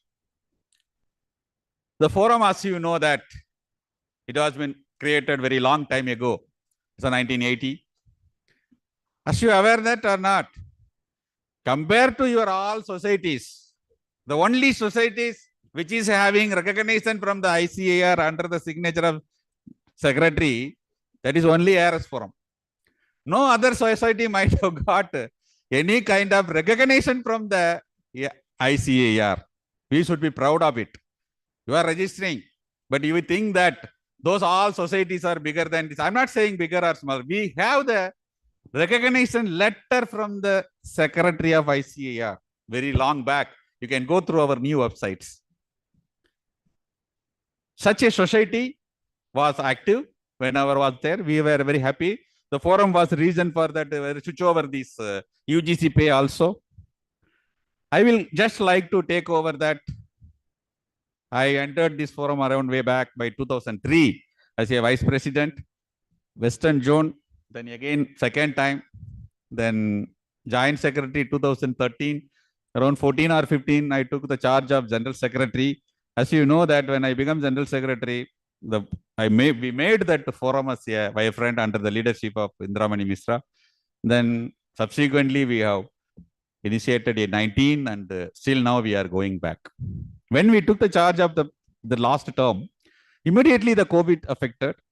The Bhubaneswar conference had resolved that 5 days is not implemented, then we will go for legal also. The general body authorized the presidents to take the legal for the 5 days implementations. It was immediately 2 years, almost 1.5 years, we are unable to move out of the home, not traveling, nothing has happened. Immediately we started, as you know that we have implemented the 5 days week. It was a historical achievement, lot of efforts are being put. We also received that recognitions, head rotations, that all continuously, some conflict was going there continuously, only one scientist is ruling that. Regional center rotation was given. Guidelines were issued for the acting director charges. Guidelines were issued for the young professionals, that how many institutes were implemented that guidelines. Guidelines was issued with the exist. Of course, the budget is a constraint. The new scientist, how much money to be given. We brought out the guidelines. We got out, separated the, they were made combined cadre like SMS T6 ARS scientist, that we have made separated, that ARS will exist separate cadre. Like your, what was that, pay relaxations, except that PhD increment, remaining almost all anomalies in the pay was including some punching increment clarification. It is extended for the scientist. Many things. In addition to timely assessment of scientists, how much struggle we put for that timely. Now that everybody, guidelines are issued to all the directors, timely assessment, even council clears today the files immediately. Within a month, scientists are getting the cost assessment. This is all as done by ARS forum. The people who is asking that always what ARS forum has done, what ARS forum has done. ARS forum cannot go to each and everybody house and do something. We will do it. Larger problem only ARS forum can address it. Assessment is not your problem. Pay is not your problem. 5 days, weeks are not your problem. How many women, how many gents are enjoying the facilities? How much you have relaxed for the days? So this is not our achievements.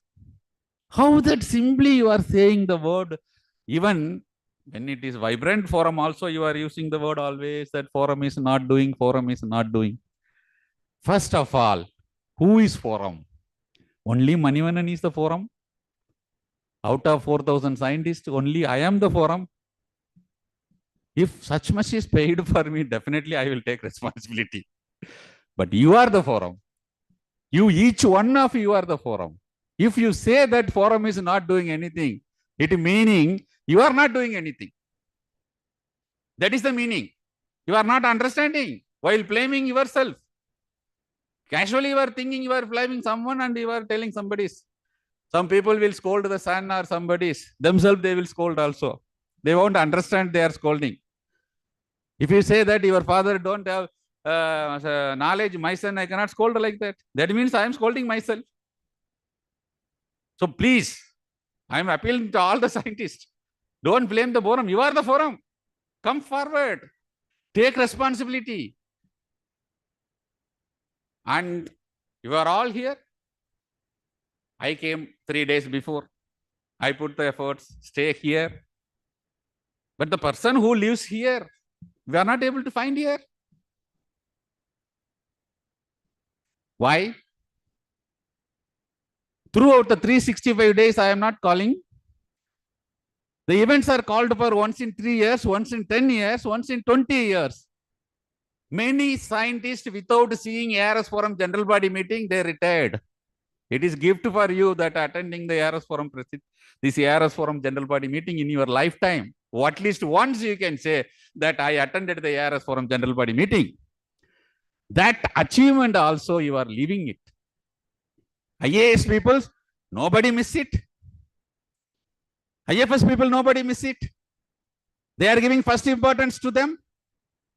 They are not getting any benefit. We are getting better than any other forums. We are achieving many other things. But still we feel that we are not comparable with anybody. This is the lacuna in our forum, I am feeling it. Our achievements are very excellent. Honorable DG appreciated morning that this efforts has been highly appreciated. It's when it will be happy that when he sees all the red chairs, it should be filled. That's only we wanted to show our strength. Leader strength is in the members. Member is not showing any strength, what will be happening? Leader, you tell me. Now it is okay. Strong person, leaders are there, it will stand on them. You think about the futures. What will happen? So the forum, we are doing excellently. But every group I am putting the messages very well in advantages. All government mail, GO email also sent. Which mail is not received by anybody? Forum notice has been issued. Conference notice has been sent. WhatsApp group, NCC group. Even the presidents are there in the National Executive Group. None of the presidents are not responding. They take the only forum office bearers to get benefit. Then afterwards, nobody is responding for the forum. So I am very sorry to say that Please stop to blaming the forum office bearers. CEC, we put lot of effort, lot of painful, nothing is there, but we need to support your support. With this, I will give the brief agenda about today's few of the agenda points which you are going to discuss it. It may be hot. People will disappointed. But if the forum president, if I am not highlighting the mistake of us, nobody can highlight it. If I feel fearful that my officers, my directors will disappoint due to my speech, nobody can bring out the what we are doing wrong thing. First thing that already discussed, the present assessment system is not at all relevant to our work and the stakeholders. That you all might be agreed. We are working for the farming community. We are working for the farming community. You are publishing for 7.9.5 journals. How many farmers are studying that your article and implementing your technology? How many of them they are understanding? Where small common scientists go and implement 350-acre land, that is not been given any weightage. I know that. Yeah, also the new places like Goa, we have implemented the larger scale, even though I have been awarded also, but that is not recognized as a technology. Mark is not given for the assessment. Mark is not given for the recruitment. So where the farmers are benefiting, no mark is there. Where someone is benefiting, mark is given. Whether do you want to go for such kind of assessment? You take recruitment. The person who published a 450 article as a co-author, he become director. The person who has been leading for the project for the 4 marks also, he will become throughout the life principal scientist. Co-author means what? You know what is co-author? You know what co-author meaning? You put my name, I will put your name. That is a co-author. That can be happened by anybody. But we are won't spoiling that. We are asking for the corresponding mark. What is corresponding author? Already students are getting the benefit for submitting that paper. In that paper, to get the chairman mark, full mark, we made that scorecard, that corresponding author, first author will get the full mark. How one baby, 2 father can be called the rights for that? Technology is not a baby. I am asking very openly to everybody. Technology is not a baby. Our PhD thesis which we are submitting, it is not for the degree which we are getting. How that your student degree, knowledge, innovative, you are giving guidance, you are asking the equal rights. We are asked, we got it, we have been achieved. And through that, many are become director. So the assessment system and the recruitment system, where the scientists we are assessing, it is not at all relevant to our stakeholders. You must suggest the right procedures, right methodology. Anything we will be able to do it. Second point. There are a lot of nepotism. I don't want to tell. Nobody want to leave. I will ask the simple question. You are all talking about the ARS Forum president. Manivannan is the long time sitting on the chair. He is not leaving the chair. No. I have been selected by voted by the people. Long gap difference. I won and I came for these positions, not like an appointment. But you see in Delhi, Assistant Director General, 2010, he entered as a ADG, 10-year ADG. Afterwards, DDG 20 years. He was become PDG. From principal scientist, he is entering as a ADG, DDG. His account credited to 450, 500 articles. Is it his reality? Such persons are the policy making committees. They are the leaders making your policies, your scorecard. How you will survey it, please? These are the reality. Another important things.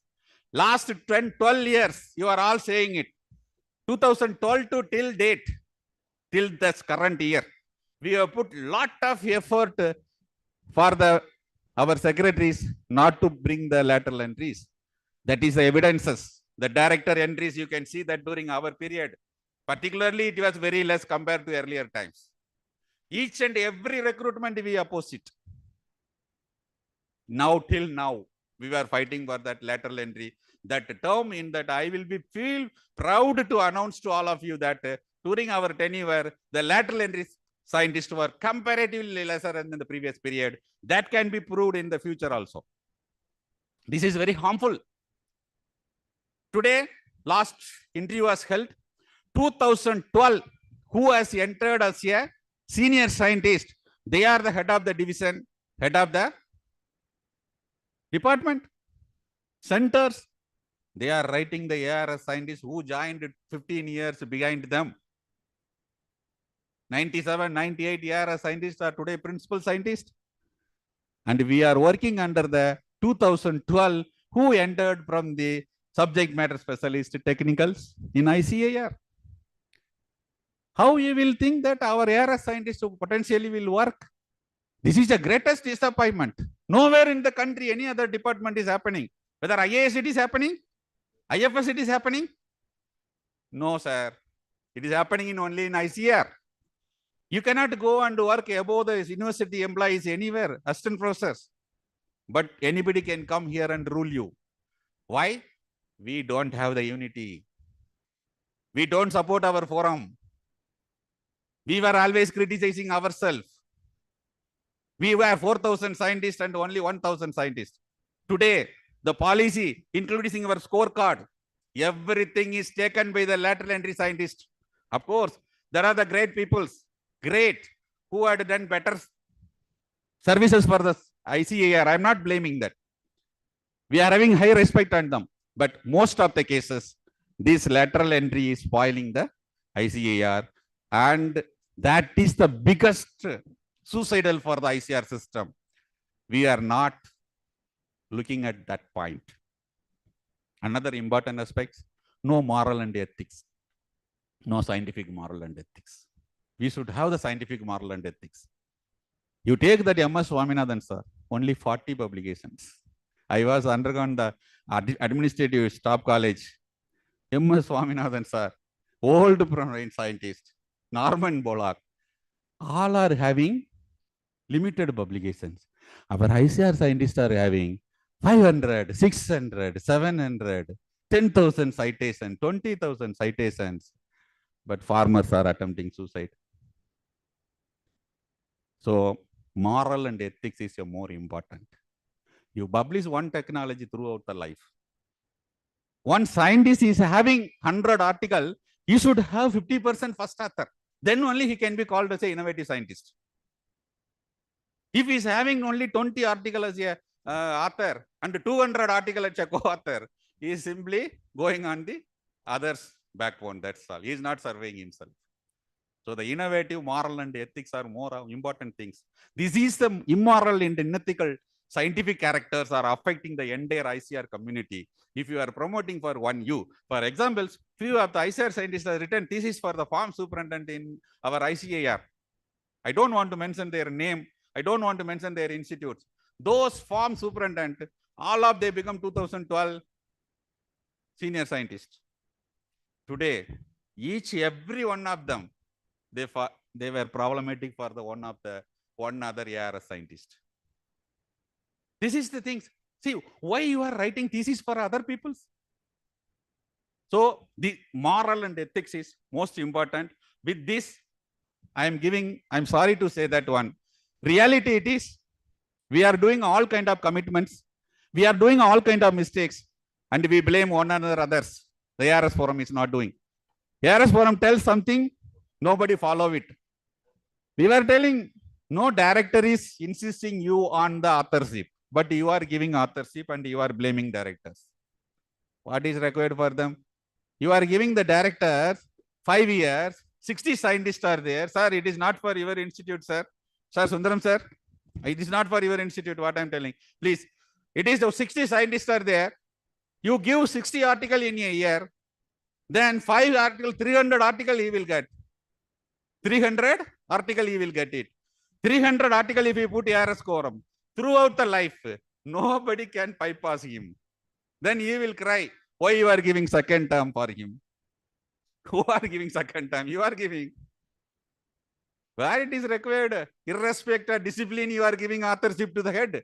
Today, Head of the divisions were telling before attending the interview, if you become the head, for me also they are telling, if you become the head, you will get 300 article, 400 article, you will become director, you will become ADG, DDG. Then afterwards what? Afterwards principal scientist, that's all. So I am happy with the principal scientist. It is a proud life. Always be a scientist despite the positions. Positions will come and go at any time. Don't be that. All you be the only one thing, ARS scientist. People are saying that you come and ARS forum will do all the work. They will become director. Afterwards, what is ARS forum doing me? Nothing. Due to ARS forum scorecard, many people become director. ARS forum effort, many people got the transfer. ARS forum effort, many were benefited, many way assessment. So many things, all youngsters knows how many people are having direct contact with me. But still they will tell ARS forum has not done nothing. Forum is who? First at all understand. You don't think that Manivanan is a forum. Manivanan is nothing. I am one part of you, your representative. That's all. I am doing all the job on behalf of you. We are all working on for you. Nothing. You are the forum. That is what you must understand. Keeping in that, thank you very much. All of you came here. I am thankful to all of you. Wholeheartedly.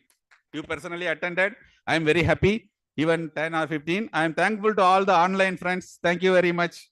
You have all joined here.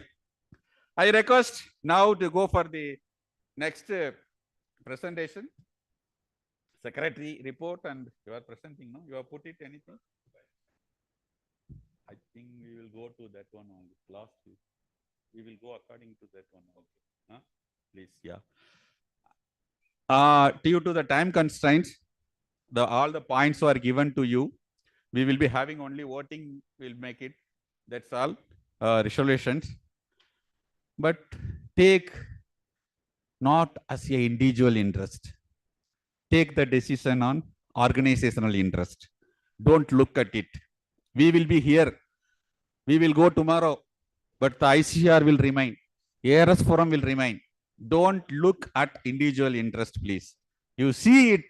The decision which you are taking is benefiting to the organization. That is more important. Benefiting to our. I don't have any personal interest on any of the points. Nothing is going to be benefit me. I will be neutral. Any kind of decisions, we will implement it. It is thoroughly mentioned. These items, positive or negative, we will implement. We should follow the other systems like CSIR. We follow the other systems like IITs. They are all very amicably having the head directors. So take the decisions according to the decisions which is benefiting to the society. Once again, I am very much grateful to each one of you, all the directors, all the ADGs, all the DDGs, including DGs. We will be very much proud to Dr. Mahapatra sir, that who had made our forum more vibrant, and we were all thankful to him. Let us give that 5 days week. It was put the seed on him, and the approval was taken by our honorable former DG, that he was the initiations, and he has done lot of supports for our forum. Let us give a big hand to former DG also, that who had made it so many vibrant for our societies. See, the things are very clear. My voice are very clear. I am very clear. Something I am doing it, I am ready to face the consequences. No hiding, no fearful, nothing is there. Let us appreciate all our, compared to even Dr. Ayyappan, Dr. Mahapatra sir, our so many things we got it done, but we knows it, so we are have to appreciate all the DGs. So morning I appreciated the current Director General and ICAR who implemented major orders, 2-3 orders. He has issued the professional assistant orders. He has issued the 5 days orders. So we were loyal to all the DGs. Of course, all the DGs are our patrons, honorable patrons.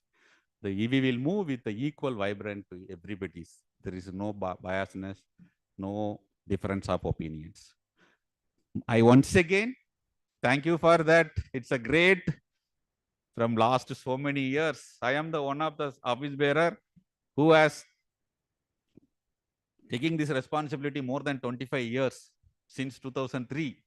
And I was the only knowing all kind of activities of this forum A to Z.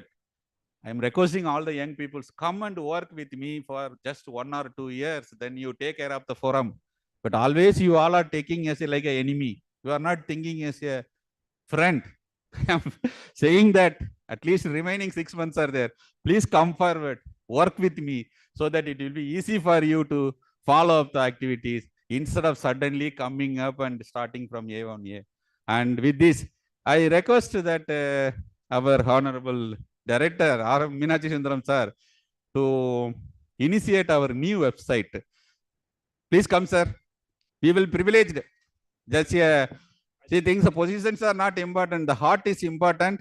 R.M. Sundaram sir was very much supported for ARS Forum. Give us very big hand to him. We have developed the very user-friendly website, ARS Forum website.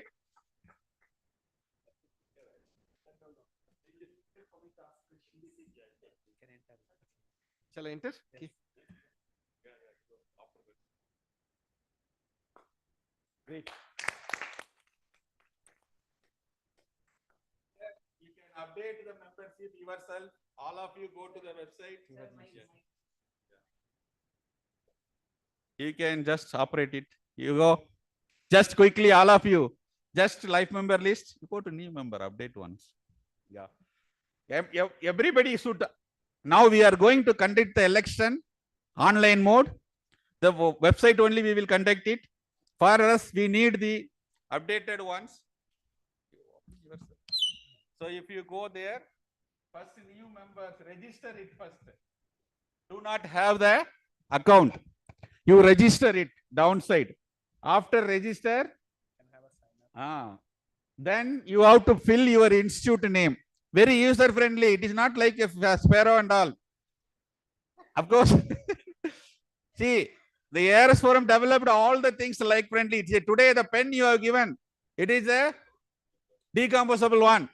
And when it is fall on the ground, the one seed will be there. It will grow as a plant. And the jute folder we have given. Everything we were started. We are not the highly qualified forum. What we are doing also highly qualified one. So we are role model for all other associations. You see that one. This website is user friendly, but we got so far only 250 or 260. So kindly all of you do it, register it, and vote in the next election only on this. No other mode. We are going to resolve it. Thank you, one and all. Now I am leaving to the secretary. Please.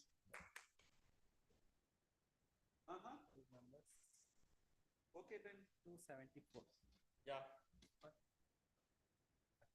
We forgot anything.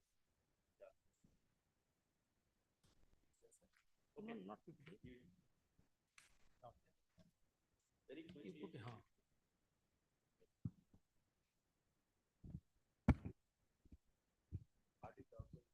Yeah. Good evening, all. Respected Chair, President ARSSF, respected Director, Dr. Sundaram sir, Dr. Muthuraman sir, my friend Dr. Ganesh Kumar, Dr. Surya Madam, respected live member online and offline. I am Dr. N.V. Kumbare, Principal Scientist, Agriculture Extension and in charge ATIC at ICAR-IIRR New Delhi and General Secretary RSSF. I welcome you all in the general body meeting of the Agriculture Research Scientist Service Forum. You all know it's our DG sir also pronounced today that ARSSF is a prestigious organization for the interest of the scientific community.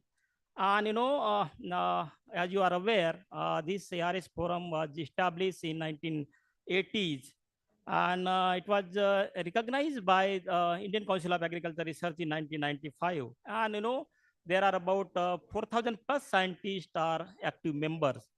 And but if you see, RSSF is not just conveying the scientist grievances to the council, but addressing the scientific issues, whether it is research, extension, education related issues as well.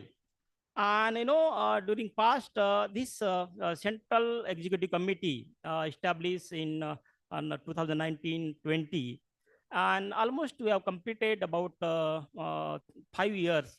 In September, October, we will be completing 5 years. And we have addressed so many important issues during this important tenure. And the few points that we have addressed were the revision of scorecard for the scientists, then a review of scientific cadre, the introduction of online transfer policy. And because of that, it was very easy for the scientific community for transfer to their interested location. And we have given our intervention for restructuring yes, ASRB, because of couple of years back there was some issues in ASRB. And we have helped given intervention in implementation of 7th pay commission and recommendation based on the UGC pay packages. And because of that, it was very easy for the ICR Council to disburse the amount. And everybody is enjoying 5-day week. That is because of the intervention of ARSSF. And we have also given the representation many times to the council for removal of the ceiling of the on CA, especially principal scientist cadre. And we have also given intervention on the CGS facility, cashless facility, and enhancement of the dignity of ARS scientists. And during COVID period 2020-21, and all the scientific community, they have generated so many funds, and they have helped to the families who have lost their life. So it was really well appreciated initiative, and because of the intervention of the RS forum. And Dr. Manivanan sir has already mentioned that we have developed the recent website, new website for the benefit of the scientific ARSSF members. During COVID, about 20 lakhs 90,245 we have generated because of the contribution from the all over India scientist contribution for the COVID assistance. And about 10 beneficiary, those who have lost their life. So 10 family members we have disbursed amount at the rate of rupees 1,60,800 rupees per family. That is for 10 families. So that amount goes to 16,08,000 rupees. And we have about 4,82,245 rupees still pending with the ARSSF account, because 3 beneficiaries they have not they have denied, they are refused to take the fund. So that now the closing balance as on 6/7/2024 is about 15,28,156, and we have FDs also. Previous FDs we have renewed that FDs, and that amount goes to 15,28,156. And audit report has already been circulated to all the members. And ARSSF is having the transparent system. Okay, all the payments are being made through online and through check process. And ARSSF is dedicated to safeguard the interest and welfare of the ARS scientists. And I think within a couple of months, the next election will be declared. So so this is all about the important. Yeah, this report should be adopted or not. I need your consent. Thank you, thank you, thank you, thank you.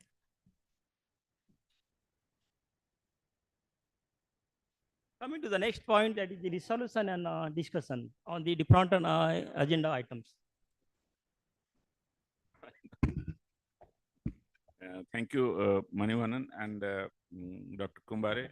So I just want to read out the agenda points. So maybe with some brief discussions, if we go ahead, that would be better. So first of all, the resolutions and discussions on the agenda points will go one by one. Implementation of PhD increments for scientists. So approved. Okay. So next is reform in procedure.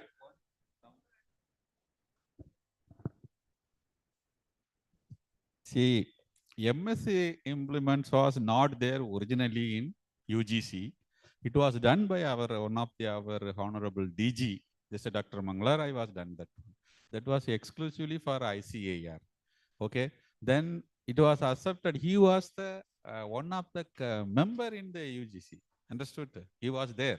Then after next UGC has come, that was not recommended MSc. They said the minimum qualification for the scientist is MSc. Why to be given that MSc?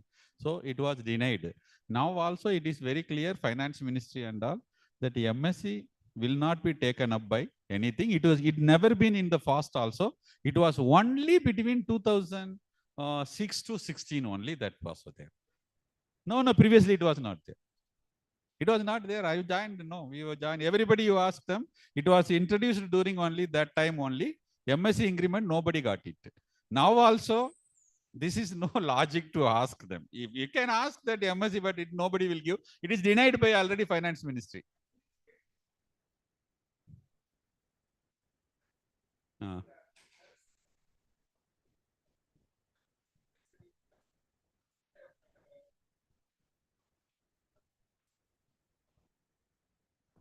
Can be kept there. Come here. It is not now, it's an important issue. We need to understand that a large proportion of students who do their BSc agriculture for 4 years or BTech agriculture or BVSc or BFSc, they also join, and along with them, those who do 3 years BSc agriculture, they also join. And many times, most of the traditional universities, not SAUs, they don't even have a thesis or a hardcore dissertation for MSc level.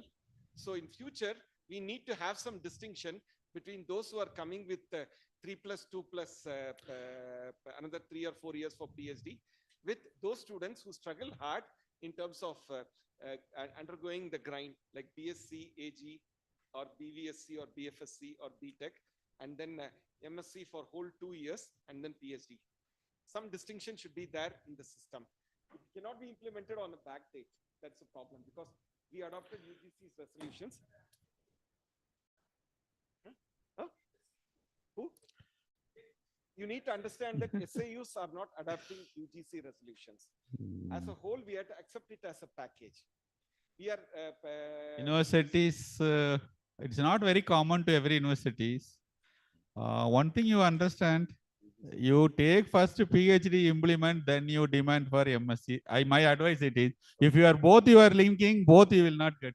Okay. You want, I will add it, no issue. No.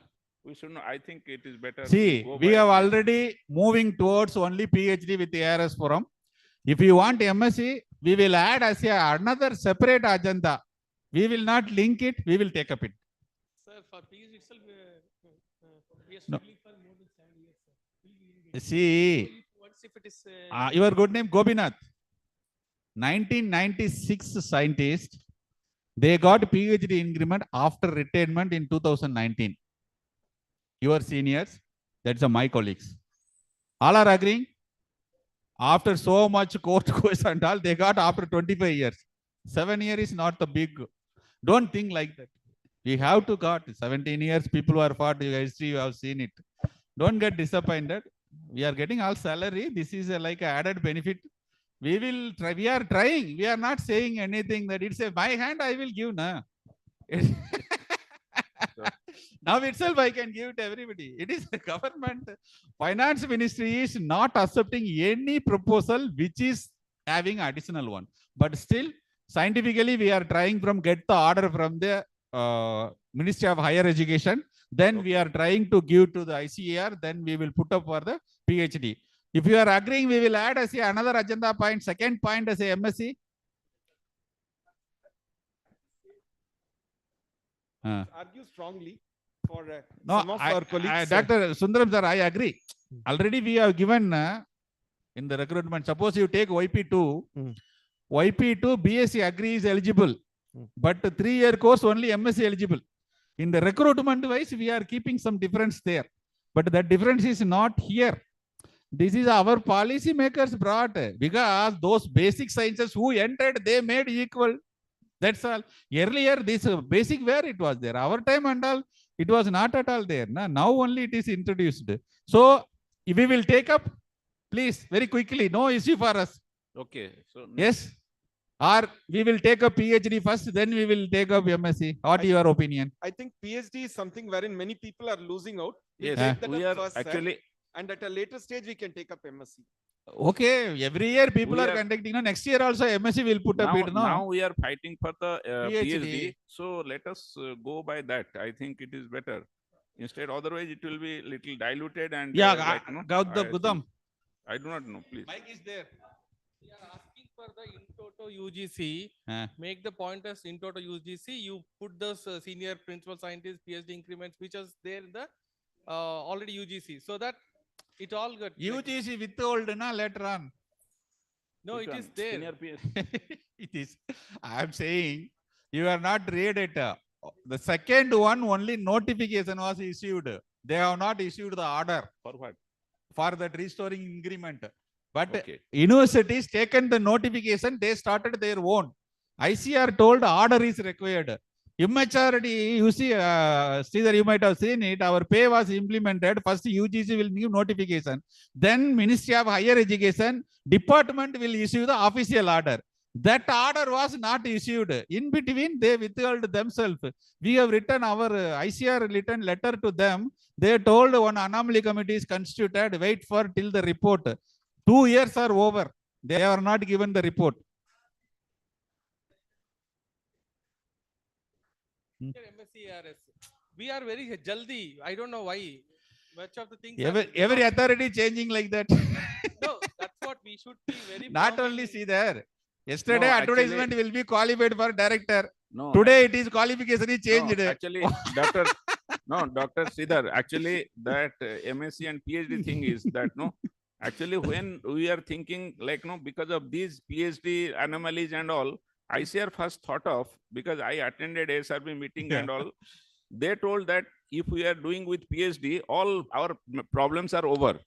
Previous DG, like we need not, we have one entry point. So, but later on they found that only leftover are, because catching them young is like when a master student is coming out and best student will go away somewhere, they will not wait for PhD and uncertainty. So now they are thinking that this was wrong or something like that. So they have come back. So that was the logic.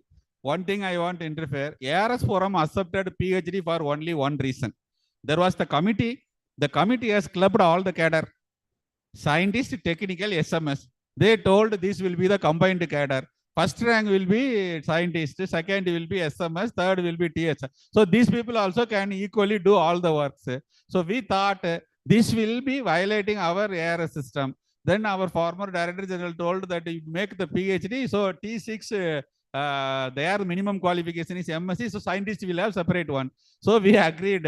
We brought PhD. We implemented. We separated the cadre also. So that time separate exam was conducted for the ARS with PhD qualification. SMS and T6 was one cadre. But what to do? Many scientists went against this proposal. Present DG they confused and everything is changed now.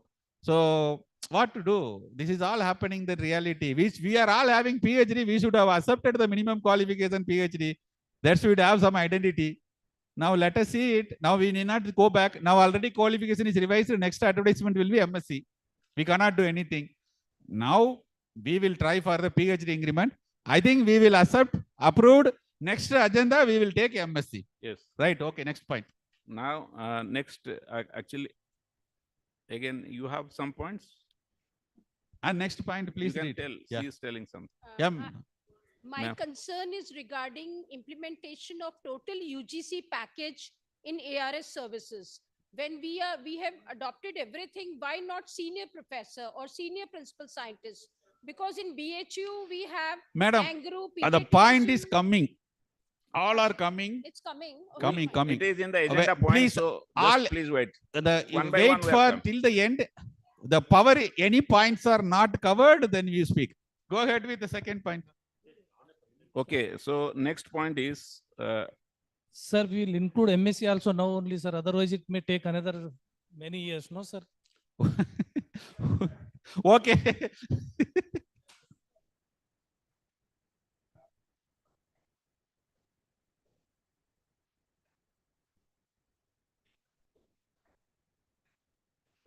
You will not get, I am telling, see, It will get 25 years diluted. experiences, have interacted with so many people.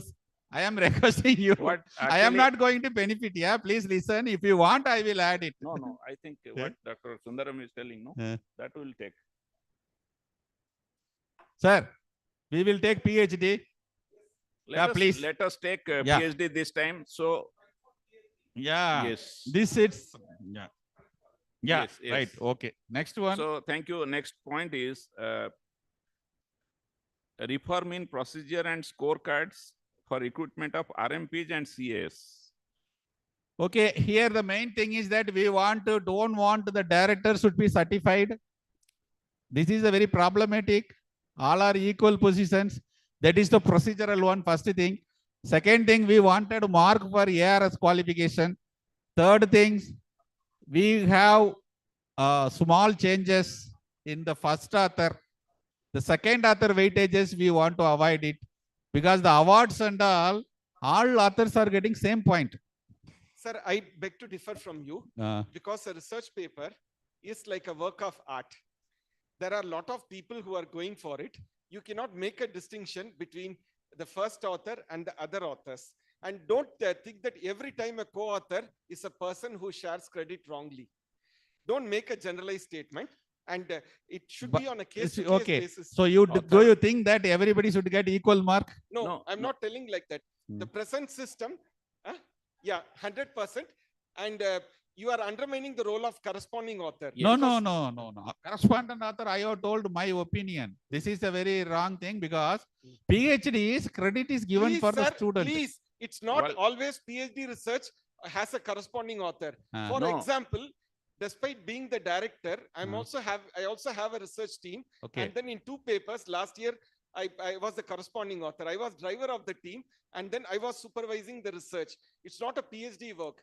And there are many other works other than PhD wherein the scientist will be serving as corresponding. No, sir. It is not like that way. What I am asking. You are generalizing it too much, sir. That is right. No, it's okay. If for us, it is my opinion we have given. No, actually, just It 1 is second. required corresponding authors, even my only implemented there. Okay. If it is to be continued, no Yes. problem for us. It should be continued, I Okay. think. Yeah. So, okay. Then what else you need to change, you tell? No, Just- regarding corresponding author, first author is okay, but corresponding author and other authors should have same level because there should not be, sir. No. No. You see, actually, worldwide it is. No, first corresponding author is sir, first author then. No. No, first author is not the team leader.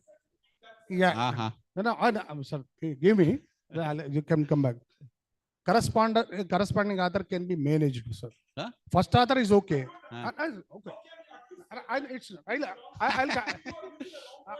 No, sir. Not all, sir. Please, sir, please. No, sir. No, sir. Listen my voice first, sir. No, sir. Listen my. No. Definitely, I'll come back, sir. I'll Yes, come back. okay. No. I'll come Srinivas. back. Okay, No, okay. apologizing, sir. Don't. Sir, Please, it is a please. statement, Yeah, sir. open statement. It's a free forum. I need not apologize. See, No, sir, everybody please, sir. has every right Sir, to speak. You are the great man. Come. It's no. No, sir. See, nothing. sir, for your Yeah. case, I agree. No, please. No, please, sir. Yeah, please you give can your- oppose me. But the only Okay. thing is, when it's a free forum, I have a right to speak. Now, Yes. how the people are, you see, you may not be managing, sir. Okay. Sir, I'll tell you. Sir. Okay, let us. Give You me. speak. No, you tell Yeah. your views. You tell that's your what my views. Yeah, Okay. use the word. That's all. No. Yeah. See. But I'll tell but you, that sir. is, sir, please Yes, sir. take your seat, sir, please. See, for Sir, some please people. come. It's not Sir, for please all, come sir. now, sir. I'm Please not come. generalizing. There is a chance. No, sir, actually, I have sir, lots. Sir, I have please. Sir, no, not one, here. I'll tell you. I'll show you 6 to 7 examples because I Sir. cannot open. I Sir. cannot open Sir, because sir. some Sir. person sits in US and Singapore Sir, or somewhere. I will tell Meenakshi, sir. The person. I will throw before you. Sir, actually, why the corresponding author we were against, I will tell you. There are the few scientists to take the thesis of outside students. Suppose he is from TNAU or they are from the Karnataka University. Few scientists are there. They take their thesis and only contribute for writing part. Understood? And they put their name as a corresponding author. Even though first author is a student, second author will be the chairman of that university. Third author will be his name on X and Y. And he will put his name as a corresponding author. He claims it. Only in that aspect we were talking, not our ICAR scientist, all India coordinator and all. Yeah. Exceptions are because Nothing of more than that, sir. Sir, because Okay. few No, no, sir. culprits, because of few culprits okay. or few Yes, sir. few exceptions, let us not discuss that. Yeah. No, sir. So Yeah. when it's a debatable point, give us some time. Because you see, once you are framing RPAP, research project proposal, you are framing in institute level who are involved. No, you tell your views. Yeah, Tell I'm your telling my views, sir. You see, this is a problem why people are sitting outside editors. They are become somewhere in outside. They are becoming correspondence authors in our many. Sir, many actually, sir. worldwide, if Yeah. you see, worldwide, This is Yeah. a research. no, worldwide, if you see, corresponding author, even if in nature, I have worked in 5 countries, and I have worked in 20, I have visited 20 countries, and wherever I have gone, they told that if you are a corresponding author, you have equal rights. Maybe. It is because few culprits, few nepotism things are there. So let us not discuss those things. Already it is granted, no? Okay, then okay. You should say second point is give equal weightage to the scientist seniority. Seniority is, I mean, in the equal scorecard. Only you are limiting 10 years or 5 years, or they are getting Okay, only few marks. is That a- has that started. We are proposing it. They are not agreeing it. Okay. We want to increase to the seniority to 5 marks. Earlier it was given 10 marks also. Now they reduced the seniority to the 3 or something like that. 3 they have given for management positions. That's why it is there. That point is well taken. Seniority marks should be increased. Sir, That's why there is- anybody is having different opinions. Number of services years or more means they should be given more importance, weightage. No. So principal scientist who has applied for 3 years, principal scientist who applied for 10 years should be treated equally. Yes or no?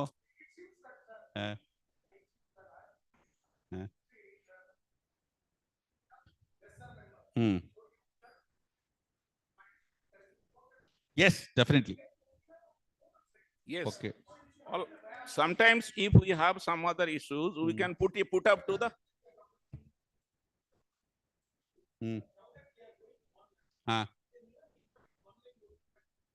So only 16 are there, I think. yes, afterwards also Okay. from forums, different forums, you can like. See, I will ask you one direct question. Director certification is required or not? Everybody is common in that? No, director certification for what? Okay. You Then- explain. Okay.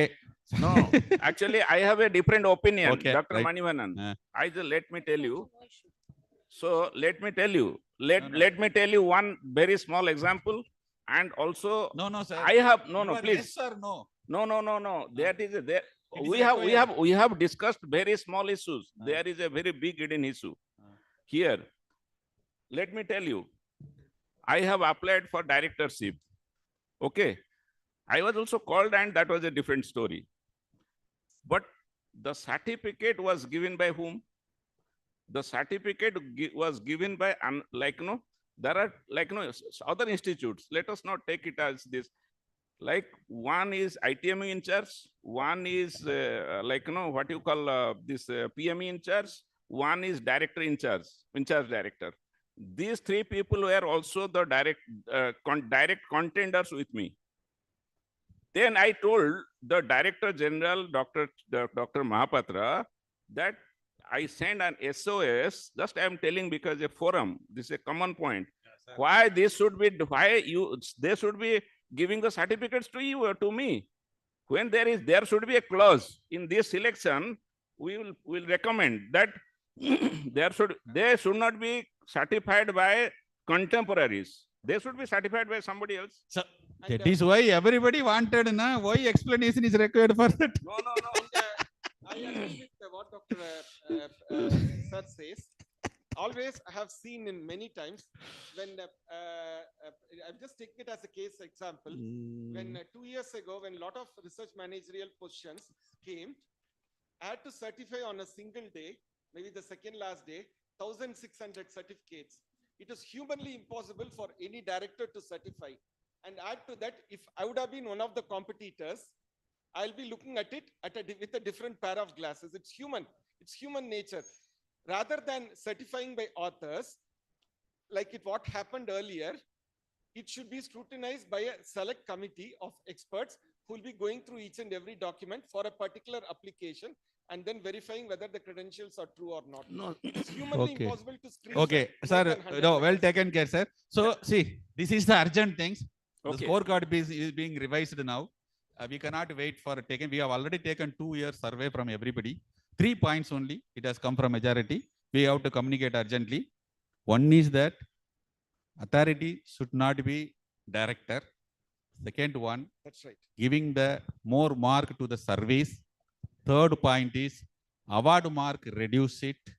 And fourth point, some the technology which is to be done at the farmer's field level, some marks to be given.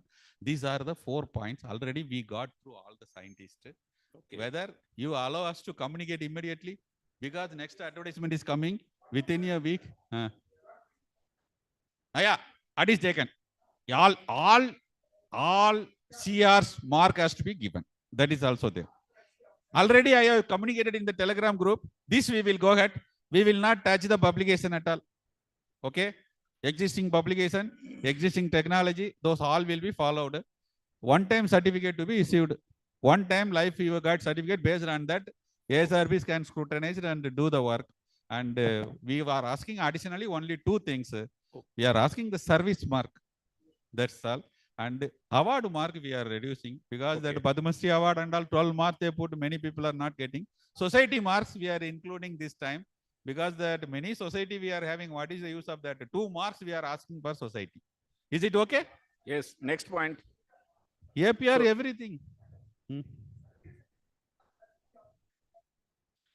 We are asking, no, sir, you listen. That second one, first scorecard they prepared. Immediately we represented. In head recruitment, they included. But this was started, approved. No, again it has to go to GB. We are asking them. Okay. Only this much only. No other things will be touched on that. Next point. Which one? Yeah.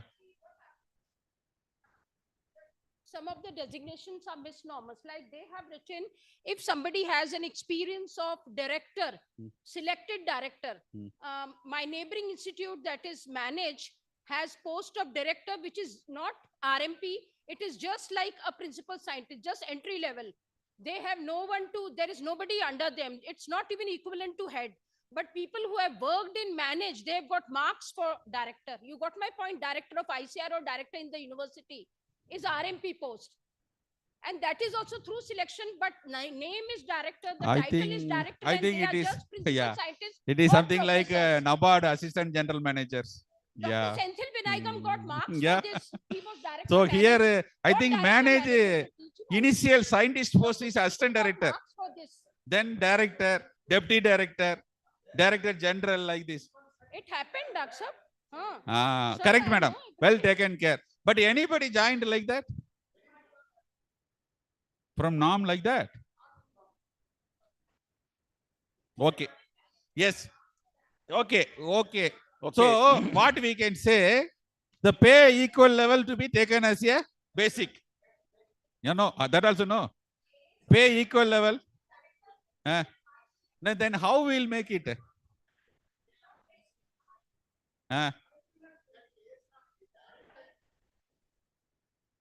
No,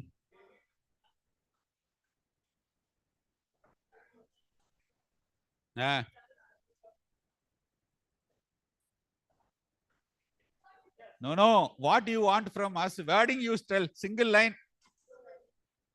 Directors, Ah. it should be restricted only to ICR system, Okay. not to other part of this thing. I agree Right. with Madam in this regard. Okay. Okay, Next point. Next point is appointment of heads of regional centers and divisions by virtue of seniority and rotation for SRB recruitment positions. Simply you say yes or no. No problem. Yes, already we discussed a lot about Yeah, this. lot is discussed. You tell yes, no, no problem. And no. this is the point which 99% people will agree. I This think. one, because a lot of money is being spent on that, government will agree definitely. And also we will have peaceful among our divisions and competition, friendship, everything will be there. Due to this recruitment, lot of enmity is only developing. We will have that. Okay, thank you very much. Yeah. Next agenda point is introducing senior principal scientist as per UGC guidelines. Yes, I Yes. think we should press for that. Okay. Okay. If at all introducing senior principal, which pay we have to claim? See, we are 14. Senior principal, what pay? 15. No, you just tell UGC what is equal pay, we will claim. 15. Pay, Huh? pay level 15. 15. It is there one? Yes. It is Okay. there. Okay, then who has to promote that? No, through SRB only. SRB. Yes. Through CS. interview. No, CAS. CS. Like, okay. See, I will tell you, if the 15 people are going, only 2 will get that one. No Remaining 13 will not get. You will not get disappointed? No, but in universities, they've given to all those who have 10 years of experience as professor or PS, whatever it is. They are giving to everybody. Yes, with 2 PhDs, they have some demarcations they have made. Okay, This much Madam should want be to talk there, then something. only you get. Give the mic to her. Madam, yes. You give.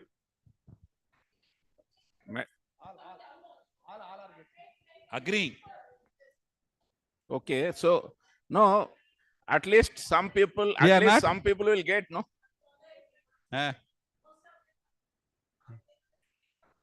But they are not following, they are giving to everybody.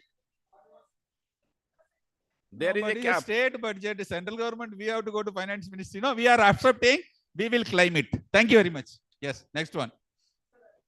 One point, sir. Okay, please. The assessment should be done at ASRB level because CAS assessment for principal scientists is done at ASRB level. Yeah. And it will create a lot of hardships for the research managers in the institute. But again, for this, they will ask direct recommendation. Okay, but let them accept that there is a senior position, no? Yes.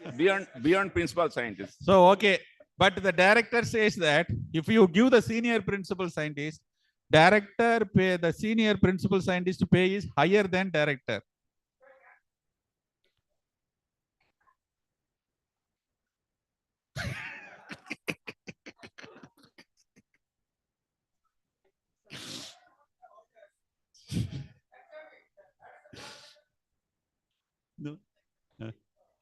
No. University, they are giving senior principal scientist. His pay will be bigger than dean, na? Bigger than dean, larger than? Yes. In university, dean directors, they are getting which pay they are getting?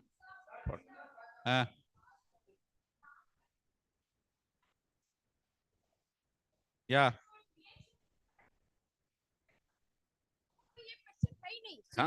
Let us not talk, let us my not point. ponder too much on that. Even director of ordinary institutes, not national institutes. Okay. Their pay scale will also increase in 10 years. Okay. They will Well also taken. become- Well We taken. don't Madam, know. it is well taken. We don't know what problem will happen. We will adapt these documents Okay. here. Thank you very much. Thank you. Next. Okay. Yeah. Next point. Transparency in scientist transfer through online transfer portal. Online transfer portal. We have to strengthen it. We have to stand on it or not required. If the age, No. if it is Dr. Mani, you can tell them what is the transparency needed in there. They don't know. See, you know, all of you, online transfer portal was there. There was no manual transfer was not there. Okay. Now last 2 years, do you know how many transfers are happening? Manually? Larger number. Then originally the seniority person who apply 10 year, he will wait for that. He will not get opportunity. This is what it is going there. If you are giving approval, we can insist them that we want online. Otherwise, we will remain silent, let it happen, whatever it is. Huh? So we will not leave worry about it. See, very, very simple question. We will ask them to go ahead only with the online majority cases, or offline also can be considered or not. Actually, okay.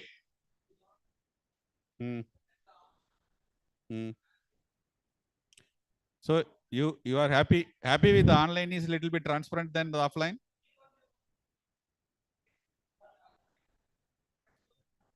Okay. It is approved. Then next one. Oh, okay. Transparency in scientist transfer through online is approved? Approved. Next is CGSS medical facility and cashless medical scheme for all scientists. It is approved only. There is not the problem. Nobody will against that. Next. Okay, approved. Abolishing lateral entry system for senior and principal scientists in ICAR. See, please, you don't get agitated. Already existing scientists are our scientists. We don't have any difference of opinion with you. This is the entire system. In the future, we wanted what system? That's why we needed.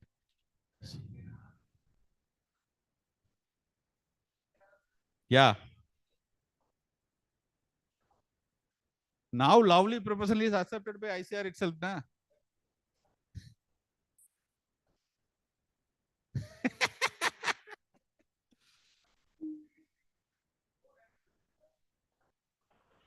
I think because we are benefiting, we should not go. This is a better. We will enter through one entry. It is always better. Seniority will be maintained. It. No, I have a view, small view, that even if it is allowed, they should come through ARS with 5 or 4. If they are so much specialized, 4 or 5 increments, let them give entrance and come.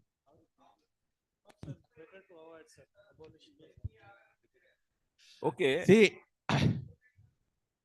no, earlier also, we don't have any problem with the assistant professors. Yes. Assistant professor, then when they are recruited, we don't at all worry about it. But today, RA, SRF, young professionals are coming. Sir, I have a simple question to everybody who bats for lateral entry. How many of us are given an opportunity to enter SAUs in lateral positions? Yes. Has any scientist from Nobody ARS know. They banned, na? Then why we should Yes. system like It this? is would be. Yes, You sir. see, whether if I go as a assistant professor, entire university association, they will fight against us. They will not allow. But yes, I think we will fight for abolition, then things will go. yes, voice voting. Yes.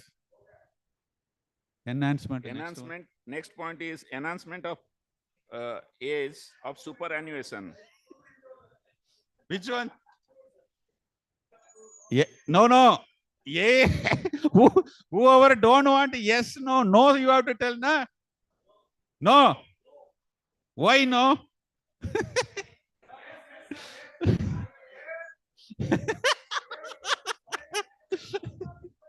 Hey, give the mic to him. Somebody. See, whoever is yes, whoever is no, you tell, na? Voting, huh?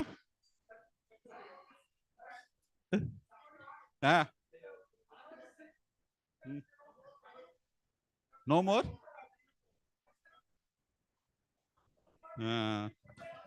Sir, They are asking for this one only, no?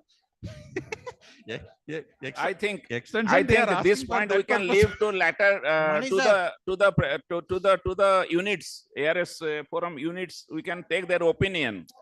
No. Okay. We will do. Sir. Please talk. Sir, actually we have increased our enrollment in PSC. No, mic you close and keep. Yeah. BSc almost tenfold increase last 2 years. And many more students goes to enter into agriculture. Now you see the fate of agriculture students. Now we are even our stage people, we want to go for up to 65. What is the employment for our people? Where they will go? So at least I humble request seniors should teach us. Okay, you live in even 60 let is him okay speak. for We will us. give mic to you. Okay, 60 is okay. You are capable. I am telling you, Yes. telling you, those who are having capable, foreign university bill is in the cabinet. No, it no, is let going him to speak, come. yeah. No, Okay, let you the can let join the young foreign university also. No, let the young man talk. So let us listen He's to a him. young no? man. Talk. Okay, give it to him. No, sir. No. No, he has a point. See, sir, you have capable, your CV is good, you are a experienced person, lot of opportunities What do you there. want? You can be Let them- emeritus let- scientist, you can be let them whatever express may their be. views. Let him for the young population. We have lot of young population in India. Please see the concern of the population structure. We don't want 65. Okay, give them. Lady side, you don't want to support, you give him. Yeah. Sir, there are positive points from both sides, and each person, like say, each side has got its own positive and negative points. So what we can decide is, just like the way we have decided for some of the things, for this thing, why can't we go for an online voting, online this thing, so that the Okay. larger group we can take. Hey, Nitesh, your role is there for so much online voting, huh? See, like Please, I can give yeah. a time, some time, say Okay. maybe some 2 weeks or 3 weeks. Allow all to register. And then Okay, you all are agreeing we have to take online voting? because this forum is too small. Who no, sir? Who is no, sir? Online voting. So will you, the sir you give last one person is there, Miss Biswas. You want? Intake means? See. Hello. Am I audible? Am I audible? See, it should not be. Sir आप आगे आ जाइए. If you recruit more, then director will tell no room, they will ask one building. So long. Biswas is So coming. long we have been talking about UGC. Ah, Now why all people have already, in case of age, ah. why they are not thinking of UGC pay package? Yeah, he is telling. This is the first point. See. Second point. Yeah. Second point. Ah. We belong to NARS. Ah.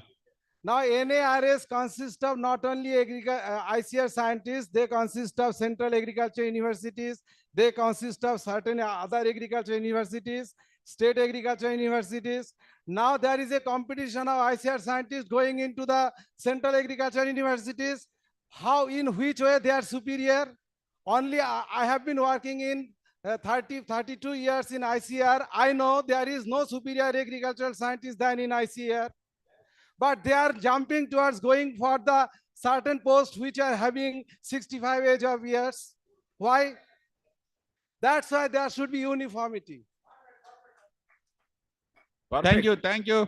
But It is not because, and you look at the world anywhere, and also in India, nowhere service by carteling service, by carteling age of service, no employment is created. No country.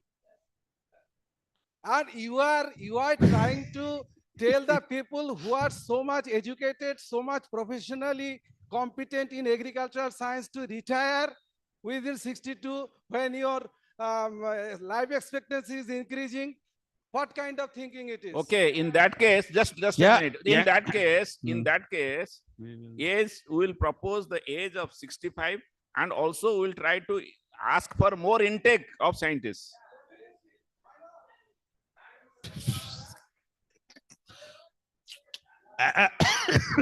See, our aim is very clear. Whether today we want to take up to 65, whether you are agreeing here or we have to give for voting, first you tell that one only. Vishwaji, we will go for voting.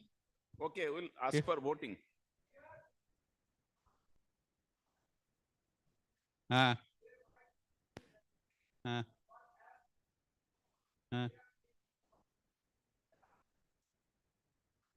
Oh, they will not vote. Sir,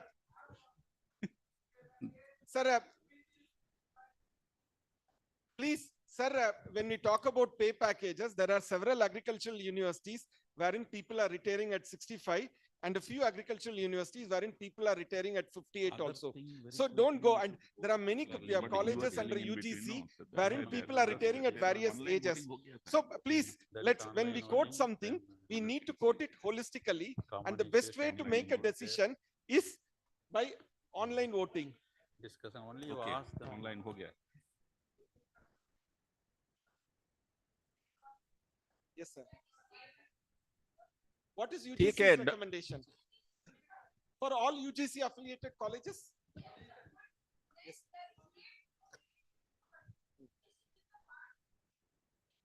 Then why UGC has not implemented across all the colleges? Madam, what UGC gives is UGC gives a guideline. It is the implementing agency, state and others. Who So pay the money? let us not deliberate more. It is online. We will go live. So we'll see how much is coming. Only, I agree with you, ma'am. But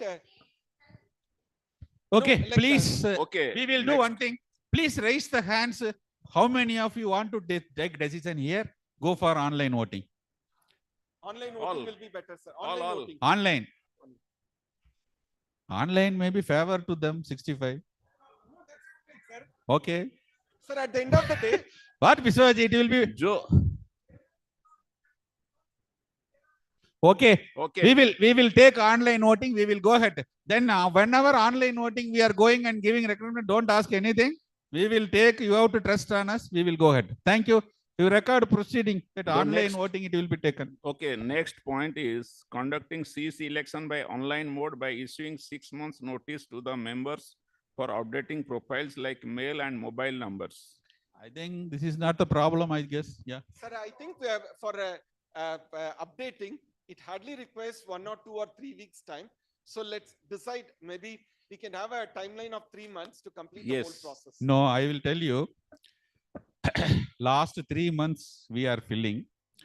We got it only, how much, Nitesh? 275. We were having 3,750 members. Understood? No problem. We will take it. If we get all the membership numbers, we will announce 3 it. months. Sir, what But once if we put the dates 3 months, only 500 are updated. Only 500 will be allowed to vote. Yes. Sir, what I suggest now, Yeah. initially advertise that within 3 months we are starting the process of holding elections, and let's assess the situation, and we'll tell that voting is only by online. There are no ballot-based voting, and let's take a call after say 2 months or 2.5 Okay. months. Okay, thank you. No problem. 3 months, okay. We No, agree. after 3 months we can take a call depending on.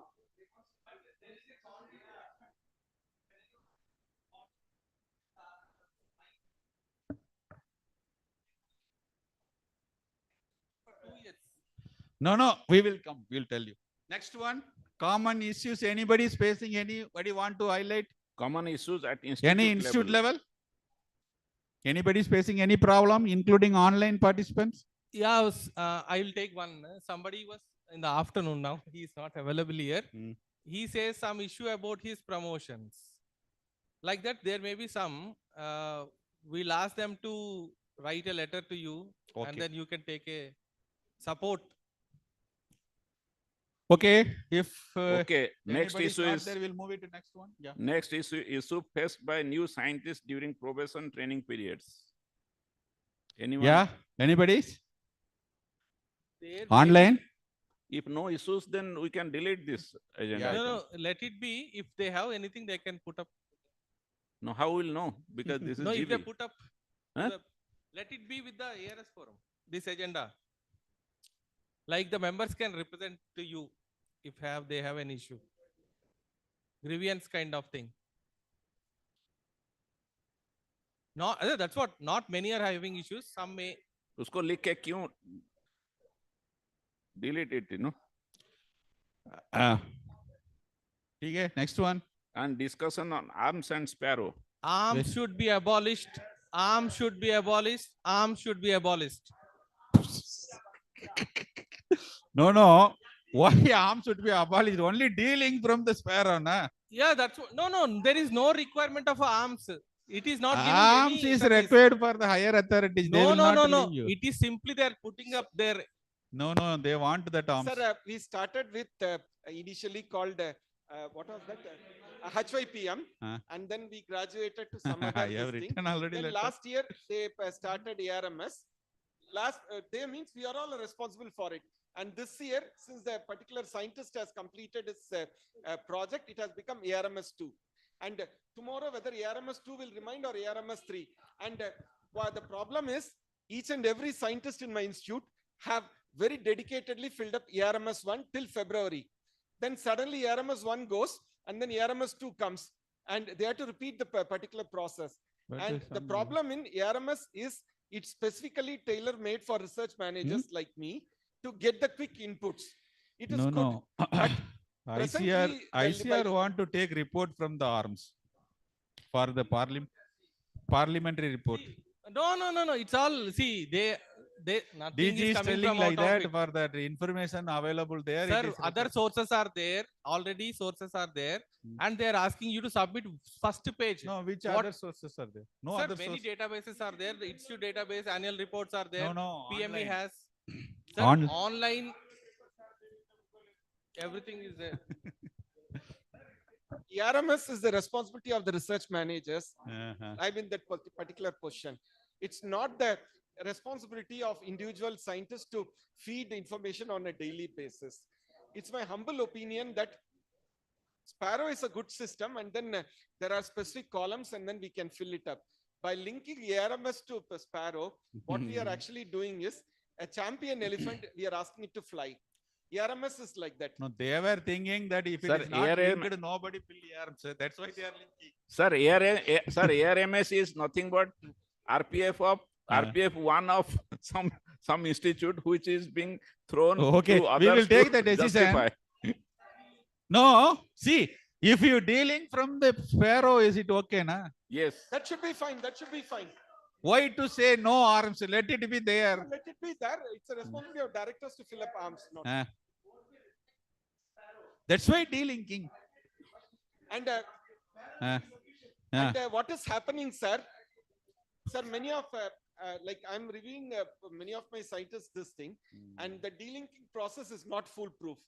There are many word overlaps, and then there is a word limit in Sparrow, while there are no limits in ARMS. No, that's why. And it is getting distorted. If you are Delinking- not linking, no, then it will be okay. Sparrow directly will fill. All IAS officers are filling directly. Yes, sir. We will also fill like that. Okay. No. Right. That's all. Yeah. Then next point, 13, quickly.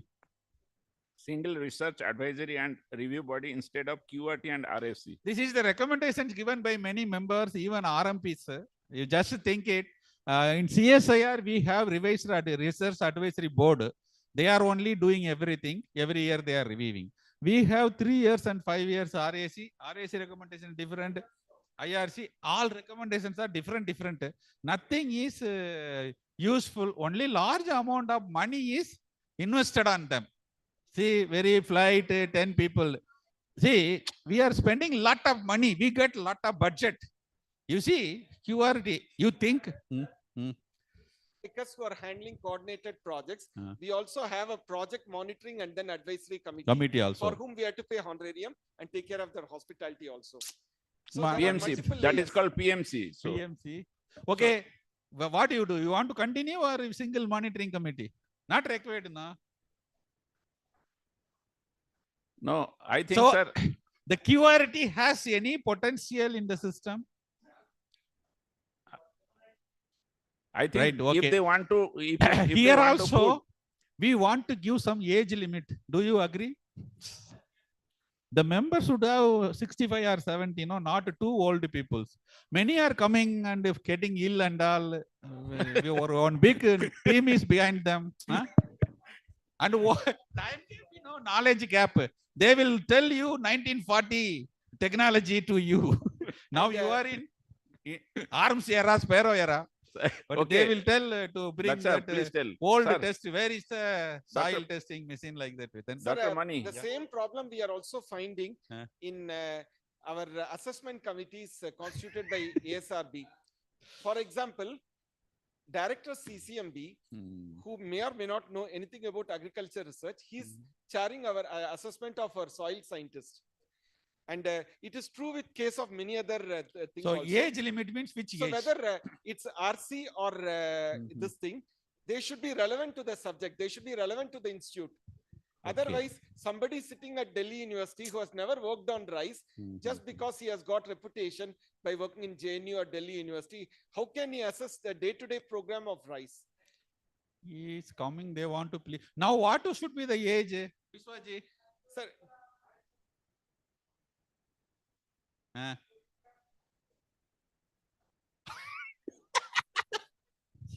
75. I have one specific point in this regard. Last time during ASRB revamping committee, no, Dr. R.S. Paroda under chairmanship. So we gave a representation for the related to the ASRB board composition. I think many things were taken. I was making a mention now. One is the list of candidates to be displayed. It is taken care. We even suggested 4 member and 1 chairman like that. Yeah. Now they have accepted 3 member and 1 chairman. These are all our ARS forum. Even we requested that management members would be there. Management, we said one We have- HRM expert should be there for And, RMP position selection. Even that is not Baroda done. committee recommended 5 years. We demanded 3 years. Our demand was But accepted. then regarding age, that time we gave a specification, we gave a ceiling that only 65. 65. But they have not agreed. But Let it us was also follow. If it is required, if everybody agrees, No, 65. but 65 accepted. Now 65 only. 65, okay. ASRB 65. No. Then in the QRT RAC also it should be 65. Only Biswas wanted 75. You want to become No, vice 75 chancellor, is really, then you will 75 become is a really very member. high. Let us ask, see, money. Why don't you, the 50, 60 years vice chancellor, we put them, na? Manivandan, upper limit can be logically. No, Dr. Mani. I'm telling. Now 60, be 62 65. years vice chancellors are there. The director, Meenaji Sundaram, is around maybe less than 50 years. You put such people, na?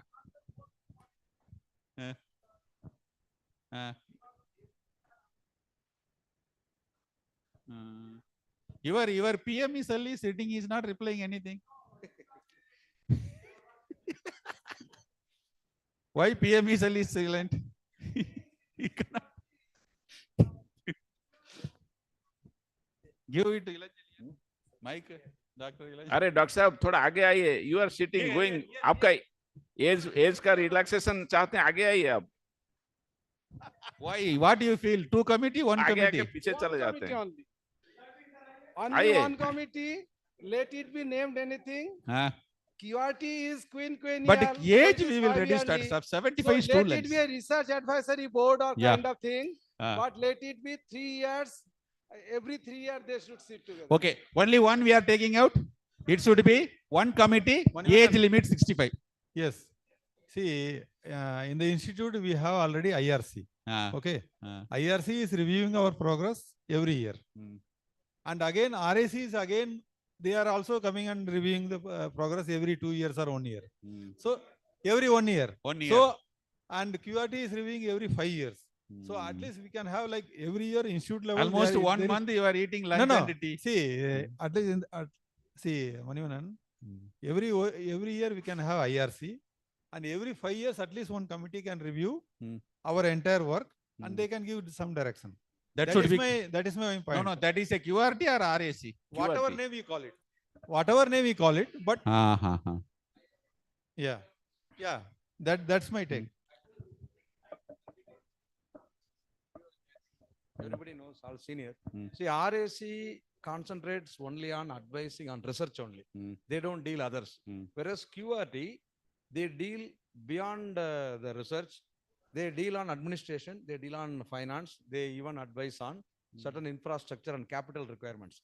If we can merge the TOR while merging the RAC or QRT in our recommendation, if you merge all activity, maybe with the 5 years tenurial basis, then it could be fine. Single committee, but not only research, because we have other issues also. We have lot many personal issues, recruitment and all service conditions, maybe finance, maybe some of the facility upgradation. RAC normally do not have that jurisdiction. So while merging, you look at the I think PME cell will can give an idea. The TOR of RAC, TOR of Already QRT, PML cell only has told no merging. 5 Allow years, to. okay, like So that. that can be. Purpose is different. Yeah. While merging, let us merge everything. And 65. Yeah. Okay. Okay. The members are from our own community, but still it is a third party evaluation. But And the RAC also QRT, third party. QRT meets all the stakeholders involved in agriculture research and development. So even they meet the farmers, then agriculture department, but everywhere. RAC? RAC, it is only the in-house suggestion, no, they give. No, actually, we have a lot of discussion. Actually, QRT's quinennial report, they give 5 years. I Yes. think in my view, it should be there because they assess so many things of the institute Yes, and the correct. sector. But RAC every year and PMC and IRC, if there is a case, they should sit, all of them should sit in the IRC. Let the director be the chairman. What is the problem? We'll have a discussion, open discussion in one meeting and one go. Yeah, Instead that of is- wasting our all time every 2 months, 3 months for all Should we tell preparation. directly remove the RAC? It is not removing, it is just merging See, with the RAC. People should be as there in Rautre the committee told, of the IRC. See, we can invite them as a member in the IRC also. Okay. That also can be. Okay, possible. then next one. Yes. As per recent directives that has been received from the council, in IRC also, we need to have a external member review the progress and this thing. And what is happening is, they'll give some recommendations, which we may take or not, because the director is the chairman, that directly, if it is in tune with RAC or QRT, that's all right. But more often than not, what's happening in IRC meetings is that now we are inviting somebody from State Agriculture University or something, and they'll suggest that this is a new line of work you initiate. All these three committees, there is no coherence between the recommendations. So just like maybe we can take some good examples from CSIR or other bodies, they don't have this 5-yearly assessment, however expertise or third-party evaluation it may be. Actually, QRT also I'm seeing in many institutes, it's our same old people from ICR who are coming for this thing. And many of them are RAC members also. I don't see a sanctity for QRT, particularly in terms of this thing. Let the RC, it can be renamed. They have to assess, they have to visit the institute each and every year. They can meet the other stakeholders also. And that will be a better one rather than having 3 separate bodies. Of course, IRC is internal. Thank you. And, Let us hear from our external expert today. Give it to Dr. Abral sir. Sir, how many committees you are having? As far as I think, there are 2 purposes, and one is a QRT where you are looking into not only research, but you're looking into various other elements as far as is also concerned. So I think let that be, how it should be constituted in the case of ICR. Such a system did not exist in CSIR at all. You only have QRT. Right. One. You are having QRT. No, CSIR does not have QRT.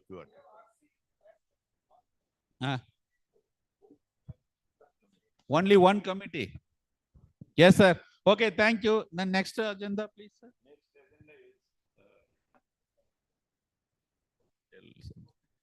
14, revisiting the structure of focus training and enhancement in facilities at NARM for focus trainers. Yeah, this was the feedback given by all the young scientists. We need to restructure the norm training. For that, you give approval that the ARS Forum President will constitute some committee. Let them give recommendation, then we will submit it. The reason behind is there are a lot of things are there. The rooms are being given, shared room, even the horse riding, stress management, how to deal the situations like IAS. I have been undergone the administrative staff college training almost 2-3 months. Excellently, they are training that how to deal the stress, how to research management. So many things we are training. Those things should be introduced for them, not like a discipline-oriented training. They already graduate and they are going to work PAT attachment training.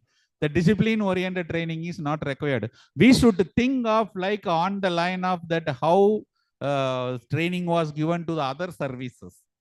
In that line, we have to include the curriculum.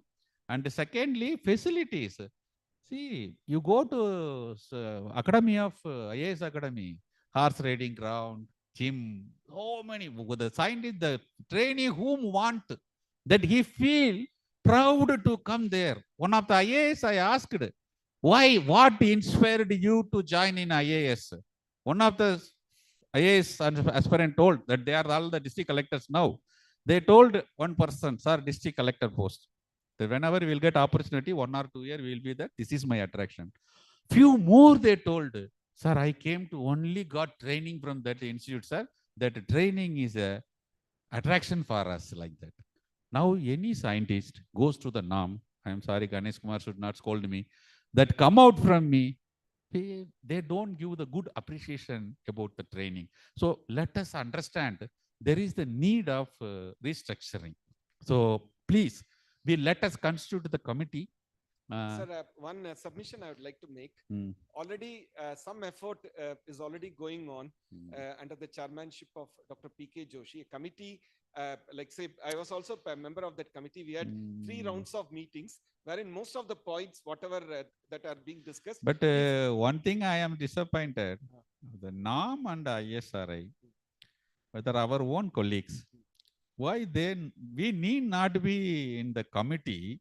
Why don't you invite us, whether we are the enemy for all of us? No, What 3 rounds of discussion is held. ARS Forum, at least window also we should have watched what you are discussing. You are not asking us to sit inside. Being our own scientist, why we have not been invited? Sir, that's not as a member I attended it. I'm just passing on the information. Many of the recommendations, what we are discussing today in terms of restructuring the course and then make it more practice oriented, all these are there. Let's not jump the gun and then form another committee and then this thing. Let's see what recommendations they give. And if that particular committee's recommendation, which will be in public database, if it requires some refinement, we can do it, sir. Okay, they will put in public. They will not go directly implementation. No, as I understand, no, I think one. No, there is a committee. Yeah, there is a committee formed. Even our sir is also a member. So in the subsequent discussion, I think it is not yet over, sir. Decision is yet to be taken. Still there. From the subsequent meeting, we request from ARS Forum side to be a part of that committee. Let us join the deliberation. If there is deviation, let us tell. They are very open. They are not very tight. P.K. Joshi, chairman, is very open. See, so far they have not thought. Even See, now we are telling them there are some. We were so unhappy that APR, when it was derived from the norm, even it was not displayed before also. Suddenly it was come force under implementation. Last APAR, of course, there was not a much wide consultation. So that we were so unhappy that time. See, being a own scientist, you are cutting our own scientist. Mostly because of our attitude. It is because of the top-down policy we have. This mistake. Okay, at least we could listen to him. Our directors are here. So thank you very much for giving you this information. Let us move. Next is. Yes, what we can do is, as a president, you can write that yes. We understand that committee is reviewing the content and then structure of focus. We would like to give feedback like that. Yeah. Okay. Like that. Yeah, next one. Can go from here. Yes. Okay. And next point is amendment of bylaws 8.2, 9.10 and relevant paras pertaining to 9.2, 9.10. Just next one you read. Yeah, this is nothing. You can discuss this. Yeah, only that zones are like a old one. Even Sikkims were missing, Telangana were missing, Jharkhand, Chhattisgarh, it was all missing. Only one more thing was there. The Delhi was in central zone, and next state was northern zone like that. Just the existing one is left side, next one is right side. Now the revised one is northern Delhi, Punjab, Haryana, Himachal, Ladakh, Kashmir.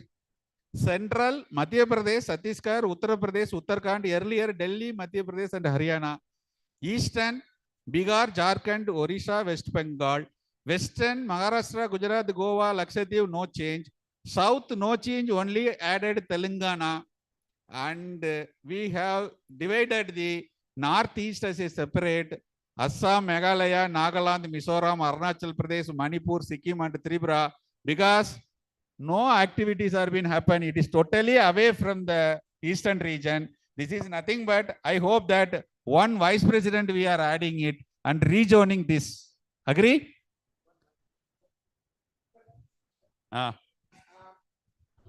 Which one?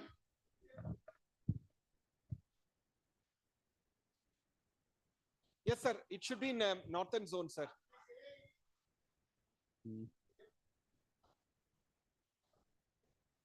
No. See, the reason behind is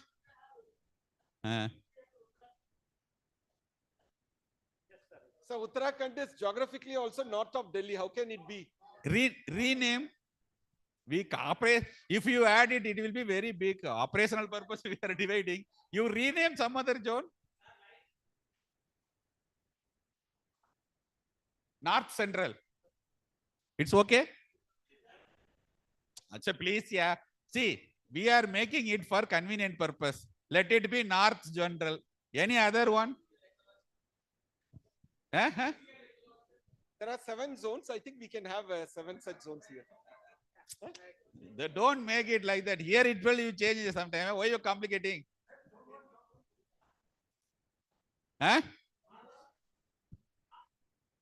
Which one? Sir, Uttarakhand, we can take it to north zone, and UP it can remain in central zone.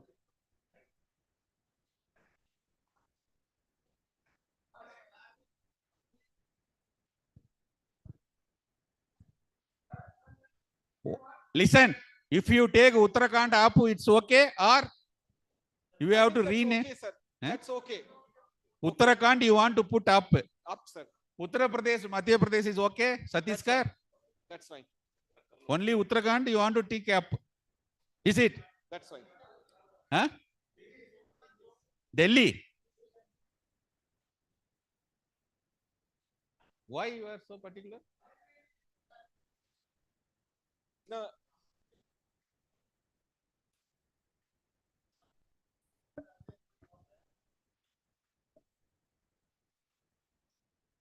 Sir, 25 years, my experience, I am telling that Haryana and Delhi, the large number of are there. Understood? So, our aim is that Madhya Pradesh, Bhopal, if you make it there, 90% of the institute will go in the one. And already one Hyderabad itself, we are unable to manage it. Our aim is to make easy operation, conducting the zonal level meetings, traveling purpose easily. Those things only we are keeping. If you put UP, the distance between Madhya Pradesh, Bhopal and Delhi, how much you tell me, please?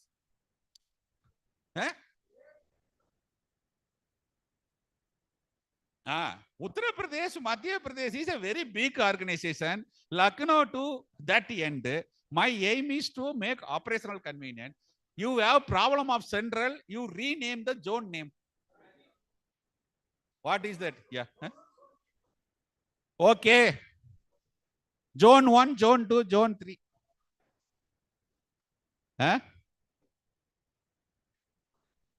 Sir, this is okay. Sir, In Lakshadweep, There is only one sub-center of CTCRI Kasargod, and that comes under southern zone. No, western. Lakshadweep should be southern zone, sir. Lakshadweep, where it is? The Kerala where it is, or Karnataka where it is. Okay, remove Lakshadweep. Actually, yeah. Next day, Lakshadweep should come after Andaman. Yes, okay, sir. done. Okay, done. That's logical because the institute is located at, it's a part of, it's substation of CTCRI, sir. No problem. Done. Next. That's it. Next. Done. Next. नहीं अभी zoning क्या हुआ final? Whether zone 1, zone 2, this fair name. No. Up it is. Okay, then thank you very much. Go ahead.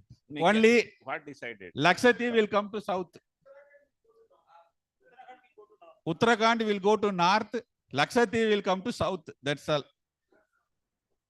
And then NEH will be one. NEH, no objection, no? Because it's a very difficult. Nobody can approach there. Even within NH also traveling is very difficult. Thank you very much. Next. Then extending the tenure of present CEC for 2 years. Already I am telling, already we are in extension period only. This is for formalities. Extension will go up to November. When you are announcing the election, it will be over. It is nothing like that way. We are asking today onwards 2 years. Already it is extended period. That extended period only we want to regularize it. No. See, now Then this it is extension is up to November 24 only. Understood? Right. Okay. Thank you. Next one. This one. Any other points you would like to say? I have one point. No, sir. Let them tell. No, I am also one of them. No. First audience. So ITC. Yeah. Okay. Bylaws 8.2. We have created that one vice president. So we have to revise the bylaw to 6 vice president. Then what we are thinking today, one joint secretary exclusively we want to manage the information technology communication to maintain the website. But joint secretary is like that.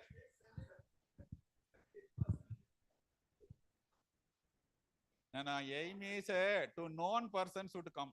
Otherwise, the person without. Okay, light. 2 joint secretaries. Okay. We have added 1 vice president for Northeast, 1 joint secretary additionally. Agreed? Okay. Accordingly, wherever the relevant paragraphs are there will be changed. Wherever the president, office bearer, only these 2 posts we are adding. The zone revision. Approved? Okay, then. Next one is any other points now open for everybody. Anything you can discuss. There. He's giving. No, both of my give one side, this side. We have been speaking about the forum, etc., but I would like to bring a point here. Please. From the rules interpretation, as and when we have the rules interpretation by administrative divisions, as and when the person changes, the rules interpretation also changes. I think we need to request ICR to sensitize the administration persons to interpret the rules across the institutions in a uniform manner. This is a common problem. For example, if you look at the first point, the raised one, the PhD increments, majority anomalies as on date what we have is because of the way they have been interpreted and they have been fixed at the pay fixation problem. And many people have got this problem, even seniors also as on date, many are having this problem. This is all because of the way the interpretation. Somebody puts the increments separately, somebody adds it to the basic, somebody gives it at some point of time, somebody doesn't give. In the same institution, if a person changes, again it gets changed. So I think we need to request the headquarters to sensitize the administration, or Let there be a software. We have having so many of software, ARMS, Sparrow, whatnot. The pay fixation, etc. Especially, there should be a uniform software that can be done at the headquarter level. So automatically it can be done. So there should not be any anomalies. This is my request. The ARS forum should request for this. Okay, so you can note down that. So I totally agree with you, sir. Now that EHRMS 2 is implemented, and each and everything when we are feeding it through EHRMS, maybe a subset of EHRMS can be customized for rules interpretation. And it's high time that the same rule should be interpreted in a uniform manner across ICR institutes. I totally agree with you, sir. But one point, sir, EHRMS also has No, on what date. I'm telling is, as an example, right, I'm telling, But, like that. But what we are doing in the EHRMS is what is there as on date. But the anomalies without rectification, if we put, it continues to happen. No, what I mean to say is, I like agree. that, a software can be developed. okay, you have.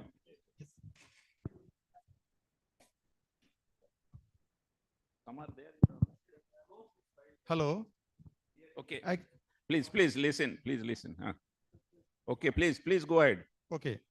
See, actually, ICR has requested, there were some increment issues for the scientists.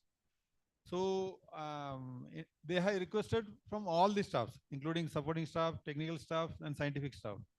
And scientists have also submitted, and technicals and supporting. They have financial implications, which has been submitted for the technical and supporting staff, they have released. But for scientific staff, still it is pending. So as from the forum, increment of no increment, like 2 increments or 3 increments due to no, like for during the recruitment, no. The case was. It is not with the increments. Basically, in the Central Pay Commission, for the direct recruitees and promotees, if there is a provision for the direct recruitee and whosoever is the promotee, they have to get the equivalent to that of direct recruitee. But what has happened in the 7th Pay Commission, when we adopted for the scientific cadre, there are 2 ways it can be fixed. So basically, they are adding it to the 1 increment and putting it. So many people, especially for the seniors, they have become principal scientists way back, and when they were fixed in the pay fixation, they were not getting the minimum of 143,000. So they were at 139, 140, 131, like that. But just because it has been said that your rules are UGC pay scales, it cannot be done. Whereas for the admin and technical, they have in total approved the Central Pay Commission. So this is where the issue has come. Recently, they asked for the financial implications and all that. It has been circulated. I think after several reminders also, not many institutions, maybe about 20 or 25, they have submitted the financial implications, but that is still to be approved by the ICR. Yes, correct. You are mentioning but the same, I suppose. Yes, exactly correct. But the same case has been approved in case of supporting and technical, and they have released the arrears also. But in case of scientists, they are yet to do the same thing. Yeah, so forum should represent. But it is, for them, it is a difference is only given to positions, recruitment. But scientists, what difference we have? No. No. You are not getting the point. See, we are UGC pay scales, Yes. right? They were telling that this has not been there. This is basically for the central government employees. Yes, and the same central government employee pay scales have been implemented for the technical as well as for the administration. But for UGC, it is not there, they were telling. But for the information, UGC also has accepted this way back. And now ICR also thought that they have seen all of them and they have asked for how much would be the Financial implication is there. That's order that UGC accepted order is there with someone. Yeah, after due consideration only. See, ICR has endorsed that. And ICR has endorsed. Here. Okay, so see, I'll tell here one more point. I'll tell one more point here. The major problem coming up is for the principal scientist. And principal scientist, whether it is in UGC or whether it is in 10,000 in the central government employees pay scales, it is same 10,000. So there is no difference. Yes. We have a difference only at the senior scientist and all that. 54, 6,000 like that. But for principal scientist, it is 10,000 basic. It is the same in the central government as well as here. So there should not be any problem. Yes. To that extent. What recommendation you So need already they from have us? taken the financial commitment, how much and all that would be from various institutions. Probably that can be hastened up. Okay, you give. Abhi, See, Okay, ICRS, so- see, what my take is, ICRS already endorsed this. They are requested for financial implications. Still, that is yet to be released. That's what my concern is. They should do it. no, let Okay. them give a representation about Yeah. that, details of that. Yeah, So- details we can send to you. Okay, so we'll see. Yeah. So next, I have one very important point. Please listen. Okay, please. Okay, madam, please.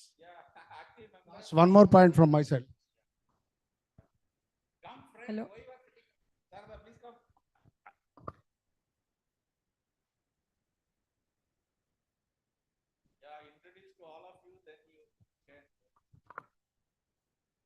Good afternoon all. Myself Sharda Chaudhary and I'm working at NRC on seed spices, Tabiji, Ajmer, Rajasthan. And sir, like I'm having one suggestion. Like a few years back, one of senior scientists from my institute died due to cardiac arrest. And it took almost 1 year to settle his pension and all other formalities. And it was very difficult for the family to pay the fee of kids, tuition fees, and other daily use expenditures. So, like I was having one suggestion, we all scientists should have one scientist welfare fund. And in that fund, we can contribute monthly based on our basic pay. So, like if any working scientist face this type of mishappening, we can help the family. Madam, and we got your point. this will also help other scientists who are not active member of the ARSSF forum in spite of having like they are ARS scientists. So they will feel some type of emotional connection to this forum also. So that Okay. was my Madam, thank you very suggestion. much. So Thank you, actually, sir. my query was related to that. Just let me tell you, and you will understand. During COVID, Dr. Manivanan also has circulated, we have circulated one ARS forum that we have to, as a one-time measure, because 16 scientists died. Some were young, some were old. And we took a lot of care and pursued every scientist that just to pay 2,000, because IS Association, all IFS, everyone was giving their, like, whoever is deceased, young people, they were supporting like anything. So we thought, okay, we'll develop that. So 2,000 we asked, and you will be surprised that out of 5,000 scientists, only I think 2,000 scientists gave 2,000 rupees, which was 20 lakhs, which we disbursed to, because we thought maybe we can give 10 lakhs, those who have expired. Because if you give 2,000, so it will be, we calculated. So that was not successful. Now, coming to your point of developing a fund like that, so I have a suggestion that if we give monthly subscription of 50 rupees only 50 rupees, we have 5,000 scientists, and every month we'll have 2 lakhs of rupees in the ARS forum. We need not, like for doing a compressed thing, we need not beg here and there. If we are fighting a legal thing, we can help. We can have, suppose helping some deceased or some medical issues, we can also help. So that kind, like 50 rupees, if we take as a in general body, we can circulate to everyone, every institute. So all scientists, whoever joining, we can contribute 50 rupees per month. So that will be a great, fund. It is nothing. So, okay, more than that, people you do not know, nobody will give. Many people. Madam, 50, you don't know the mindset of the scientists. They will not give.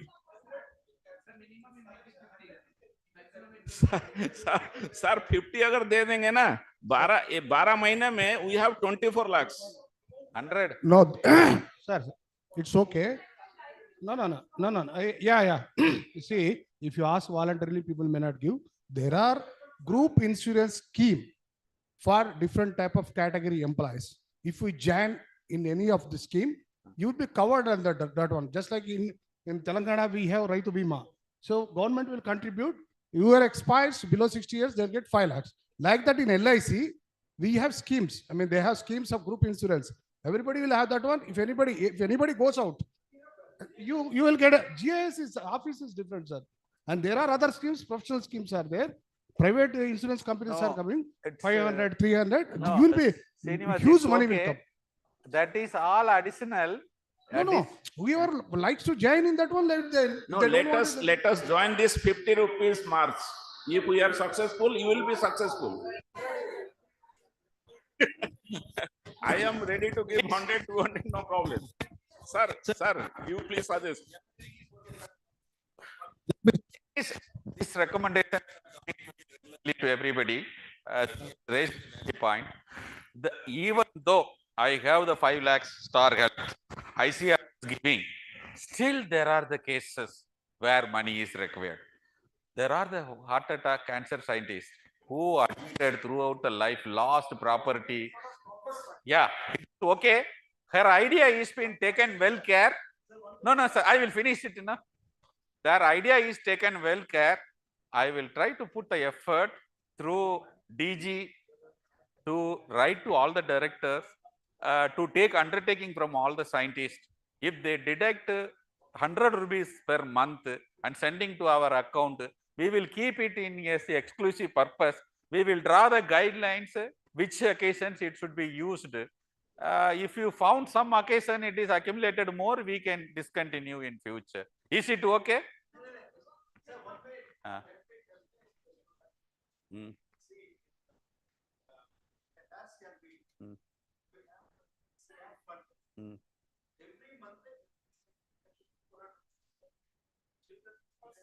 Okay.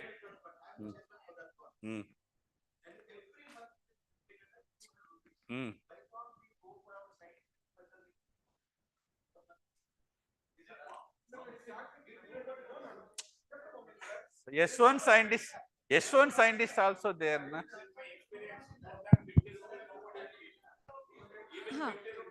So actually, Okay, now not the question of amount. Okay, let us start some procedure for deducting money from all of you. Let us start with 100. We will enhance it in future. Okay. So actually, we are having n number of policies and other forms also. Okay. But it takes some time to release the pension and the insurance, everything. We understood. We have taken it. But here, like, we should help the family within 10 days of the death. We have That understood. was my concern. No doubt. We have taken it. Only amount is a dispute. Whether 100 rupees per month or more like that. They now everybody agreed 100. But if we will include the illness and other treatments in this, that will be like. We are large number. We are large number. Almost 5,000 scientists are there.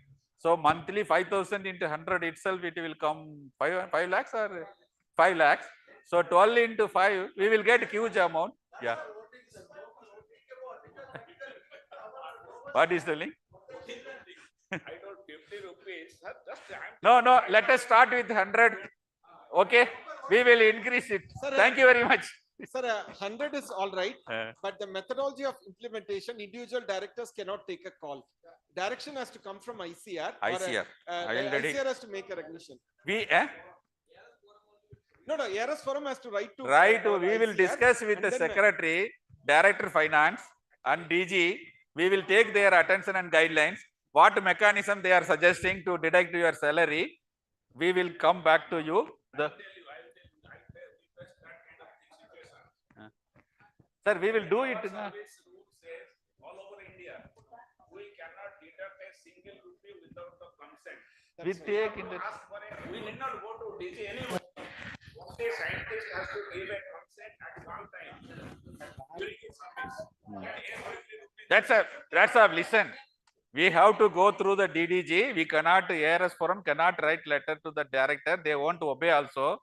So anything ARS forum, we should come through them. We will take up it. Thank you. We'll first take up through them, sir. If it doesn't click, individual directors will take a call. Okay. Now here is one more interesting part, and it's only simple proposal from the Last point. In fact, if everybody thinks about it, there should be, You I close mean, if this. there is any possibility of then minimum only I age can limit interact to the with you. director post. Otherwise, No, what no, we no, are please, doing, keep we it, are keep it losing like this. the best scientists becoming directors were unmute all at of the them. age of 45 or 46, and they will be 15 years तक वो ही director में रहता है. So you are losing the best scientists who are contributing more to the research. They are becoming research managers.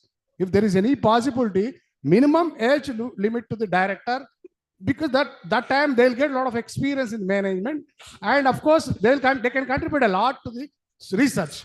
Think about it. Think about it. Yes. No. 5 years, they'll become.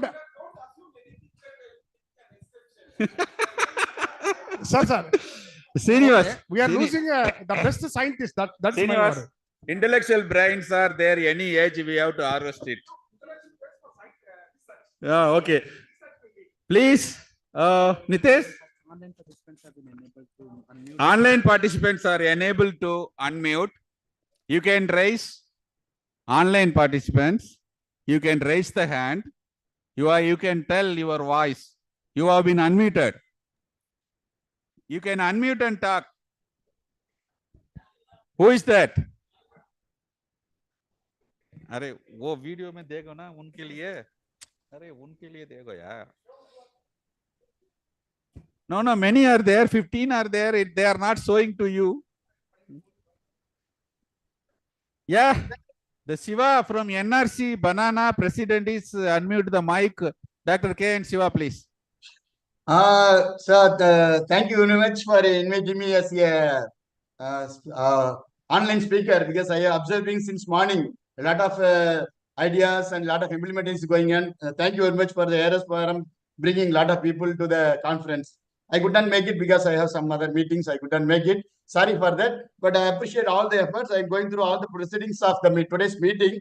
All the points which have been raised were really good, but some of things you have put forward already in the online. So which already I have suggested in the ARS forum group also.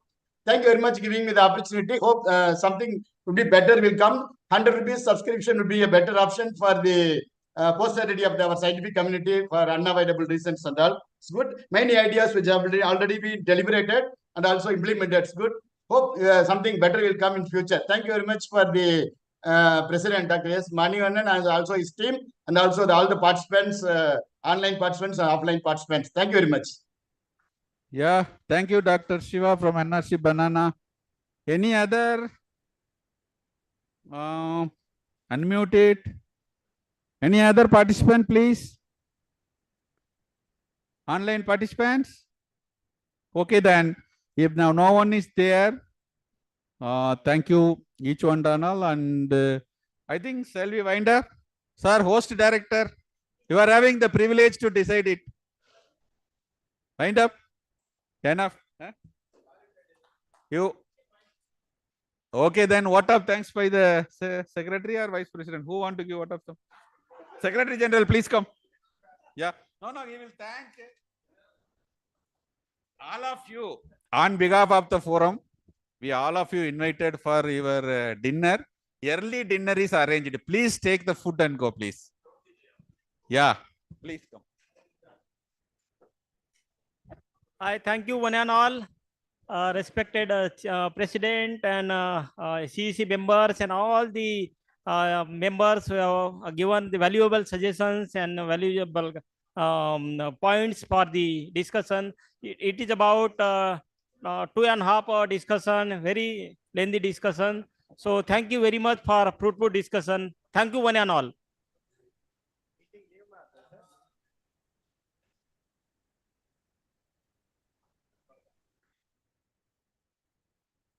Meeting leave